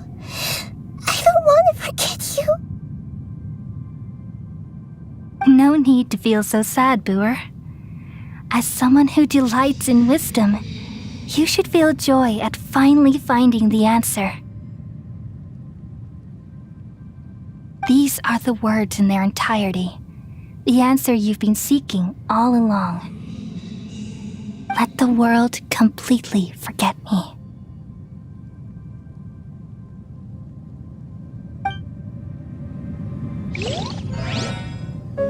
We all nestle under the great tree of wisdom, peering out to perceive the world. From the earth and from the rain, we perceive its wonders, until we become a white bird to perch atop a branch and finally snap off the most important leaf. Once upon a time, I alone dreamed in this world. In my dreams, everybody would also dream after they fell asleep. Wild and wonderful thoughts would emerge from their minds. Some tumbled to the ground, and others floated to the sky, connecting all things in the world into one dazzling net. Among a plethora of worlds were numerous smaller worlds, all of fate, finding within the tapestry their brilliant glow. I gradually understood that these indescribable and constantly changing things are the most profound things in the world. Only they can completely repel the madness. Only dreams can awaken consciousness from the deepest darkness.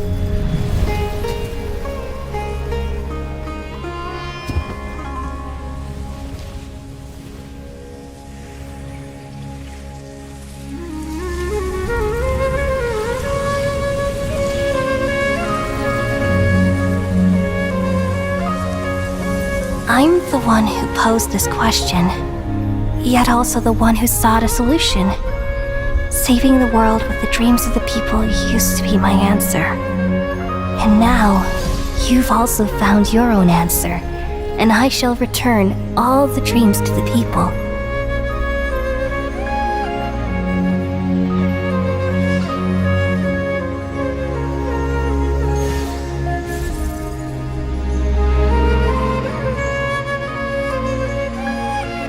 Goodbye, people of Sumeru. May you be blessed tonight with the sweetest of dreams.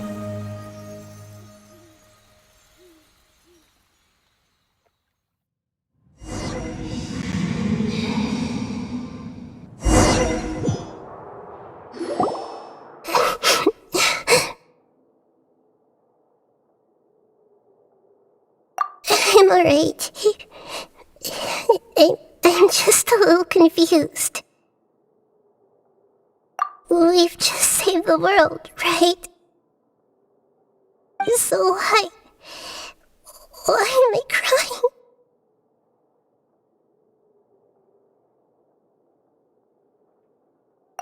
I don't know where this feeling inside of me is coming from, but I feel very sad. Just now, we used the power of two gnosis to successfully connect with the Ermin soul consciousness from 500 years ago. Then, we removed the remaining pollution from Merman soul. Yeah, what's wrong? Weren't you there just now?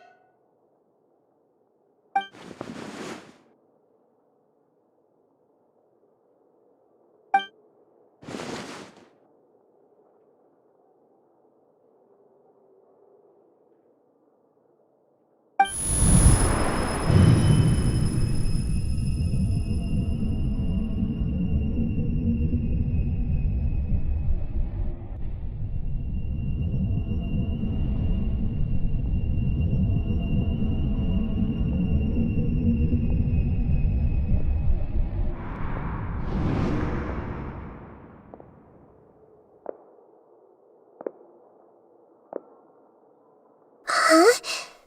That sound. Traveler! Paimon! I've been waiting here far too long, but finally I have the chance to be alone with you. All the precious time I wasted has finally paid off. The doctor! What have you done? Just a type of sound wave that can quickly put defenseless people into a dream. As I expected, it doesn't have any effect on gods. This is the only thing of interest I found among the sage's research. I thought I'd take it for a little spin. Don't worry. I know you would never forgive me if I actually killed them. I'm here to negotiate with you.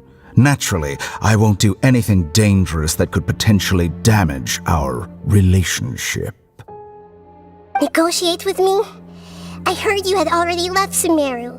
Why are you here again now? I left Sumeru, but I also stayed in Sumeru. Even the God of Wisdom is restricted by the habits of cognition. How disappointing. You mean there are many different versions of you in this world? An astute guess. Even the same individual will have different cognitions at different ages. A long time ago, I made a major decision in hopes of preserving all my perspectives of how I observed the world.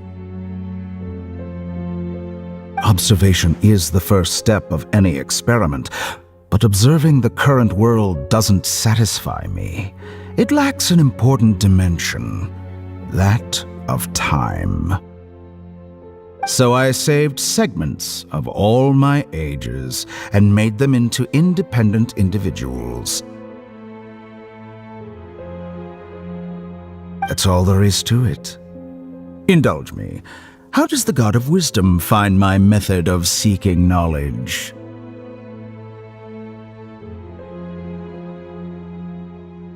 It's an insult to the very concept of life. Life inherently has many rules and restrictions, each with its own significance and reason to exist. They can't be broken on a whim.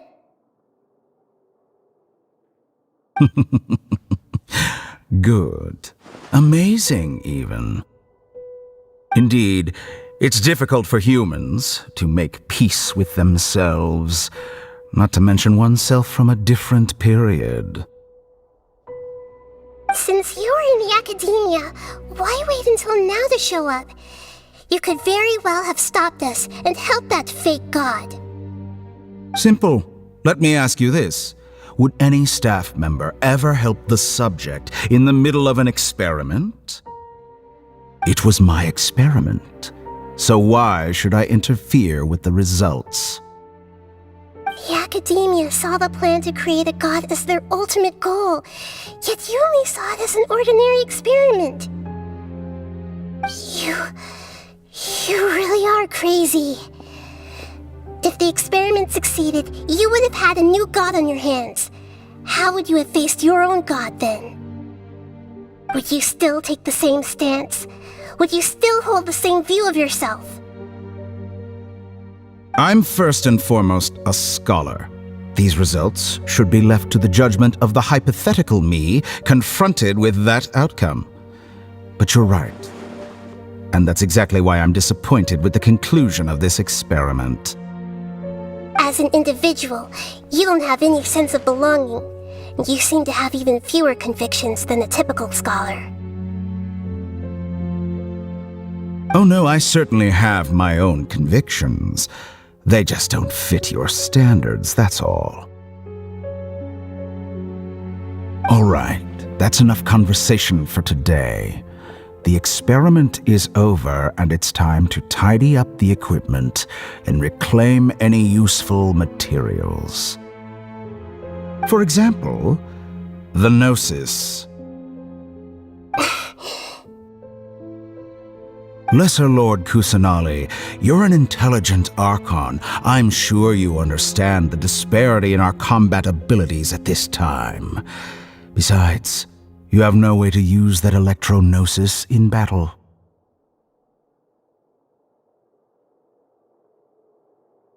Didn't you say you were here to negotiate with me?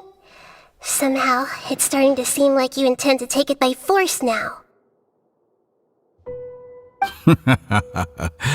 I'm merely stating a fact.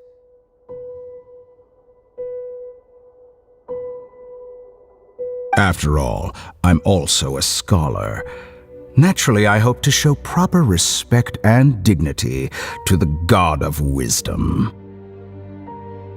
Your hypocrisy is built on absolute confidence. I understand your scheme, but... what if I were to destroy the Gnosis now and awaken the heavenly principles? Awaken the heavenly principles? Do you think that's really possible? The heavenly principles have been silent for many years, but the Gnosis are symbols of their control over Tevat and all the laws. Will the destruction of a Gnosis attract the attention of the heavenly principles? And if so, how do the Fatui plan to deal with the consequences? Do you dare to gamble such a possibility with me? Gamble? How surprising. I thought you would show evidence or use rigorous reasoning to prove your point. The word gamble is the last thing I expected to hear from the God of Wisdom. But this is a clever move. You must have seen through me when I first captured your consciousness.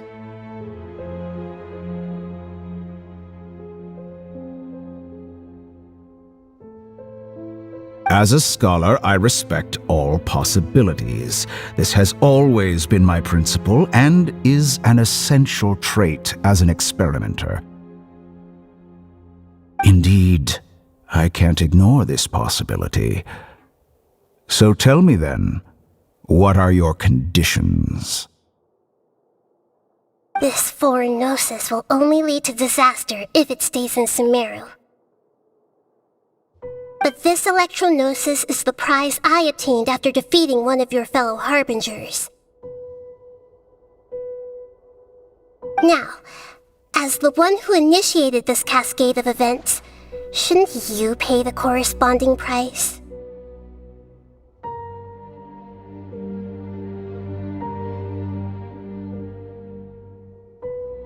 Price?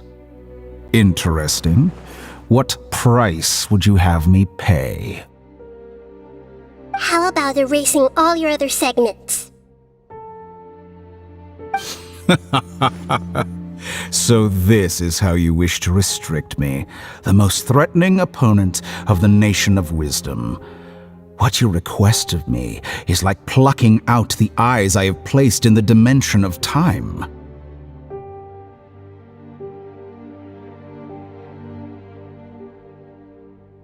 Segments are extraordinarily difficult to make.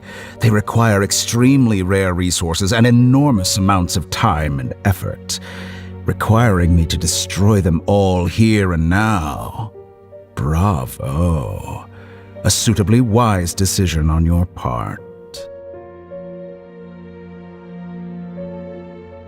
Yes, how very interesting. Can I assume that you have long been wary of me?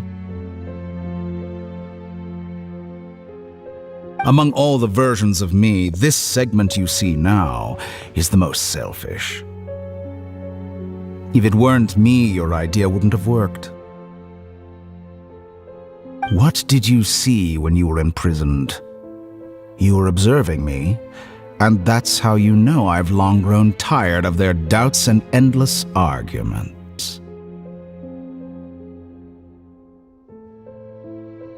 Like you said, it's difficult to make peace with yourself.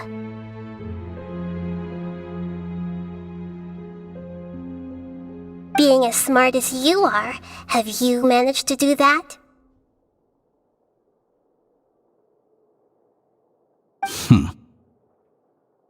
I see. If you think all those versions of me are worth a gnosis, then deal. You sure didn't hesitate much. Is the relationship between all the versions of you really that bad? I don't think there's any need to dwell on that.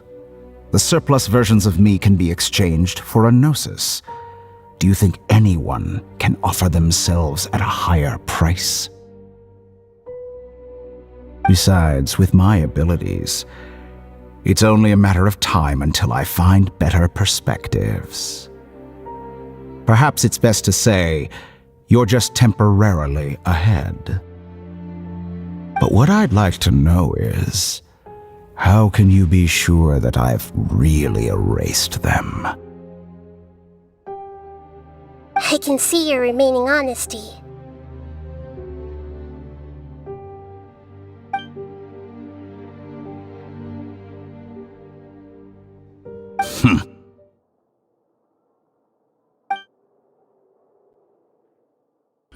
What a ridiculous decision! Sheer You can't be foolishness. serious!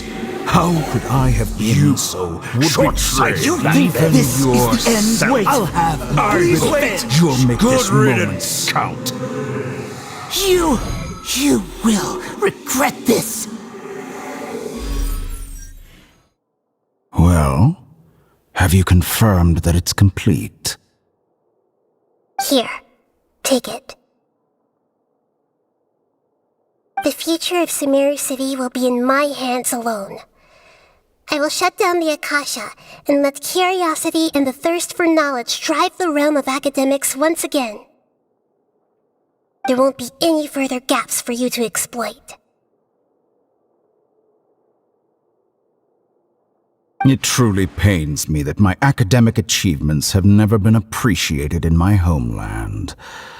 Of course, I have no interest in being rejected by this city for a third time.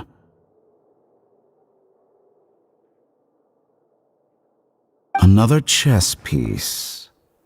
And where is your dendronosis?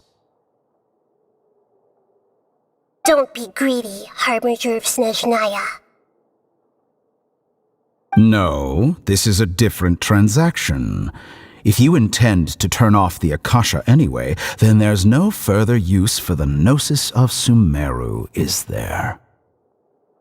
Besides, isn't it the Archon's duty to deliver what's desired of the Seeker?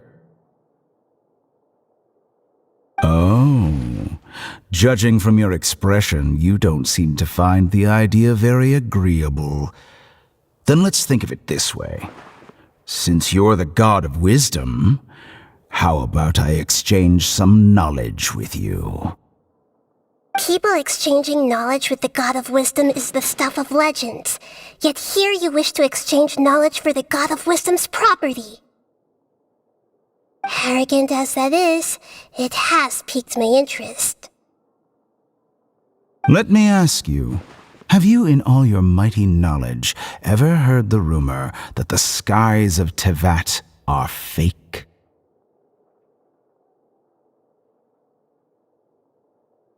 Huh? That's the secret hidden by Ermin's soul concerning the truth of this world.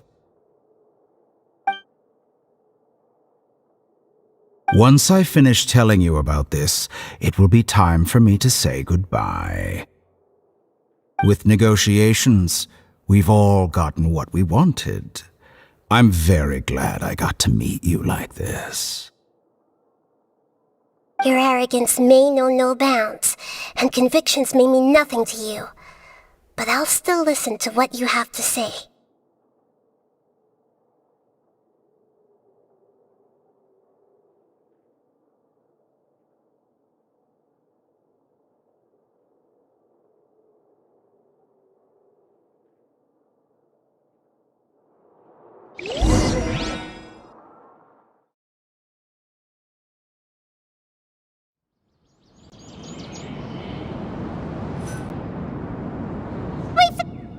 Together! Okay, wake her up.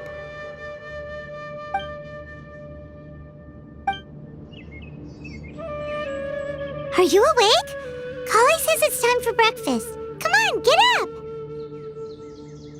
Good morning! How are you feeling today? Good to hear. It looks like we've recovered pretty well. Not even Tainari could stop us from going out now, right?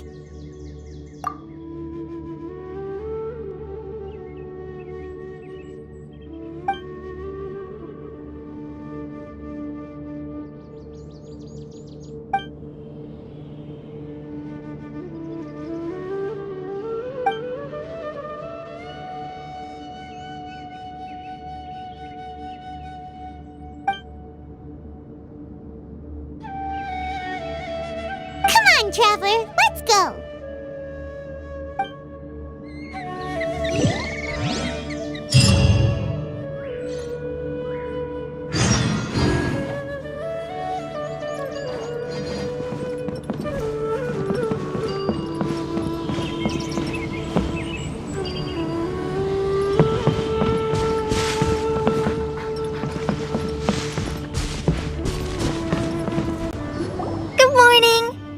like you're awake.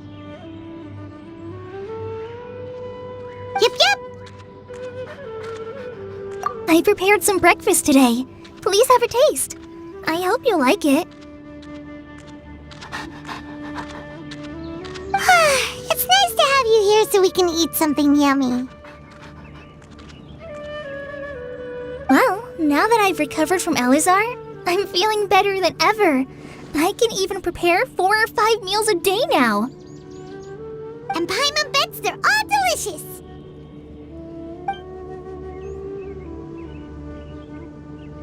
Oh, by the way, someone brought a letter for you after you went to sleep last night. Nope. Paimon wanted to read the letter with you after you woke up, so Paimon didn't open it. Alright, let's read it now. Oh, it's from Nilu! Ahem.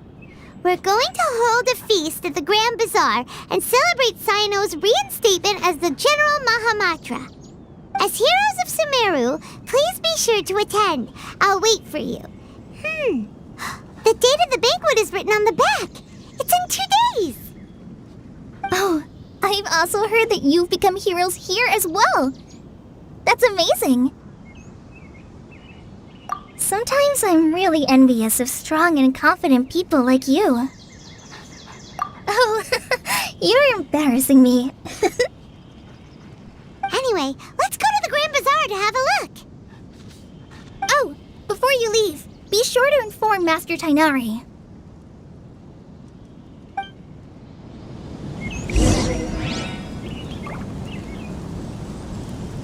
Everything has been getting better lately, and my mood has been improving as well. You can come find me anytime if you need anything. You're welcome. I was just doing my duty. Remember to talk to Master Tainari before you leave.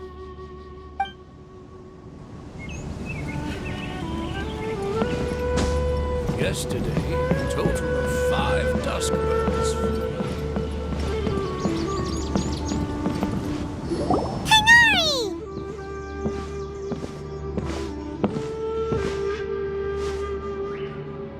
Good morning. How do you feel today? We feel much better. How about you? I'm recovering well. Thanks for asking. But from the looks of it, you seem to be already busy with work again. It's fine. I'm not that busy, really. The Elazar patients have recovered, as well as Hypatia. For now, I only need to tend to my Forest Watcher duties. It seems once Irminsul started getting better, everything else started to recover too. Yes, but there are still some residual effects. The withering is one example. Though it won't spread anymore, the existing zones won't just disappear. We forest rangers will still need to do the work. By the way, we have some good news. Cyno got his position back. This news is hardly new. He had already mentioned it to me before. Huh? You mean he was already here? Why didn't he come to say hi to us? He visited once, but he was afraid of disturbing you while you were resting. He just asked me a few questions and left. Then you probably already know all about the celebration feast. Celebration feast? No, I haven't heard anything about that. Huh? But didn't Nilu say in her letter that they would celebrate Cyno? He didn't tell you? Perhaps, or alternatively, he doesn't know about it either. Come to think of it, Cyno doesn't seem like the type who'd enjoy a celebration feast. You and Kale are both Cyno's close friends. Why don't you come to the feast with us? Kala has taken over some of my tasks these days. I don't think she'll have time for it. Not to mention me. You see, some VIPs have come to the forest recently. Huh? VIPs? Very important Paimons? Well, technically speaking, they are former VIPs. The sages involved in recent incidents have begun their training in the Avidya forest, and the people they had previously imprisoned have all been released. Huh? Yes, he's a little weak, but he isn't injured and his condition is stable.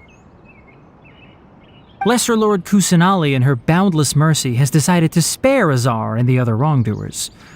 Supposedly, they were ashamed of their shallow ideologies and have decided to dedicate the rest of their lives to cultivating wisdom in the Avidya forest.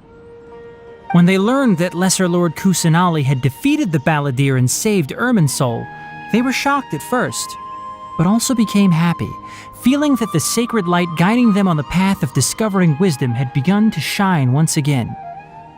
As a result, work has increased for the forest rangers. That sounds really exhausting. There's nothing we can do, really. But that's another topic. Back to the matter at hand.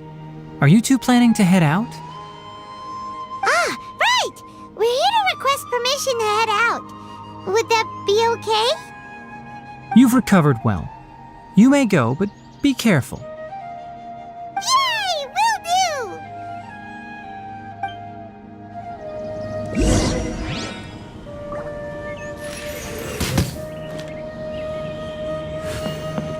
do! Is there anything else you'd like to ask about? Ah, yes. Thanks for remembering her. She continued her training in the forest after she recovered. As a scholar, she never slacks off. A lot has happened lately. Kala and I have been busy, but don't worry, we'll take care of ourselves. As for Sino's reinstatement, the more I think about it, the more I suspect that he just doesn't have a single clue about this feast. But this does remind me that Kala and I should find an opportunity to celebrate him as well. He has helped me a lot during this time. And you as well. Thank you. Take care. Please, find me if you need anything.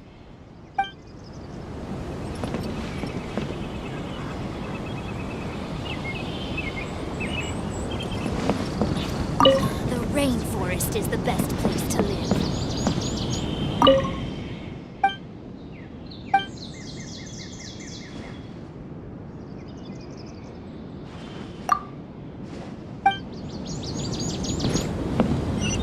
For the next interview, I think I'll start with these questions.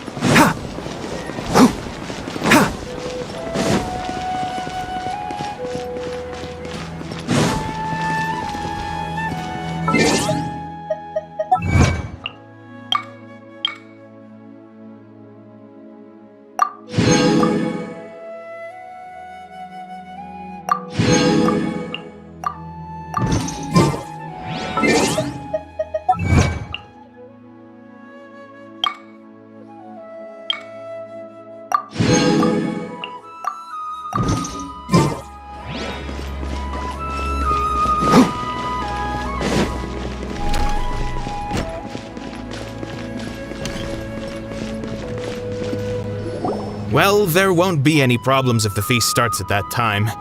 Everything has already been prepared. Mr. Zubair, I finished tallying things up here. Well, except for the guests. Is a simple reply really that much to ask of our guests? It's affecting our arrangements. Oh, it'll be fine. Besides, it never hurts to get things ready in advance. I was thinking the same thing. The feast will be held sooner or later, right? Hey, Nilu! Traveler, Paimon! We got your letters, so here we are! You're the best. The other guests haven't even replied yet. Huh? Are we the only ones that have arrived? Yeah, I had someone deliver letters to all of our guests. But maybe everyone is still busy with other things. Look, I get it. Sumeru is in an extremely important period of transition right now, but even if your friends are important figures, they shouldn't just ignore your request like this. Nilu is Sumeru's #1 celebrity after all. You have no idea how happy I am to talk to people with good taste! If you consider enjoying Nilu's dances having good taste, then almost everybody has good taste. Because Paimon thinks everybody will love her performance. That's right. We all think she's amazing too. Nilu is an absolute favorite among those of us who frequent the Grand Bazaar. For Outlanders, you have a great eye. Master Zubair, let's have a vote for the most outstanding audience members next time. I think these two may win. Nonsense! It is not for us to determine the value of an audience. But indeed, we could try giving gifts to people with particularly good taste. I heard there's a device in Fontaine called a camera that can record people's appearances as pictures. Such pictures would make superb gifts. Ooh, good idea. I wonder where we can find one. I don't want you giving pictures of me to everyone. I'm satisfied just being able to perform here. There's always a lot going on at the Grand Bazaar. Yeah, and that's why I love it here. Traveler and Paimon, could you help confirm if the letters were actually delivered? If for some reason they didn't receive the letters, then please tell everyone that there will be a feast here. Yeah, we can also check out how everything in Sumeru is going now. When I wrote the letters, I heard that Dia was in Port Ormos, and Alhaitham was at the Academia. As for Sino, we've only heard that he appears at the Academia from time to time. I'm not too sure about Ramon's whereabouts. My guess is that he's with Dia. As for Dunyarzad, I just hope she's feeling better. I sent her a letter, but I was afraid of disturbing her. If you have time, please ask about her for me. Okay, got it. Let's go, Traveler.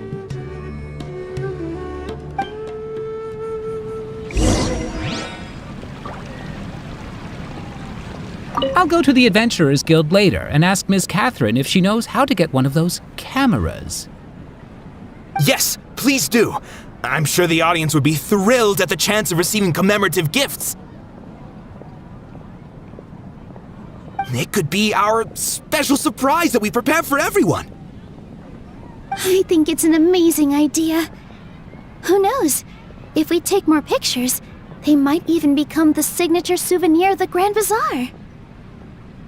And Nilu will become even more famous. Ha! It won't be long till people are fighting for front row at your performances. I've heard that this camera is not just something anyone can use as they please. It must be aimed properly and subjects should pose for the best results. Oh, should we get ready then? Perhaps we should wear something a little more appropriate. No. I think we look absolutely fine. If anything, when we pose for this, clever invention, we should just be ourselves, You really think so?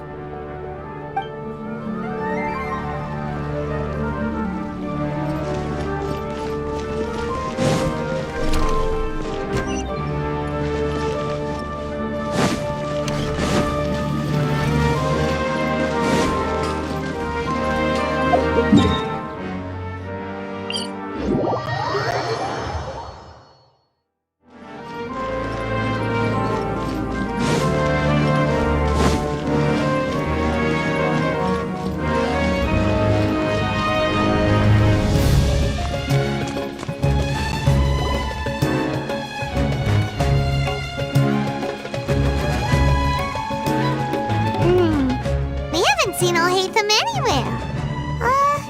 Let's ask that person over there.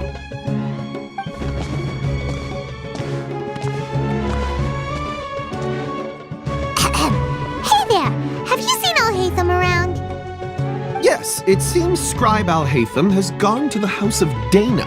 You should be able to find him there. But you're already the second group of people I've seen looking for him today. He must be quite the busy man. for him. Mr. Cavey was just here asking about him. You wouldn't believe how terrible their relationship is. And now you two are here. Don't tell me everyone's here looking for gossip about the sages. No way! We're strictly here on business. Ah, I see. Sorry, I thought maybe everyone's as interested in rumors about the sages as I am.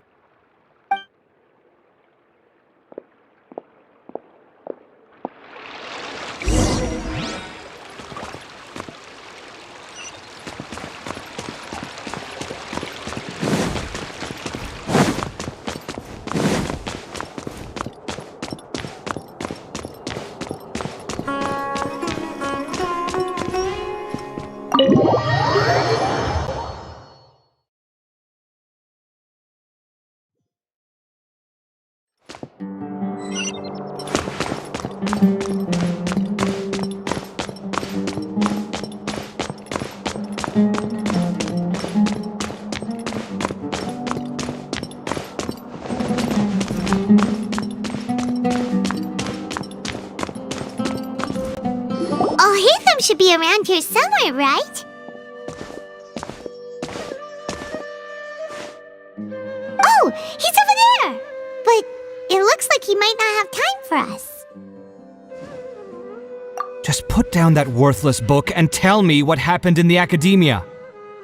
This is not just some worthless book.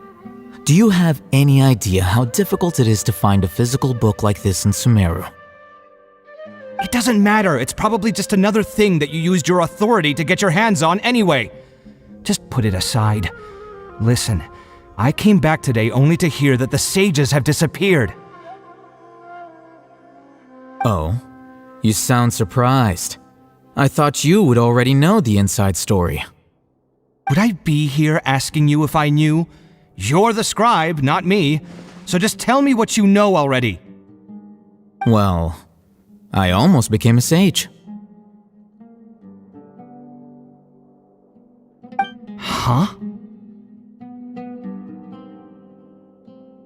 Oh, don't sound too surprised now. You're the renowned Kaveh, light of the Ksharawar. Besides, as a master builder and craftsman, chances are you'll be appointed as a sage too. Why do I feel like you don't really mean it? Huh. What makes you say that? Why would you question my heartfelt sincerity? Maybe it's because you've never said anything good about me before. Yeah, well, I share a similar sentiment, and anyone who knows you as well as I do would surely do the same. Oh, you... See? This is why I hate discussing anything with you. Your ridiculous and arrogant attitude always gets in the way. It seems that you really can't stand my personality. Ha! What was your first clue? Well, then you might as well move out of my house. Are you threatening me? Stooping to a new low, I see. Ugh, and don't change the subject. You, a sage? What a joke. The academia might as well just close tomorrow. Are they having a fight?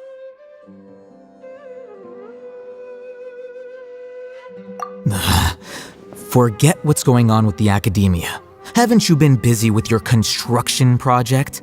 Tell me, when are you going to build yourself a mansion? Don't get me started. I get angry just thinking about it. So, what great building did our master architect work on this time? Like I need to tell you. Keep your nose out of my business. No, I think we deserve to know. Where were you when Sumeru needed you most? I was in the desert for a large project, but considering Haravatat's utter ignorance of architectural and aesthetic matters, you probably wouldn't understand. Which is truly unfortunate. I can only pity the man who doesn't understand the first thing about beauty and romance. Unlike a true... Hold on, wait a second. What do you mean by when Sumeru needed me most? Well, While you were out fiddling around in the desert, many people came together to save Sumeru from a crisis. Ha! And you think I'd believe that?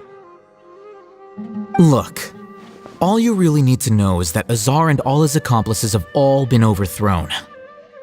Huh? What nonsense are you talking about? It's no skin off my nose if you don't believe me. It's not like my Darshan was the one trying to apply for funding from the Grand Sage. Yours, though, on the other hand... You know what? I'll ask around. I'm sure someone knows what's going on here. You're dead if I find out you're lying to me.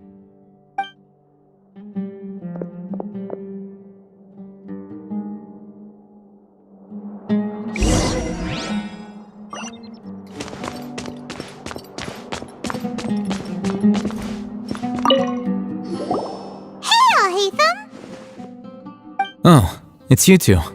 What's the matter? We're running some errands for Nilu. Have you received her letter? Letter? Nilu said she sent out a letter inviting everyone to a celebration feast in 2 days at the Grand Bazaar. We'll also be celebrating Zaino's reinstatement as General Mahamatra. If she addressed the letter to all Hatham of the Academia, then the letter should have gone to my office. I've been busy these days, so I haven't had time to check for any new mail at my office. I only now have some free time to attend to personal matters. Have you always been so busy with your work? Of course not. I'm only busy these days because several sages have been dismissed recently and the whole academia was practically turned upside down. Tainari told us they all went to train in the Avidia Forest. Apparently they will spend the rest of their lives there. That is already the best possible ending for the likes of them. 4 of the 6 great sages were possessed by their desire for power and attempted to create a new god. In order to pull it off, they even imprisoned the other 2 rational sages. To imagine such things could take place in the academia. I don't know where to begin. Yeah, you're right. Feels kind of strange to hear them called that after all this time. But then again, the 6 great schools sounded pretty impressive too. Yes, at least that's how they're supposed to sound.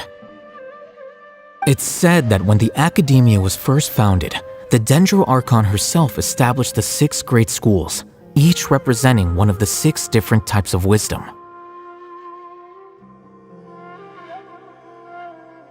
Numerous Darshans have sprung up and faded. Only the 6 Darshans attaching themselves to the 6 great schools have stood the test of time and obtained permanent seats in the Academia. Now, the 6 Darshans are nearly synonymous with the 6 great schools, and the leaders selected for the schools are the 6 great sages. Among the 6 great sages, there is one central leader, the Grand Sage. Unfortunately, only the sages from Vahumana and Amorta remain now. They were imprisoned for opposing Azar and were only rescued after Azar's downfall. So who's managing things in the other 4 schools now? Do they need to find someone new? Yes. Normally, new sages are selected based on a strict set of criteria. Oh, didn't you just say something about becoming a sage? If they pick you, then we'd have a huge connection in Sumeru. Yes, about that. You didn't let me finish my sentence. The person in charge of personnel affairs nominated me to be the Grand Sage in place of Azar and help Lesser Lord Kusanali manage the Academia. But I refused. Huh? But why? Can't you be a little more ambitious? I'm not even interested in being one of the 6 great sages. Like I said before, I don't like being a leader. Oh, all right. So are you busy these days trying to find others to take the job? That's not my job either. I'm only responsible for handling important affairs within the Academia before the new sages take office. And the first thing I'll do is reject Kasharawar's application for funding.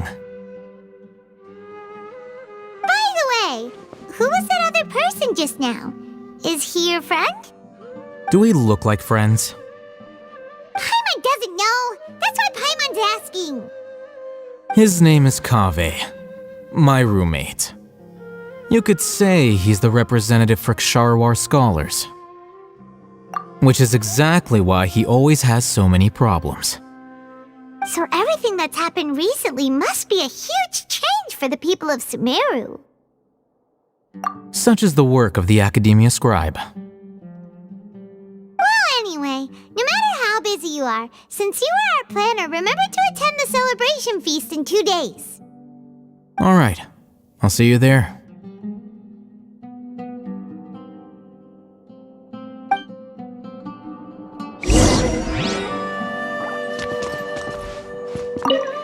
The House of Dana is the last quiet place in the whole Academia now. I was originally planning to stay here a little longer, but there's a chance that Kaveh might show up again. Tuh, what a nuisance. I'd better go somewhere else.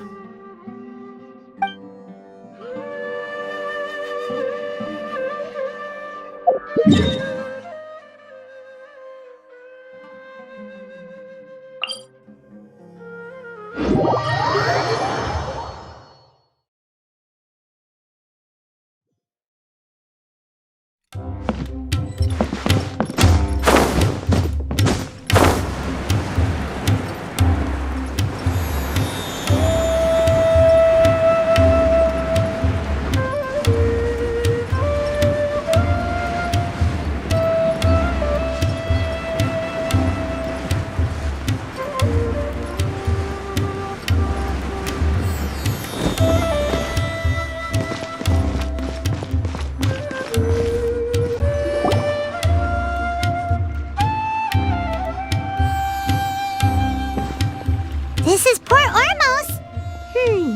Now where could... Is that Paimon I hear? Huh? Oh, it's been a while. How are you doing? Dunyarzad! It's been so long since we've seen you! I'm doing well. I can go as far as saying I have never been happier in my entire life. I don't know if you've heard, but Elazar has completely disappeared, and all the patients have recovered. You kidding? Knowing them and the connections they've got, I'm sure they've heard about it. Yeah! That's right. My lady is feeling better now, so I'm accompanying her for a walk. Why do you still call me that, Dia? You've already informed my father of your resignation. I guess I'm just used to calling you my lady. Old habits die hard. Resignation? You mean you're quitting? Yeah, I might start losing my edge if I keep being a bodyguard for the Homayanis. You know that my parents and I are fond of you, and that we appreciate you very much. It wouldn't be a problem if you wish to continue to be our bodyguard. I'm not a woman that's easily persuaded. You should know that by now, my lady. When I took this job, I had already decided that I'd quit as soon as you'd recovered. It's time for me to get back out there and chase that horizon. So what are you gonna do now if you're not gonna be a bodyguard anymore? I want to take a risky job and put my body to the test again. Huh? But we literally just finished one of the most dangerous jobs ever! Are you getting bored already? I know. If I hadn't joined in that plan with you, I wouldn't have come up with this idea. I guess I still get fired up by that feeling of going all out in a fight. It made me realize that I'm still a mercenary through and through. Life is short, and I'm happy that I got to be a part of that operation. But the whole thing also made me realize that there are still many problems in Sumeru, and as a desert dweller, I'm still not completely ready to settle down on this side of the wall. Well, I remember a friend had someone bring you a message. You mean I'll hate them? I didn't expect him to still remember that. I thought he was joking. We just came from talking with Al-Haytham at the Academia. Did he tell you that he suggested that I come work at the Academia? What? I heard that Azar and his cronies fell from power, And Alhaitham told me that now was a good time to find a job in the academia, but only if I wanted to. Whoa! Paimon can't see you being anything other than a mercenary. Me neither. But I think Dia would look great dressed up as a scholar. Ugh, forget about it. I wouldn't last 10 seconds in there. Alhaitham probably just liked the way I worked and knew I'm good in a fight, so he suggested I find some work in the academia. But you know, if you take him up on the offer, Sino might actually agree and let you become a Matra. Because you're super amazing! The Matra have all the talent they need as long as they have Sino. I prefer to be free to live however I choose. In fact, I chose this job from the very start because I knew it'd be right up my alley. Even if being a mercenary means facing all kinds of danger. A lion has to return to the wild sooner or later. If anything, being your bodyguard has been unfamiliar territory for me. I don't want to see you go, but I'll respect your decision. I'm glad to hear you say that. Come on, no need for the sad face. It's not like we'll never meet again. Once the whole Dendro Archon thing is settled, everything in Sumeru will take a turn for the better. That makes me happy too. But a peaceful society will probably mean less demand for mercenaries like me. Before long, we'll be a dying breed. So I'd better get to work while I still can. Huh? But wait a second! You make it sound like you're leaving now! Well, no, not yet at least. I promised my lady I'd stick around until next week. So, have you been in Port Ormos this entire time? We were wondering if you had received a letter from Nilu. Oh, did Nilu write to us? She heard that you were seen in Port Ormos, so she sent the letter here. Huh. It was probably sent to the inn that we're staying at. My lady has been very energetic lately and keeps taking me on hikes, staying out even into the night. By the time we get back, the receptionist is usually off napping on the job. Right, and we tend to leave quite early in the morning, so the old man on duty is also usually dozing off. So what it really sounds like is that the person on duty is always asleep. I bet the letter's at the reception desk. I'll go check later. No wonder there wasn't a reply. You never received the letter. Good thing Nilu asked us to come and check on that. Sorry to make you two come all the way out here. It must be something important for Nilu to specifically write to us like that.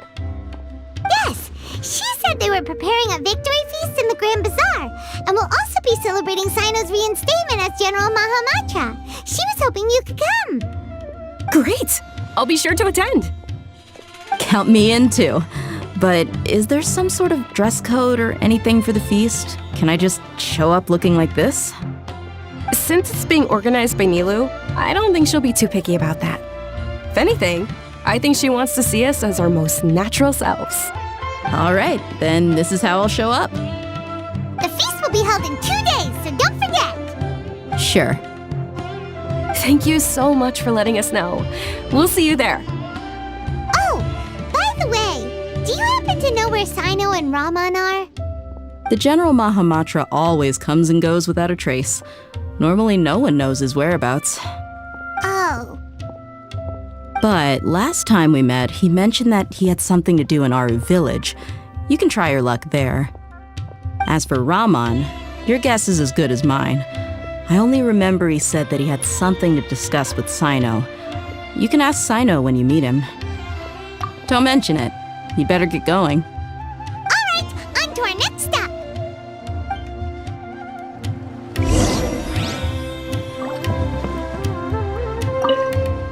After recovering from Elazar, everything seems so different to me. When I look at the scenery I visited before, it has a completely different feeling. Yeah, you need to be stronger than an ox to take life by the horns. I think I've heard you say something like that before. But today, I finally understand what you mean. Is there any place you'd like to go? I can accompany you. I've got time. What if I tell you that I want to go to the desert? Fine by me. If we go to the desert, I can introduce you to my friends there. But we should prepare and get everything we need before setting off. Let's go! I'll go pack my luggage now. After we're done with the feast in 2 days, we can go have fun in the desert. You can count me in.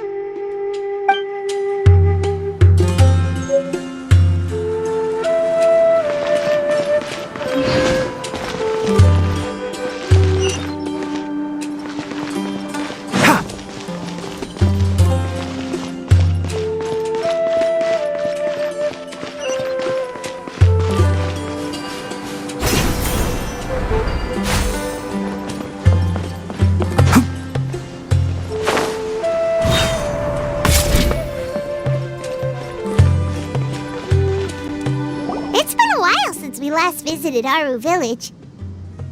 Ah, there's Sino!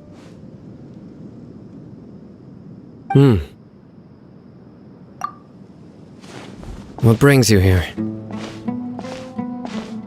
We recovered well, and Tanari agreed to let us leave, so now we're out and about again. It seems Gandharvaville's medical treatment is still as good as ever. And Tanari is recovering well, too. That's good to hear. Yeah, you're the one who brought us to him when we lost consciousness, right? Thanks for that. You're welcome. Tainari has excellent medical skills, and Kale is quite attentive. It was the best place for you. But why are you just standing here like a dead tree? I'm meeting some people. Oh, you mean Candace? I've already talked with Candace and the village chief. They're still at the usual place. You can go there if you'd like to see them. But you know one of the people I'm meeting as well. Oh, by King Deshret's blessing, my friend suddenly appears in the desert. Don't tell me you've run into trouble and need us to help now. Roman! And, Sataria? Oh, you know me? Oh, well, you're pretty famous in the academia. Don't worry, these are our friends. No need to be so guarded. I see. I'm doing well. Many good things have happened recently. Same here. Really, I feel that my whole life has started to shine after suddenly finding a new direction. Oh, tell us everything. Yeah, you go ahead.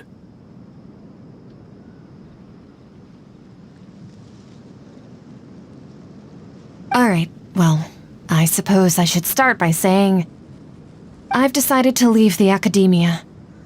What? It's not that I've given up on being a scholar. Instead, you could say I've found a new identity. I will no longer pursue research like a typical scholar, but I have not completely given up on my relationship to knowledge either. I can see what you're saying now. What do you mean? I plan to leave the academia and return to teach here in the desert. Wow! So you want to become a teacher? Sataria will return to support education here and teach people from the desert. She can't teach everyone on her own, but there are many of us Eremites all over Sumeru. She came to discuss a collaboration with me and hoped that I could bring her ideas to the Eremites. Yes, it's my hope that the Eremites can help me select a group of smart people with the best aptitude for teaching. I'll teach them, and after they've finished learning from me, they can go educate more people. That is the true meaning of education and the spreading of knowledge. The people of King Deshret suffer from sandstorms, exile, and ignorance. Miss Sataria is more than welcome to come teach here. Her arrival is like a star shining in the desert night. The stars have always guided caravans, thieves, soldiers, and travelers who get lost in the night. They lead those in the dark out of trouble and back to safety. Oh, please, where's all of this coming from? I'm starting to feel a little embarrassed. You deserve these compliments. Mercenaries are accustomed to danger and don't fear death, which is why we recognize extraordinary actions that common people would easily overlook. Sataria's idea will bring much good to many people. At first, I feared it was destined to fail. Everyone knows that the academia doesn't allow scholars to teach in the desert without permission. As you know, all knowledge is under their surveillance and control, and very few desert dwellers are as lucky as me. But what I heard at that time has been haunting my heart, as if there were lightning bolts constantly bombarding my soul. Sataria, you tread a treacherous path, and the longer you ignore it, the tighter the academia's grasp on you will become. Sataria, why haven't you gone home? Never forget that the desert that belongs to you lies elsewhere. Miss. These words sparked something in me, and I knew that I had to bring something back to my people after going home. I gathered up the courage to approach the Grand Sage, only to find that he was no longer at the Academia. Lord Sino told me that Azar didn't belong there anymore. Azar has received much-needed punishment. Though, if you ask me, it may have been too light. You probably have already heard. Lord Sino helped me obtain permission to leave the Academia for the desert, and accompanied me here to discuss collaboration with members of the Eremites. My plan was able to go smoothly thanks to him and Rahman. You're all doing so much for the desert. Aside from that, I also have some other business to discuss with Sino. Lesser Lord Kusanali has allocated many resources to support and develop the desert. I've done some business for her, and part of it required the assistance of the Eremites. I applied for a few batches of educational materials from the Academia, and sent them to several groups in the desert, as instructed by Lesser Lord Kusanali. I believe the people will make good use of them. That's exactly what the people here need. Physical books and other related items. If it weren't for Sino and Lesser Lord Kusanali, I'm afraid we'd never be able to get our hands on them. Apart from this, the Academia is also recruiting scholars that are willing to teach in the desert. I'll let you and Sataria know as soon as I have any more news. We must be persistent about this, and maintain these resources to ensure long-term effectiveness. This is the first time in hundreds of years we've had a glimmer of hope. I think this may be the turning point for the desert. Remember these words. Here lies our faithful priest, Kasala. His wisdom is a miracle among the people, deserving of high praise and admiration. I hope people with wisdom like that priest will rise again among the desert dwellers. Then we'll once again see the wisdom and glory that once shook the world.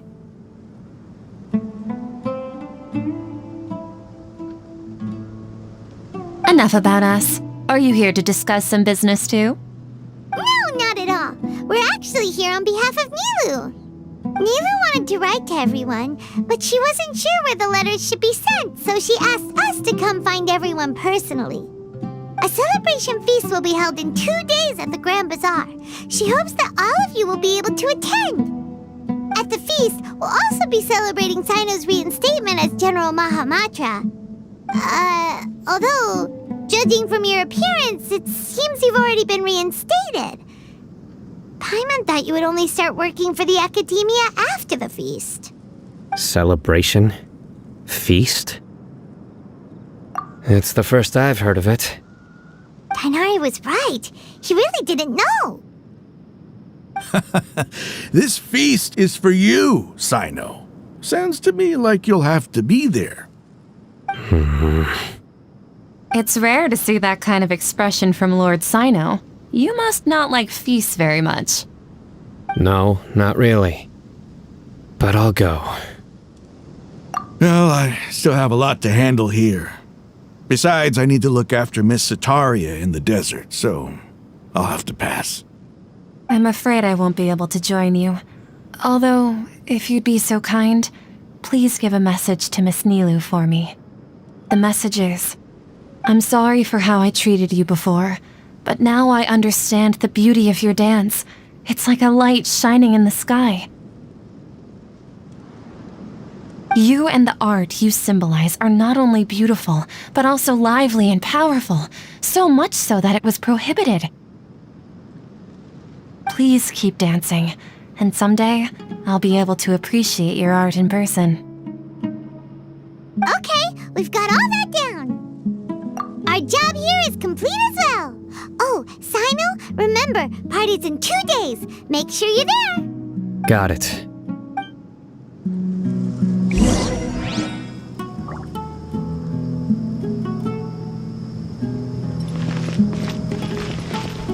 Anyway, our preparation has been going smoothly these days. Can such good things really be happening in the desert? It's almost hard to believe. Yes, even if you can't bring yourself to believe it, you should at least believe in those of us who are working hard to make it a reality. Indeed. Take it one step at a time.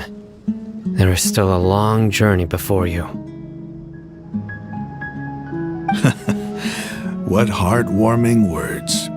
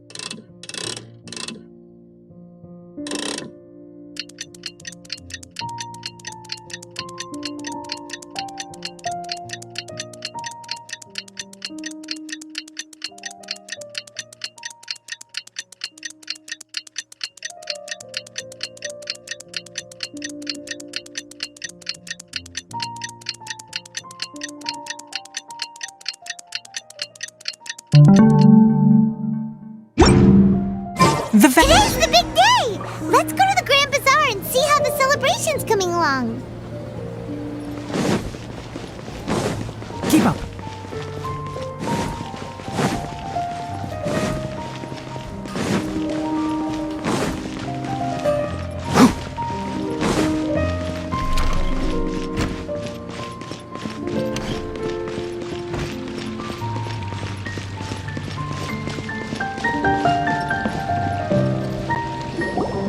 Everybody's already here. Looks like we're the last ones to arrive. You're here. Ah, there you are. Well, look who finally decided to show up. You look like you came here immediately after finishing up some work. I'm very happy to see you here. But we're not late, are we? It's just that everyone else arrived ahead of time. I propose that the last one who arrived be put in charge of today's speeches. Nah, there won't be any speeches today. Oh, really? Well, even better. Come join us over here. Let's share some great food and drinks, and chat about all sorts of fun things. Everything looks quite good. Wow! Paimon can't wait! Traveler, just look at all the delicious food here!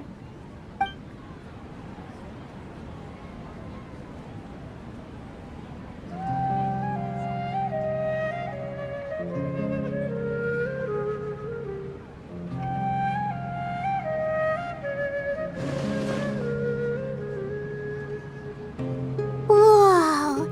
It's so delicious! Oh, this grilled meat tastes amazing! The food was specially prepared for you by everyone in the Grand Bazaar. And we have gifts that were sent by the residents of Sumeru City when they heard we were holding a feast. Everyone that came said that you saved Sumeru and wanted me to thank you all on their behalf. Feels kinda nice to be seen as a hero. I could get used to this. Being a bodyguard is also a hero's job. You've always been amazing, Dia. My lady sure has a way with words. Thanks. I'm glad to hear it. And I'm happy to meet everyone that participated in the great plan. Don't mention it. Come to think of it, we've really done something impressive together. It's unbelievable. We owe it to our abilities. And luck. Really? Why do I remember everybody thinking that luck was against us and feeling like we hardly had a chance of succeeding? That's how I remember it too. It's luck that brought us together, and it was luck that let us form a team. Then, it took even more luck for us to formulate a plan and implement it successfully. Moreover, judging from the results, everything worked out well. Yeah, everyone gave it their all when it mattered most. It was almost like a performance. We took the stage and put on our best show. Everyone played their part, and thanks to everyone's efforts, the performance was a great success. So, would you say we're good actors too? It's such a blessing that Lesser Lord Kusanali was able to return to power at the Academia. Yes! Even after being abandoned and neglected so many times, she's finally returned. Uh-huh. Lesser Lord Kusanali once used all her power in a great disaster, which resulted in her losing all her wisdom and memories of the past. The academia basically abandoned her because of it. This should be something everybody should remember. Huh?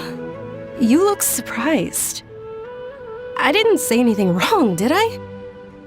No, everything you said is correct. That's good. Something wrong? Yeah, what's with that face? You knew all of this already. Even if those two giants of the academia are here, I still have to say it. Those sages really have some nerve. 500 years ago, Lesser Lord Kusanali used all her power for the people of Sumeru, and what did they do in return?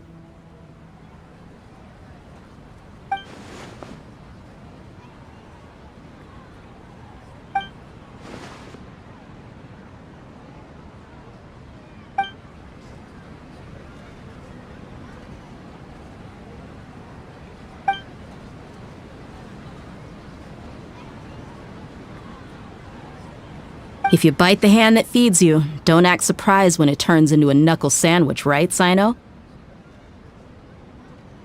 Perhaps I shouldn't say this, but their treatment of Lesser Lord Kusanali calls for a more severe punishment. You could simply tell Lesser Lord Kusanali that you wish to have Azar and his accomplices severely punished. I respect our deity's decision, and won't interfere in any way.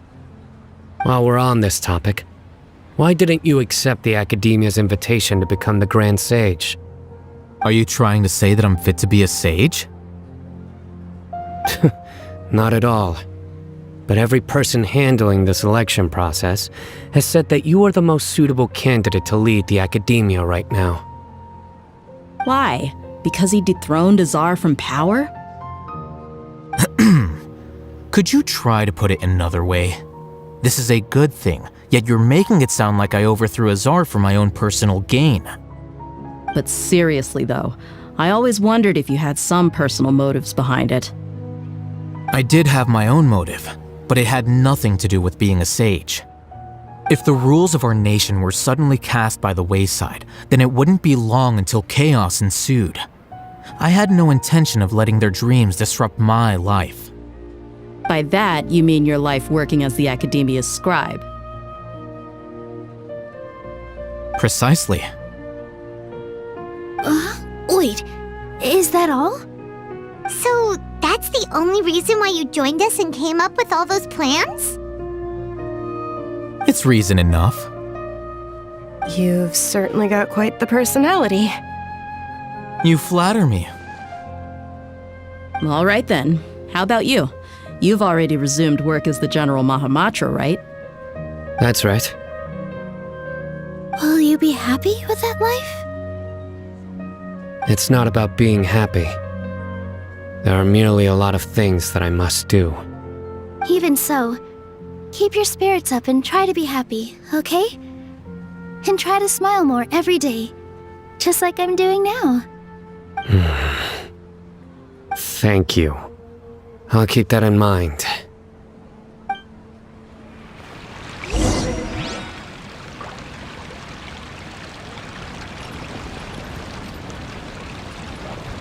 Ah, there you are, traveler. Well, how is it?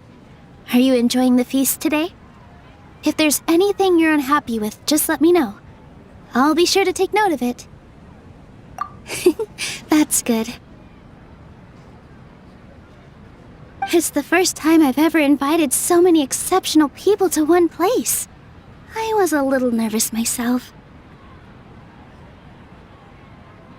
You see, every guest here is quite extraordinary. It's unbelievable that we've got everyone together here. Almost like a fairy tale. Make sure you live it up tonight. I'll be happy as long as you're enjoying yourselves. I'm honored to have her think of me this way. If I have a chance in the future, I would really like to invite her to one of my performances. I can't explain why, but I just feel elated right now. Thank you.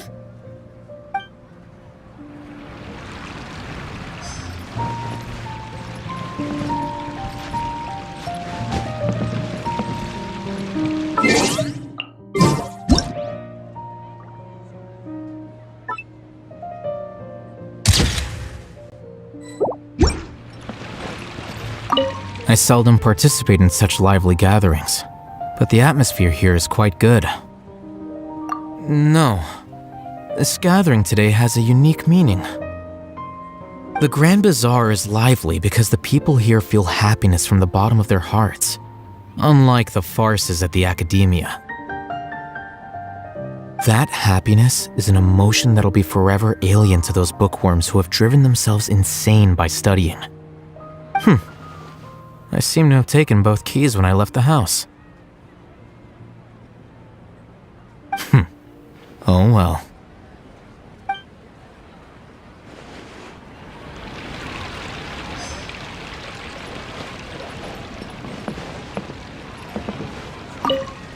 The atmosphere here is good, and everything is delicious.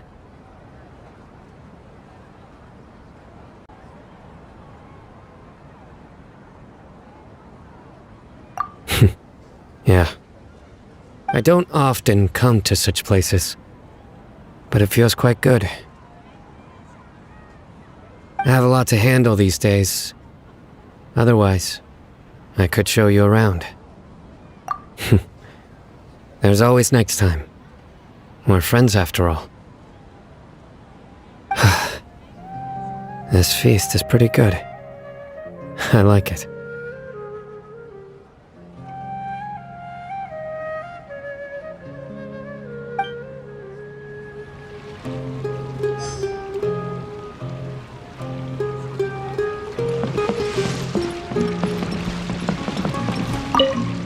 My lady, the grilled meat over there is delicious. Have you tried it? Yes, I also tried some fruit just now. Oh, they're very sweet. What an amazing place to relax. No wonder everybody likes to rest at the Grand Bazaar. You said it. Oh, look who else is here. Hello! Oh, I'm so happy Nilu invited everybody. Oh, now I have the chance to meet all the heroes. Hey, less of that polite chit-chat and more eating and drinking. The feast is about having fun, not stuffy formalities.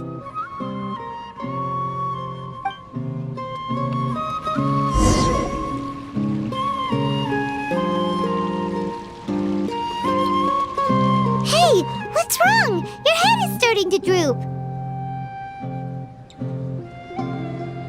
Hey, you can't just fall asleep here. Paimon will go find something delicious for you to eat. You'll wake up once you've put something yummy in your tummy. Of course, just wait here for Paimon.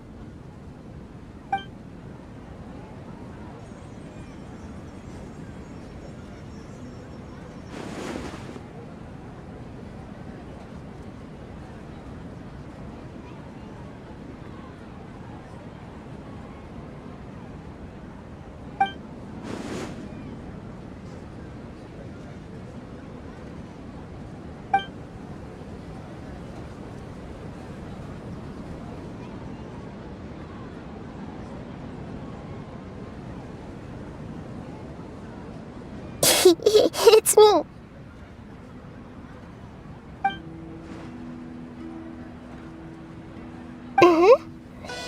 You may blame me for being a bit too self-indulgent. I was thinking about talking with you, and the next thing I knew, I had made a connection with you. The connection between us is amazing. It's like flora and the fence it grows upon.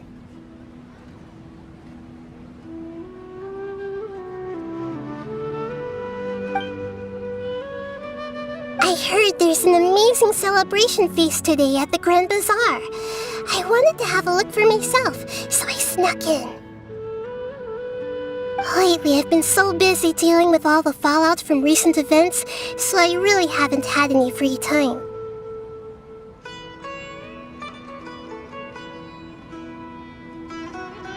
Although you've already helped me with a lot, there's still one more thing I hope you can help me with. Please say thank you to everyone for me.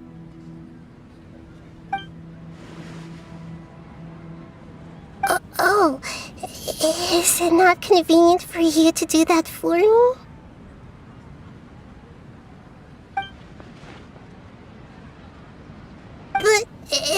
just show up all of a sudden, people will become all quiet and stiff, won't they? What if I end up scaring them and ruining this wonderful feast? That'd be the last thing I want.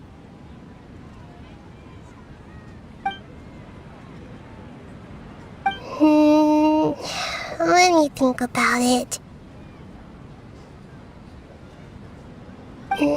Okay. Yes, I have.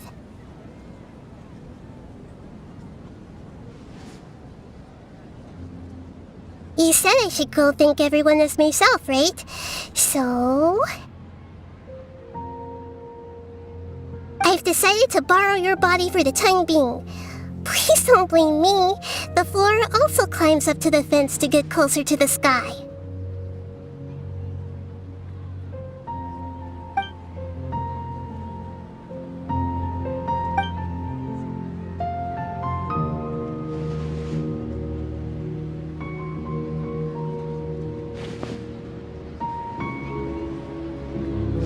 Everyone!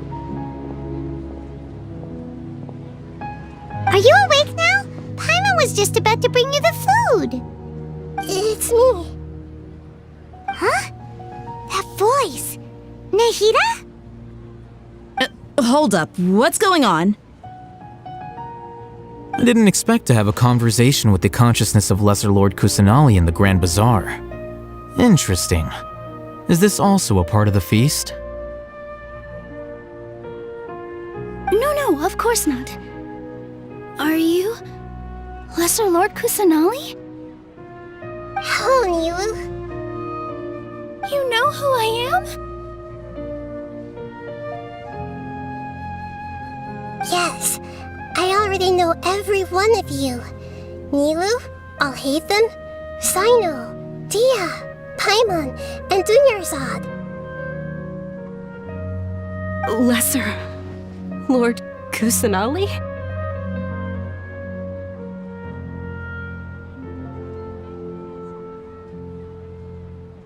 I took the liberty of occupying the traveler's body so that I could thank all of you in person.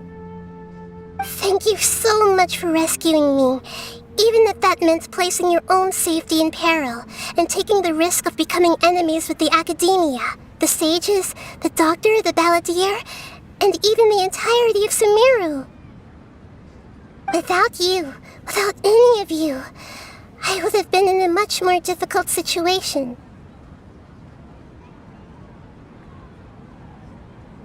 Had you not helped me to resolve the crisis, not only I, but Sumeru and even the entirety of Tevat would have suffered great misfortune. People refer to you as the heroes who managed to rescue a god. I'm quite fond of this name. It not only explains your identities, but also bears witness to your relationship with me. Please, allow me to present to you my most sincere gratitude.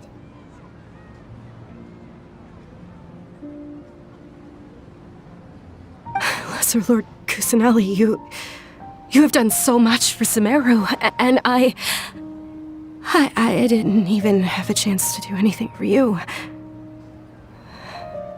You don't have to do this. Dunyarzad, the suffering you endured during your illness is also proof of you being with me and praying for me. Thank you. You don't need to be so ceremonious. It's always been my duty to protect you. This is how the relationship between the Academia and Dendro Archon should be. We just did what was necessary and set things back on the right path. You're an Archon, but you act so humble. You really don't need to be so polite with us. I'm honored to have been able to take part in this plan. I hoped you liked the dance I dedicated to you. Thank you, all of you. Thank you so much.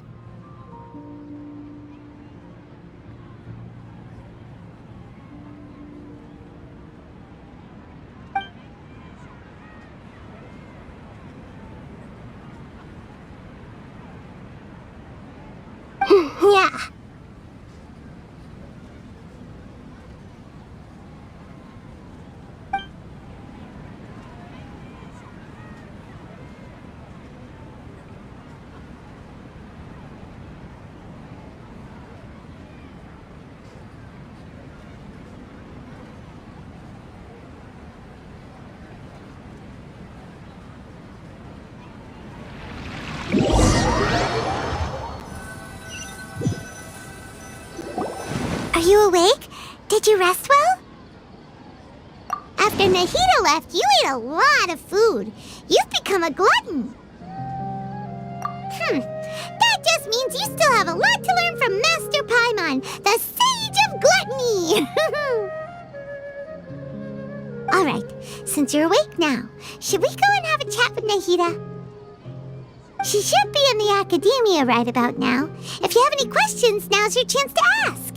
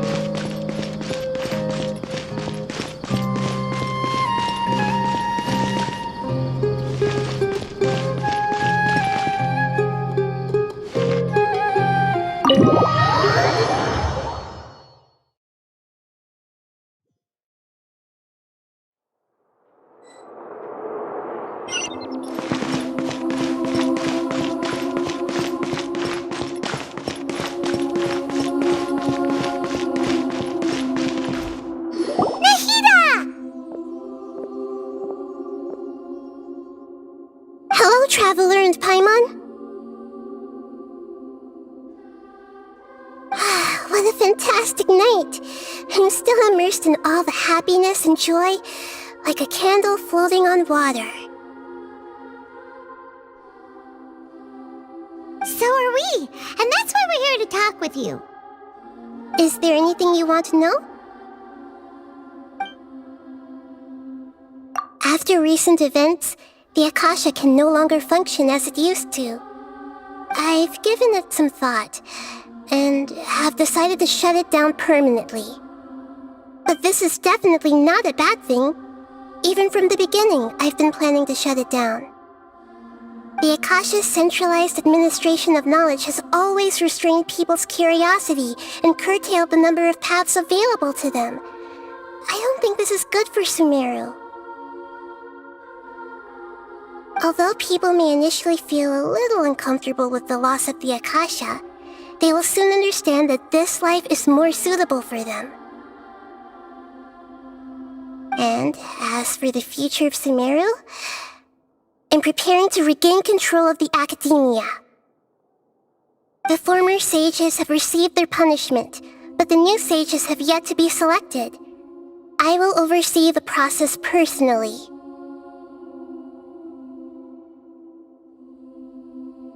I hope that the new 6th grade sages will be more focused on academics. Sumeru needs such leaders more than ever.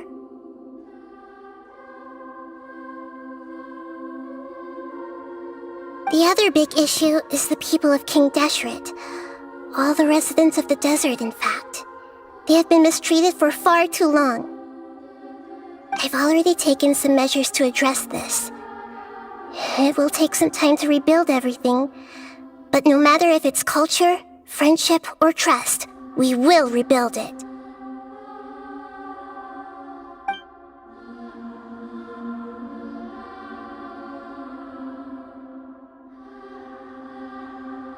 You mean, what happened after the doctor put you to sleep?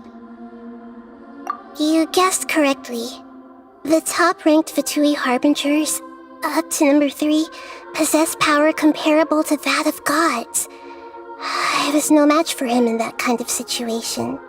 However, in spite of the bad situation, I still managed to make a fair deal with the doctor. I'm sure you remember the entity that changed your fate, the Heavenly Principles. In fact, the Heavenly Principles has been quiet since the Conria disaster 500 years ago. I used this point as leverage against the doctor. I told him that the Heavenly Principles may be awakened if I destroy the Gnosis. Although it's just a bluff, he still fell for it. I assumed that the Heavenly Principles wouldn't just stand by and let such extensive damage to its laws take place.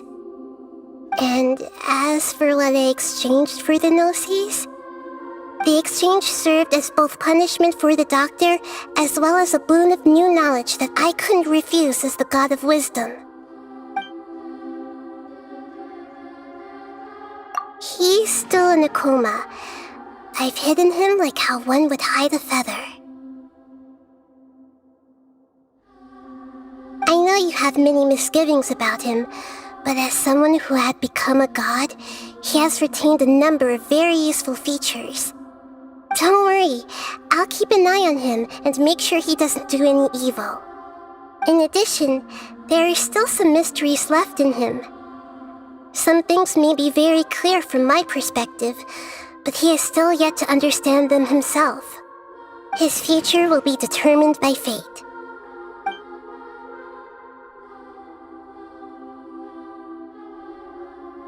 Is that where you're headed next? Fontaine, the nation of justice?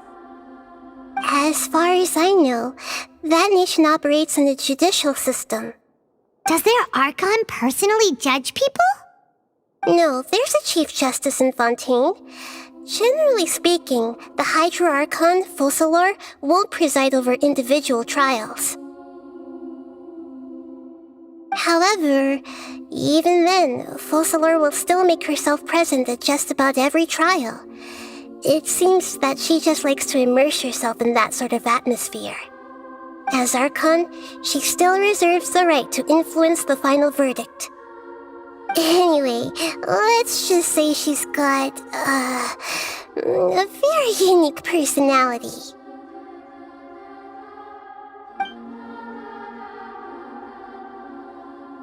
Are you sure? Isn't there something else you haven't asked about yet? Huh? You mean... About your brother. While you were resting at Gandharvaville, I took some time to perform an Irminsul search for information on your brother.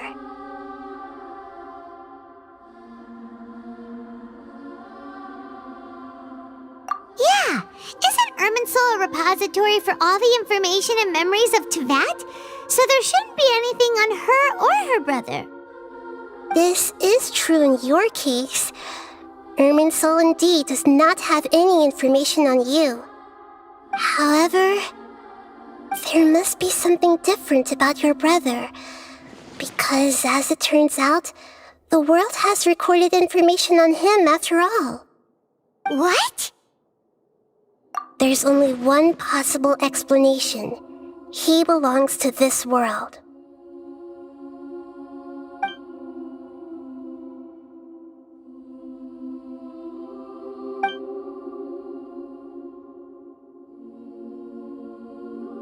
But nothing about this makes any sense! Wasn't this your first trip to Teyvat? According to the records I was able to access, your sibling suddenly appeared in Conria. After the Conria disaster, he began his journey through the 7 nations of Teyvat. But just as his journey was about to reach its conclusion, the Irminsul records on him suddenly become fuzzy. What do you mean, fuzzy? Did something happen to him? All I know for sure is that somebody, for reasons only they can know, is deliberately obfuscating his fate. And whoever it is, if they can do that, who knows what else they're capable of. But even that wouldn't explain how he somehow comes from this world.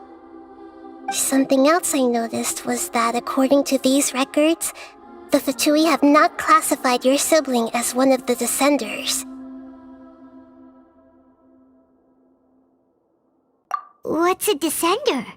Paimon's never heard of it. Look, I'm sure you must be curious about the information I received from the Fatui in return for my gnosis, right? A very important part of the intel was about this world's Descenders. External beings, ones that don't belong to this world. Traveler, you are Teyvat's 4th Descender. Huh? So the Fatui count 3 other Descenders before the Traveler, and her brother isn't even one of them? That's right. My current hypothesis is that the first Descender was likely what we now call the Heavenly Principles. As for the other Descenders, I still need to verify their existence. It could take me some time.